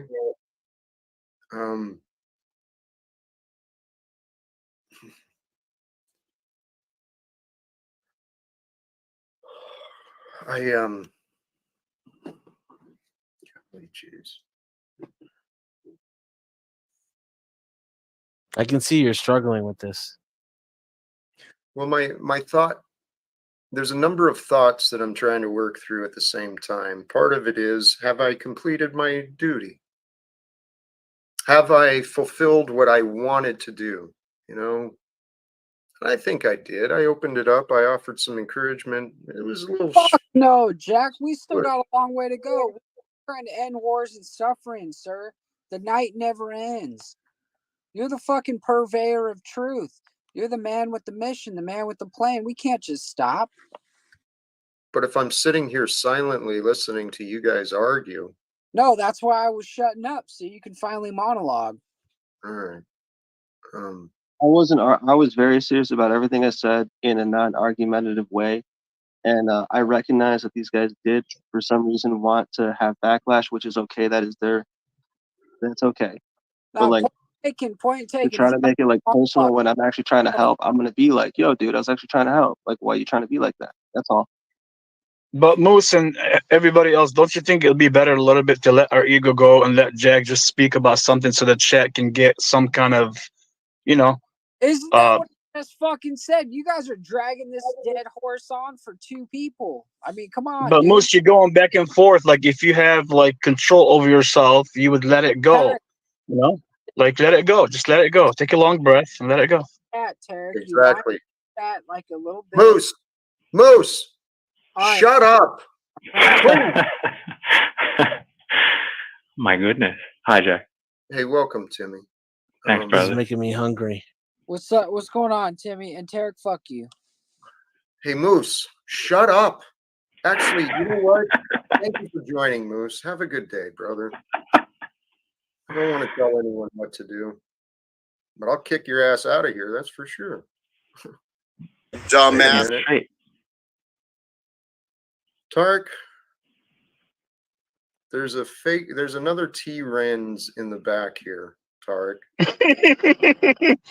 Man, Jack, I don't know how many fake Tareks are there, but I'm sure there's a lot of people triggered. And I pray for them. And I keep saying like I pray for them, and I get like Jeep Girl in the chat saying, "Stop saying you can't say that. Like you can't pray for somebody." Like that amazes me how somebody would say that when you wish good on people and pray for them.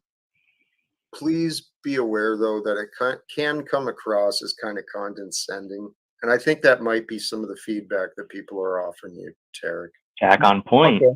Jack on point. Okay, no, if it's coming off that way, I promise you, my intention from the bottom of my heart is if anybody has got any issues with me or anything like that, when I say I pray for you, I mean like let's have love in your heart. I hope you don't see it that way. You don't see me as a person that's trying to initiate anything that's not good or anything like that. I'm not like that. But if that's the case, I'll just say I'll wish whatever. I guess I'll be quiet.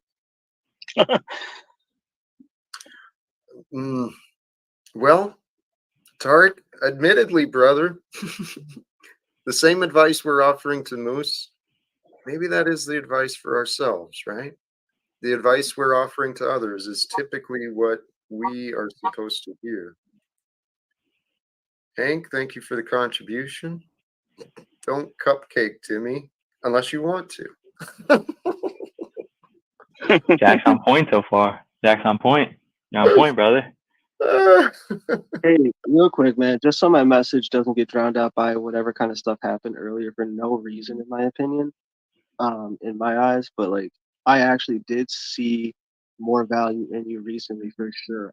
Like I said, I don't know if it was the last few streams, or I don't know if it's because I had to go through certain learning things to understand certain value that I didn't see before.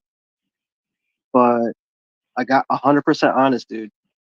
I see value, and I also said that because I'm not afraid to say that because I know that that's true, and that's what makes me kind of like laugh at people who would hate on that when someone's saying that they didn't see it before and they actually see it now.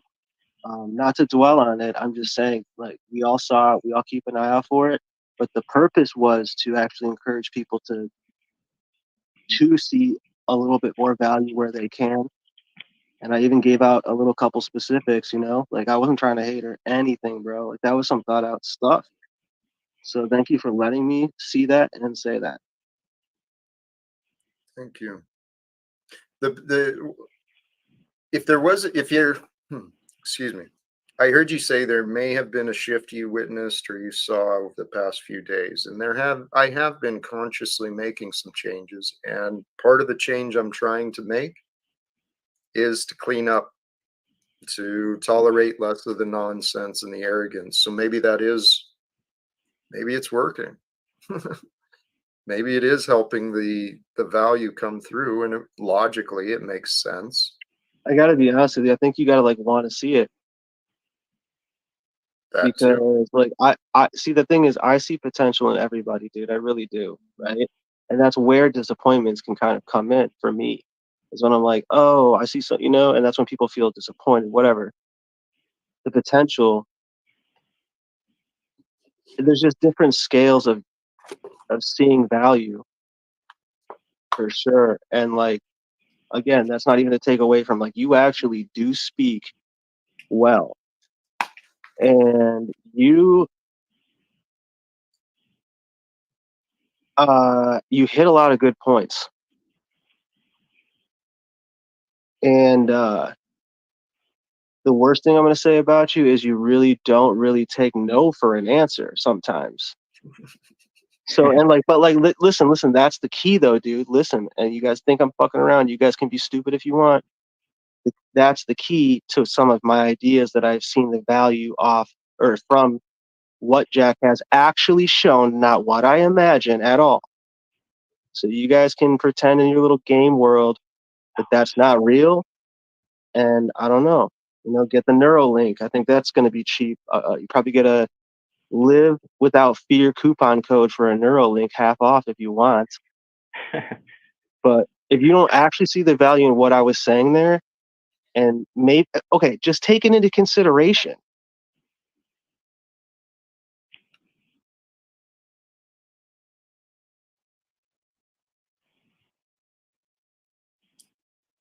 Thank you. Life really is more simple than our minds want to accept. Nude Guru, the beautiful observation. Fundamentally, two types of focuses. Every moment we can choose. Pay attention. If you pay attention to your focus, you can identify, is this a healthy focus or an unhealthy focus? Is this a healthy attitude or an unhealthy attitude? Every moment is this choice. It really is this simple. That's what I've been learning. Each of us have the ability to overcomplicate our lives just ridiculously. And then while we overcomplicate our own lives, we usually run around making other people's lives more complicated as well. Because we want to feel normal. We want everyone to be like us, and we want to be like everyone else. So we just find what's the old adage? Situation normal, all fucked up. It's the ways of the world, it seems. That's true, Jack. I agree. Bro, I encourage everybody to seriously try to think of a little bit more value you could see in others and thus in yourself in the same way, where you might not know how it works, but like it really does help, or something along those, something like something you just haven't really thought before. And why not? Why not try to spend the time doing that instead of being like, oh, hey, pay the bridge troll. Like, I don't know, man. You definitely did teach me a different perspectives for sure. Which is it's I didn't think I would say that, to be honest. Well, thank you. What you offered is probably the way you found it. Trying to find the good, trying to see the good in others and ourselves. And the way to do that is really focus on time. Find the good in the experience, each moment, and then focus on what is real beyond what is thought. Because there is a distinction, there is a difference. It's in the thought that we do find the meaning, but we create the meaning, but it's also in the thought where we find our discontent. So bringing it back to what you were saying, the practice of really consciously, intentionally seeking the good, it is such a simple yet extremely valuable practice. And I was gonna say, man, like just something that correlates is they say Thomas Edison, they asked him like, oh, how did it feel to like fail so many times at making a light bulb and shit? And he was like, what do you mean? How did it feel? They're like, well, it must have sucked. You messed up 10,000 times in a row or something. And he's like, no, I just found 10,000 ways to not make a light bulb. Like, that's it. And yeah. Yeah. And Jack, you said something about time just now, and I battle with that as well. You know, you seem to be really good at being in the moment, like right now, super peaceful, right? But I had the same. Sometimes I'm really good at that, but then, like you just said, I go into my thoughts, right, of the future, right, and I look at the other people and I want to make a difference, right, and then I go, oh shit. I want to, like, part of me goes, oh, you need to go faster, right? So, and that's where resistance comes up, and where I'm not in flow anymore. But like, you know, I see you the same way. Sometimes I see you get frustrated, like other people aren't like, you know, moving fast enough to, you know, to you know, get the job done, if you will, to like see the vision, for lack of a better phrase, right? But what has helped me is like I gotta detach from that, and just like make the next move, right? Like today, in the direction, and actually enjoy the process. And once I do that, like other people seem to gravitate towards me like a magnet, and it seems to work better. Yes. It's hard though. It's hard. It is until we get the rhythm. It's hard until we get the rhythm. But the idea of persevering, and you said a bunch of great ideas, focusing on the journey, right? Detaching from that sense of urgency, because that sense of urgency, it can destroy our fun. And the idea is to have fun with the journey. And the journey should be to fulfill our goals, to grow into greater achievements and fulfillments. That's living without fear, right? Like that's true faith, is knowing that the outcome, that you're gonna get there, or like God wanted something else, if you want to put it that way. Like I'm either gonna get the goal, like I'm either going to realize the vision, or I'm going to grow along the way anyway. So it's a win-win. But when I get stressed along the way and try to go faster and try to force things, that's when resistance happens and mistakes are made and disagreements come up.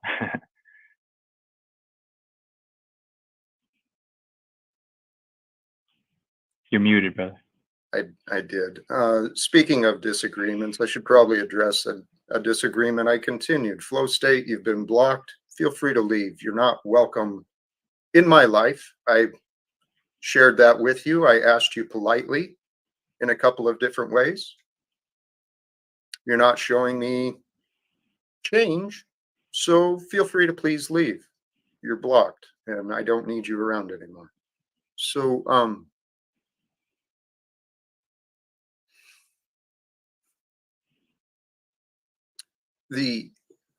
shit, I lost track of where you were at, Timmy. You were talking about well, fulfillment and moving forward. Yeah.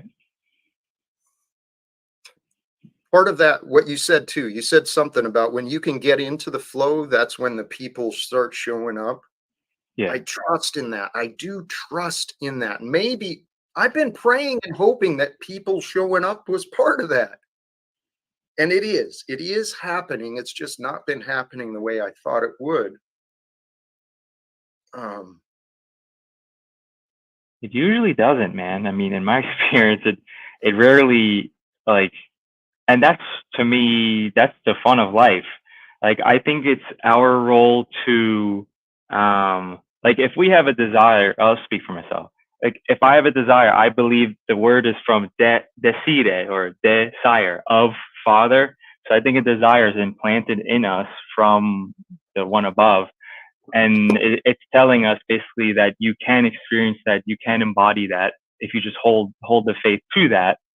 So that's a signal basically saying that you can experience that and have that that journey, but you're not supposed to know how. Like, that's the fun, because in my opinion, it would be fucking boring if there was no time and space. Because, like, if you're just in heaven and you just like want a Lamborghini, you just snap your fingers and a Lamborghini just appears in front of you. Like, there's no, the mystery is gone, right? So it's much more interesting, I think, that you go through a journey to get and be and do the things that we want to do. You know what? I kind of view it in a small, like, just kind of quickly.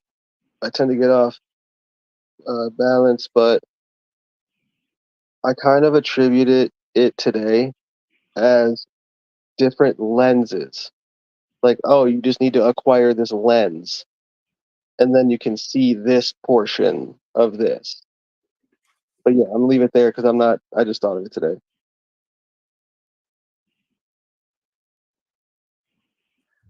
Yeah, I agree. I kind of agree with Timmy. I would think heaven will be boring because you just have the thing you want allegedly without any effort. So that's kind of like the first heaven. That reminds me of like the first Matrix and the Matrix movies, and that didn't work.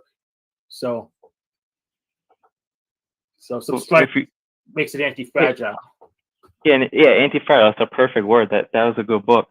Like, and it's funny because you see, that's what the quote unquote the system does. Like, it's always trying to force, and like, it's trying to force everything to happen its way, and it's trying to copycat what spirit does kind of automatically. And that's the mystery. And if you hold the faith, then, like, it's not my job to figure out all the hows, because then I go around like you look at the Sopranos. Like, if one tries to be Tony Soprano and micromanage every little small thing in their lives, like, that's exhausting, and that's not living with faith. So I know it's not the best example, but it's one way I think of it. Yeah, and like, yeah, software is like an analog for spirit, like a physical analog for the spiritual world that exists as a pattern of bits on storage media. That's right.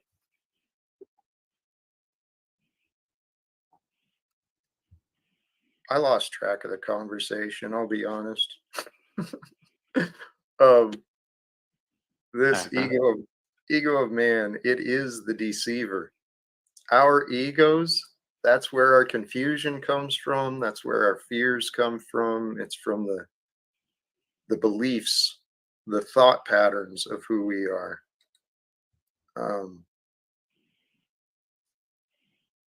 Yes, but if you didn't have ego, you'd literally be a zombie. You wouldn't be able to think and do stuff.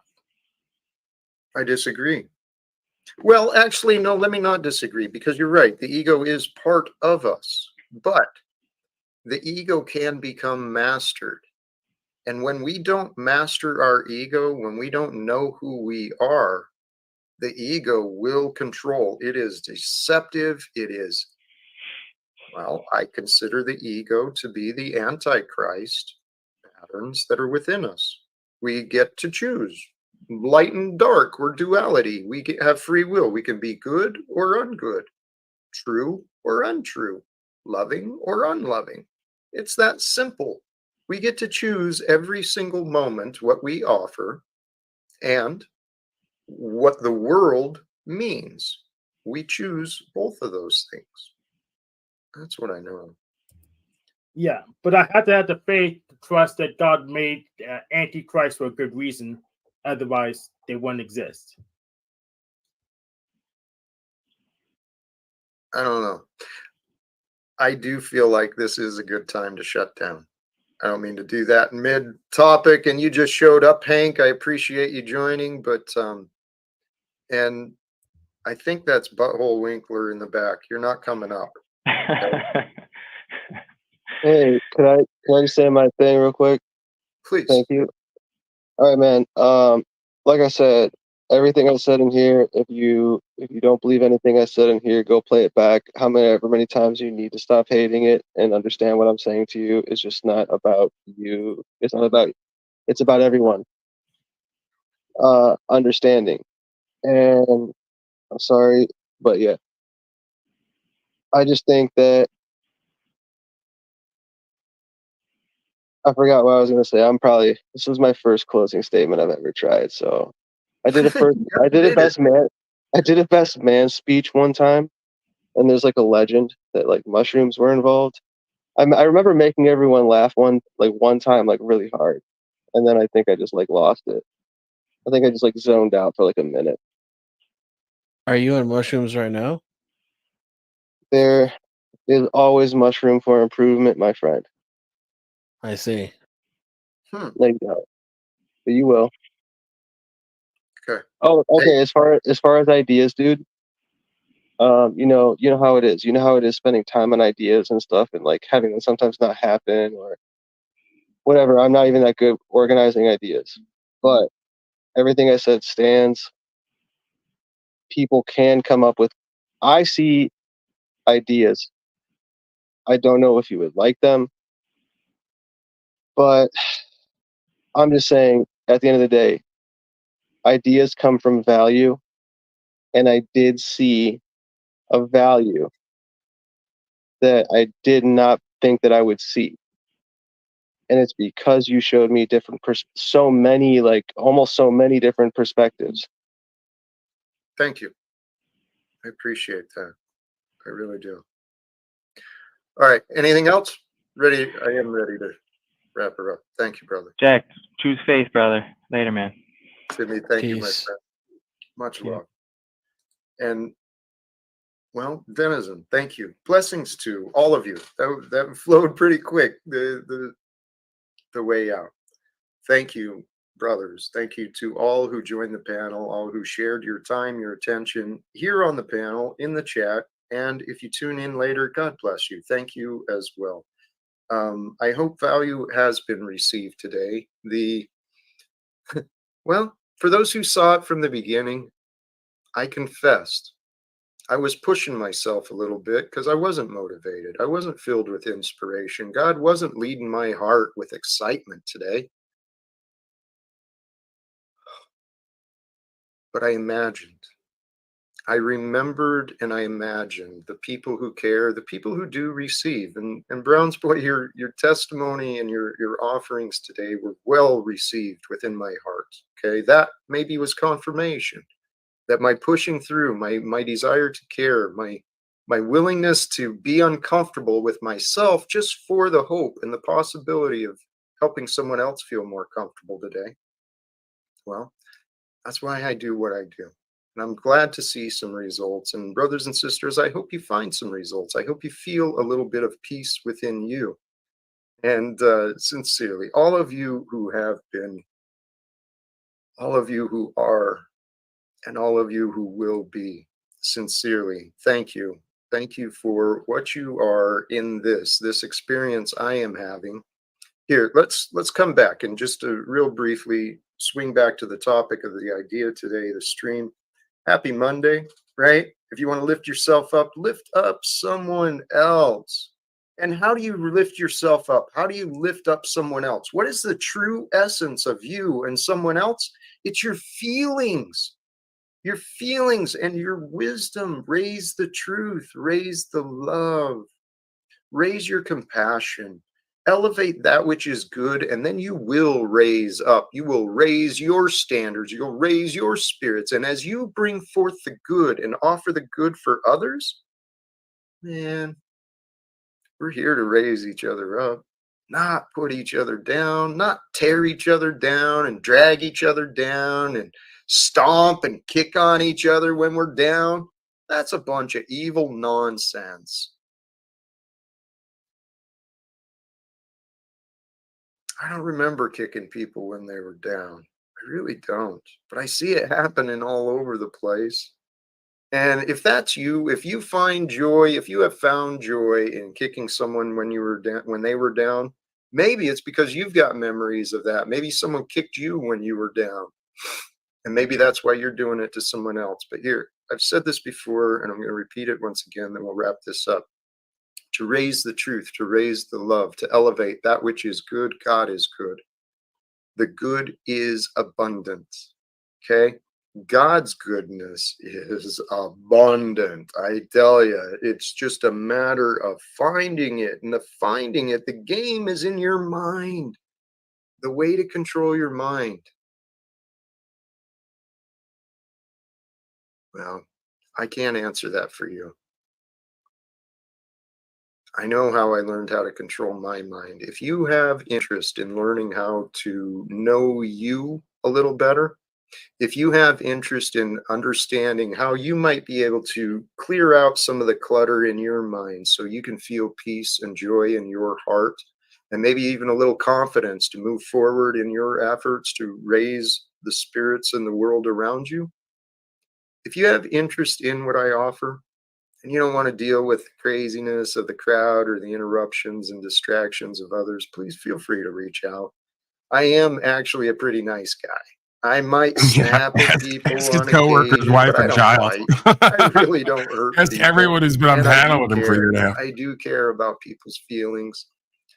I care about the truth more than people's feelings, though. And I know for a fact that when people put down their bad You feelings, care more their about your truth than others' feelings. unpleasant feelings, I know when I put down my unpleasant feelings, it allows me to pick up better feelings. And I know I can help others do the same thing. So, brothers and sisters, if you can believe that I can do it, then you can do it. You can't do it. I You're mean, squatting in a house.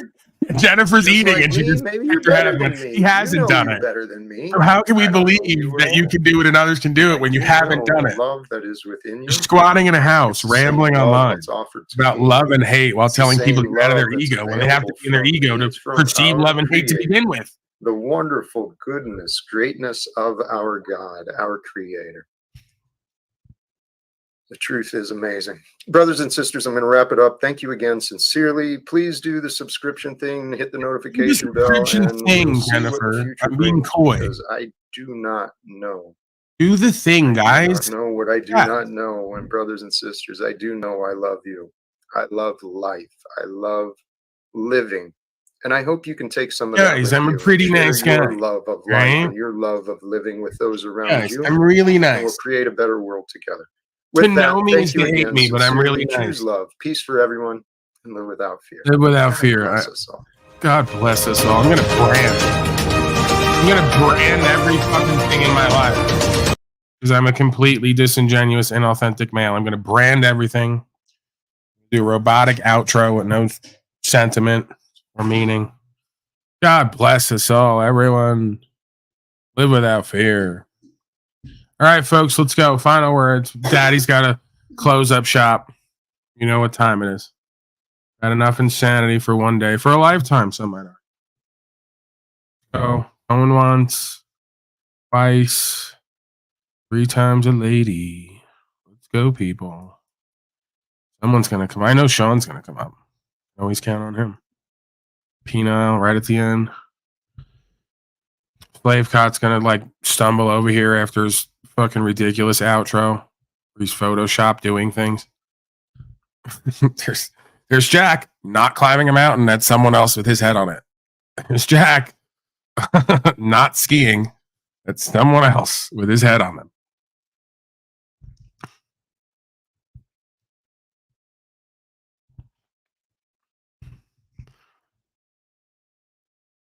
Look, now Penile Power is going to go, just give me a second. Wait. He wants me to wait around for him to come up here and waste my time. Incredible.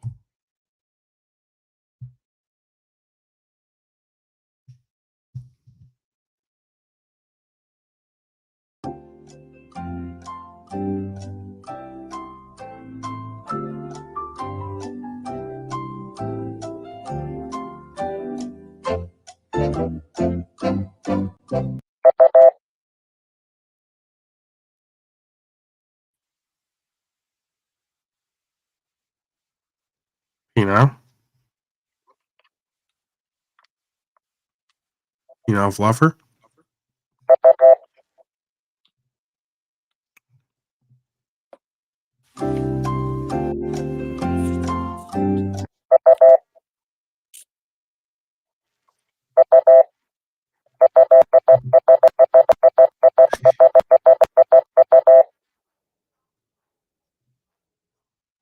Guys. Is it true that Rose is like mocking herself and her platform and Crow even more desperate for validation? My time, wasting my Why are you doing this? Why are you what does that have to do with what I'm doing? You're desperate to be seen and heard, another one who wants to be validated. I told you had a good singing voice and you haven't stopped singing since. Mr. One Trick Pony. How about doing a broadcast? I don't know if you that noticed, makes some fucking sense. Do karaoke anymore. I got people asking me to do it all the time, but I don't even remember the last time I did it. So Oh, we got retard for 300. Red 41 retard for 300. it's conspiratard, asshole. Okay, name a involuntary celibate man who sits online all day, and of course, don't make me the answer, right? I'm the host, so I can't be the answer. Who's an involuntary celibate man who sits online all day, has a bizarre shaped head, a sister that looks just like him, won't work, but is still getting a little bit better at broadcasting? You know, the host says it's getting a little bit better because the host saw him last night. It's getting a little bit better. I'm seeing something's coming out of the dust. What is Penile Power? Yes, that's right. I kind of let him there. What is penile power for 6,900? 6,969? Today's daily double tard. Double the retardation. Right. So I'll be honest, I just got back. I was gone for like an hour and a half at least. So I totally missed the whole thing. Was it a Talcottian loop? What happened? I literally just got back. I don't even know, bro. I really don't. I'll see you later, all right? All right. Shutting it down. Anyway, much love, brothers and sisters. Fuck you. All right, fuck you.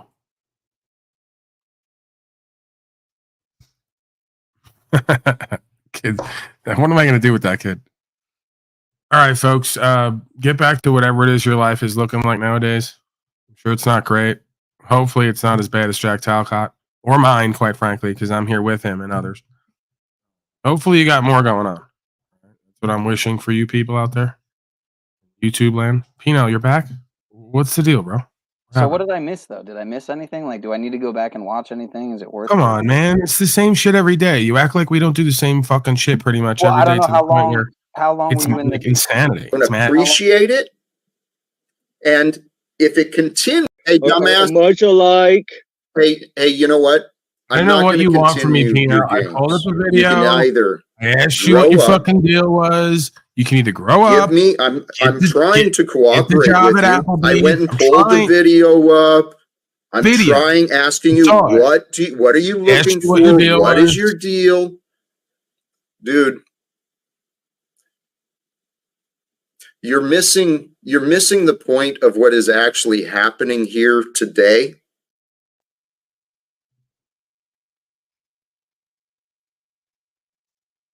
What is a needy child, Alex?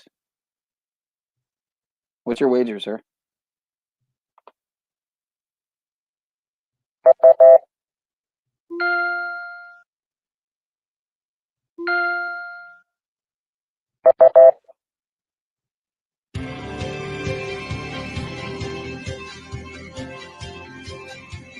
This is Target Fest. Starring Pino Fluffer and Jack Slavecott. Living without fear. All right, seriously, get the fuck out.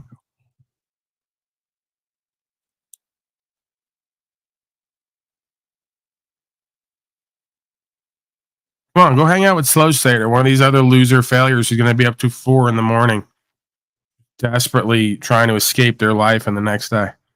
Come on. Did you cover any breaking slave news, or? Nah, I'm over it lately. All right, I mean, maybe it's tomorrow. Not in the title. It's not in the title. Yeah, maybe tomorrow. It's not in the title, right? Because I didn't plan on it. So Christo said I missed an O-shaped freak out, but I'm pretty sure I. All right, I'll see you later. That's great stuff. All right, guys, I come here every day. It's pure insanity, thousands of hours a year. I don't know how I'm still not completely insane, but we'll get there, I'm sure.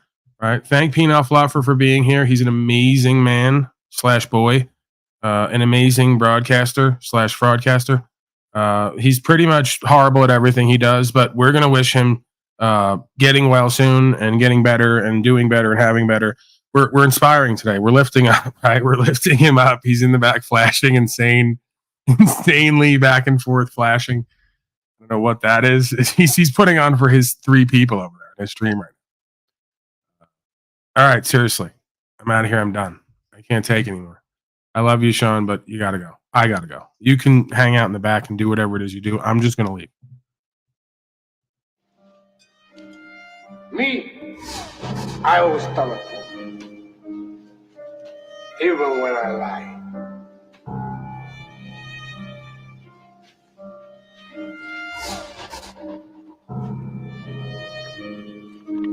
So say good night to the bad guy. Go on. The last time you're gonna see a black guy like this again. The Great Reset's happening. So when you get all your pretty and nice shit taken away and your bullshit job that leads to nowhere, and you're forced back on the land and have to be self-sustainable and co-creative and work with what is, this talk about your feelings and your ego is going to go right out the window, because the God and the elements and nature are going to present what needs to happen next. 9 out of 10 times. That's the difference between me and you. I got it in me, not on me, just like you do. I'm trying to work it out, bring the subconscious to the conscious and figure out who and what I am. Am I good or evil? Am I real and true? Am I a narcissistic, egotistical deceiver? That's the difference. I'm actually authentically trying to work it out while you lie to everyone and project your negative aspects of self onto me, and I don't appreciate it. And the universe don't appreciate it either. And the students of life in this audience don't appreciate it either. This isn't about love and money. This isn't about chasing bags or anything else in and of the world. This is about the philosophy, right? The love of knowledge, the love of wisdom, the love of understanding of self and applying it to actualize and realize and get better results for yourself and everyone else. I thought that's what we were doing here. So let's get the game back in its proper perspective. The motherfucker doing this shit shouldn't have to talk about it because you folks want to lie on it. It's embarrassing to me. I didn't come on here with the intention of the understanding that this is supposed to be for business or a hobby. That's why I show up the way I do 500 days straight. That's why I have a care in my heart with passion. That's why I do what's true and what's right and see through you motherfuckers and get amazing results for me. We can't allow the generalized experience of life and everything it has to offer, good, bad, and indifferent, to hold us back or keep us paralyzed or keep us fearful or self-doubting or unloving or uncaring of ourselves. How do I know? Because I look into me. That's all this is. I can see further than the rest. I can interpret beyond what's told and shown, and I can amalgamate and communicate the cause and effect and the root of the state of conscious and awareness. That is a astounding testimony to the work that I've done on myself in this world and in this life, and the practices I've walked with other people. The question and answer, the fellowship, the co-creational endeavors, and the conversation that leads to understanding. But again, we can't appeal to false emotions and false authority. That is the cornerstone of cognitive dissonance. You can't say that I'm respectable, righteous, honorable, presentable, and then I have balls, and then turn around and hate me or catch feelings over me, be in that and live in that when you don't like it, or when it doesn't turn out as favorably for you as you would have hoped or expected, right? That's the theme of a true common bond that goes long term versus the shallow, materialistic, worldly connections that come in. Yeah, it is what it is. Some people are down forever. Some people are down for the ride until they got to get off, right? And some people ain't down at all. So through the life experiences, firsthand experiences, through the tests and challenges, you learn more and more who and what is meant for you, and who or what is probably not going to be able to sustain the ride. And that's okay. God of all media.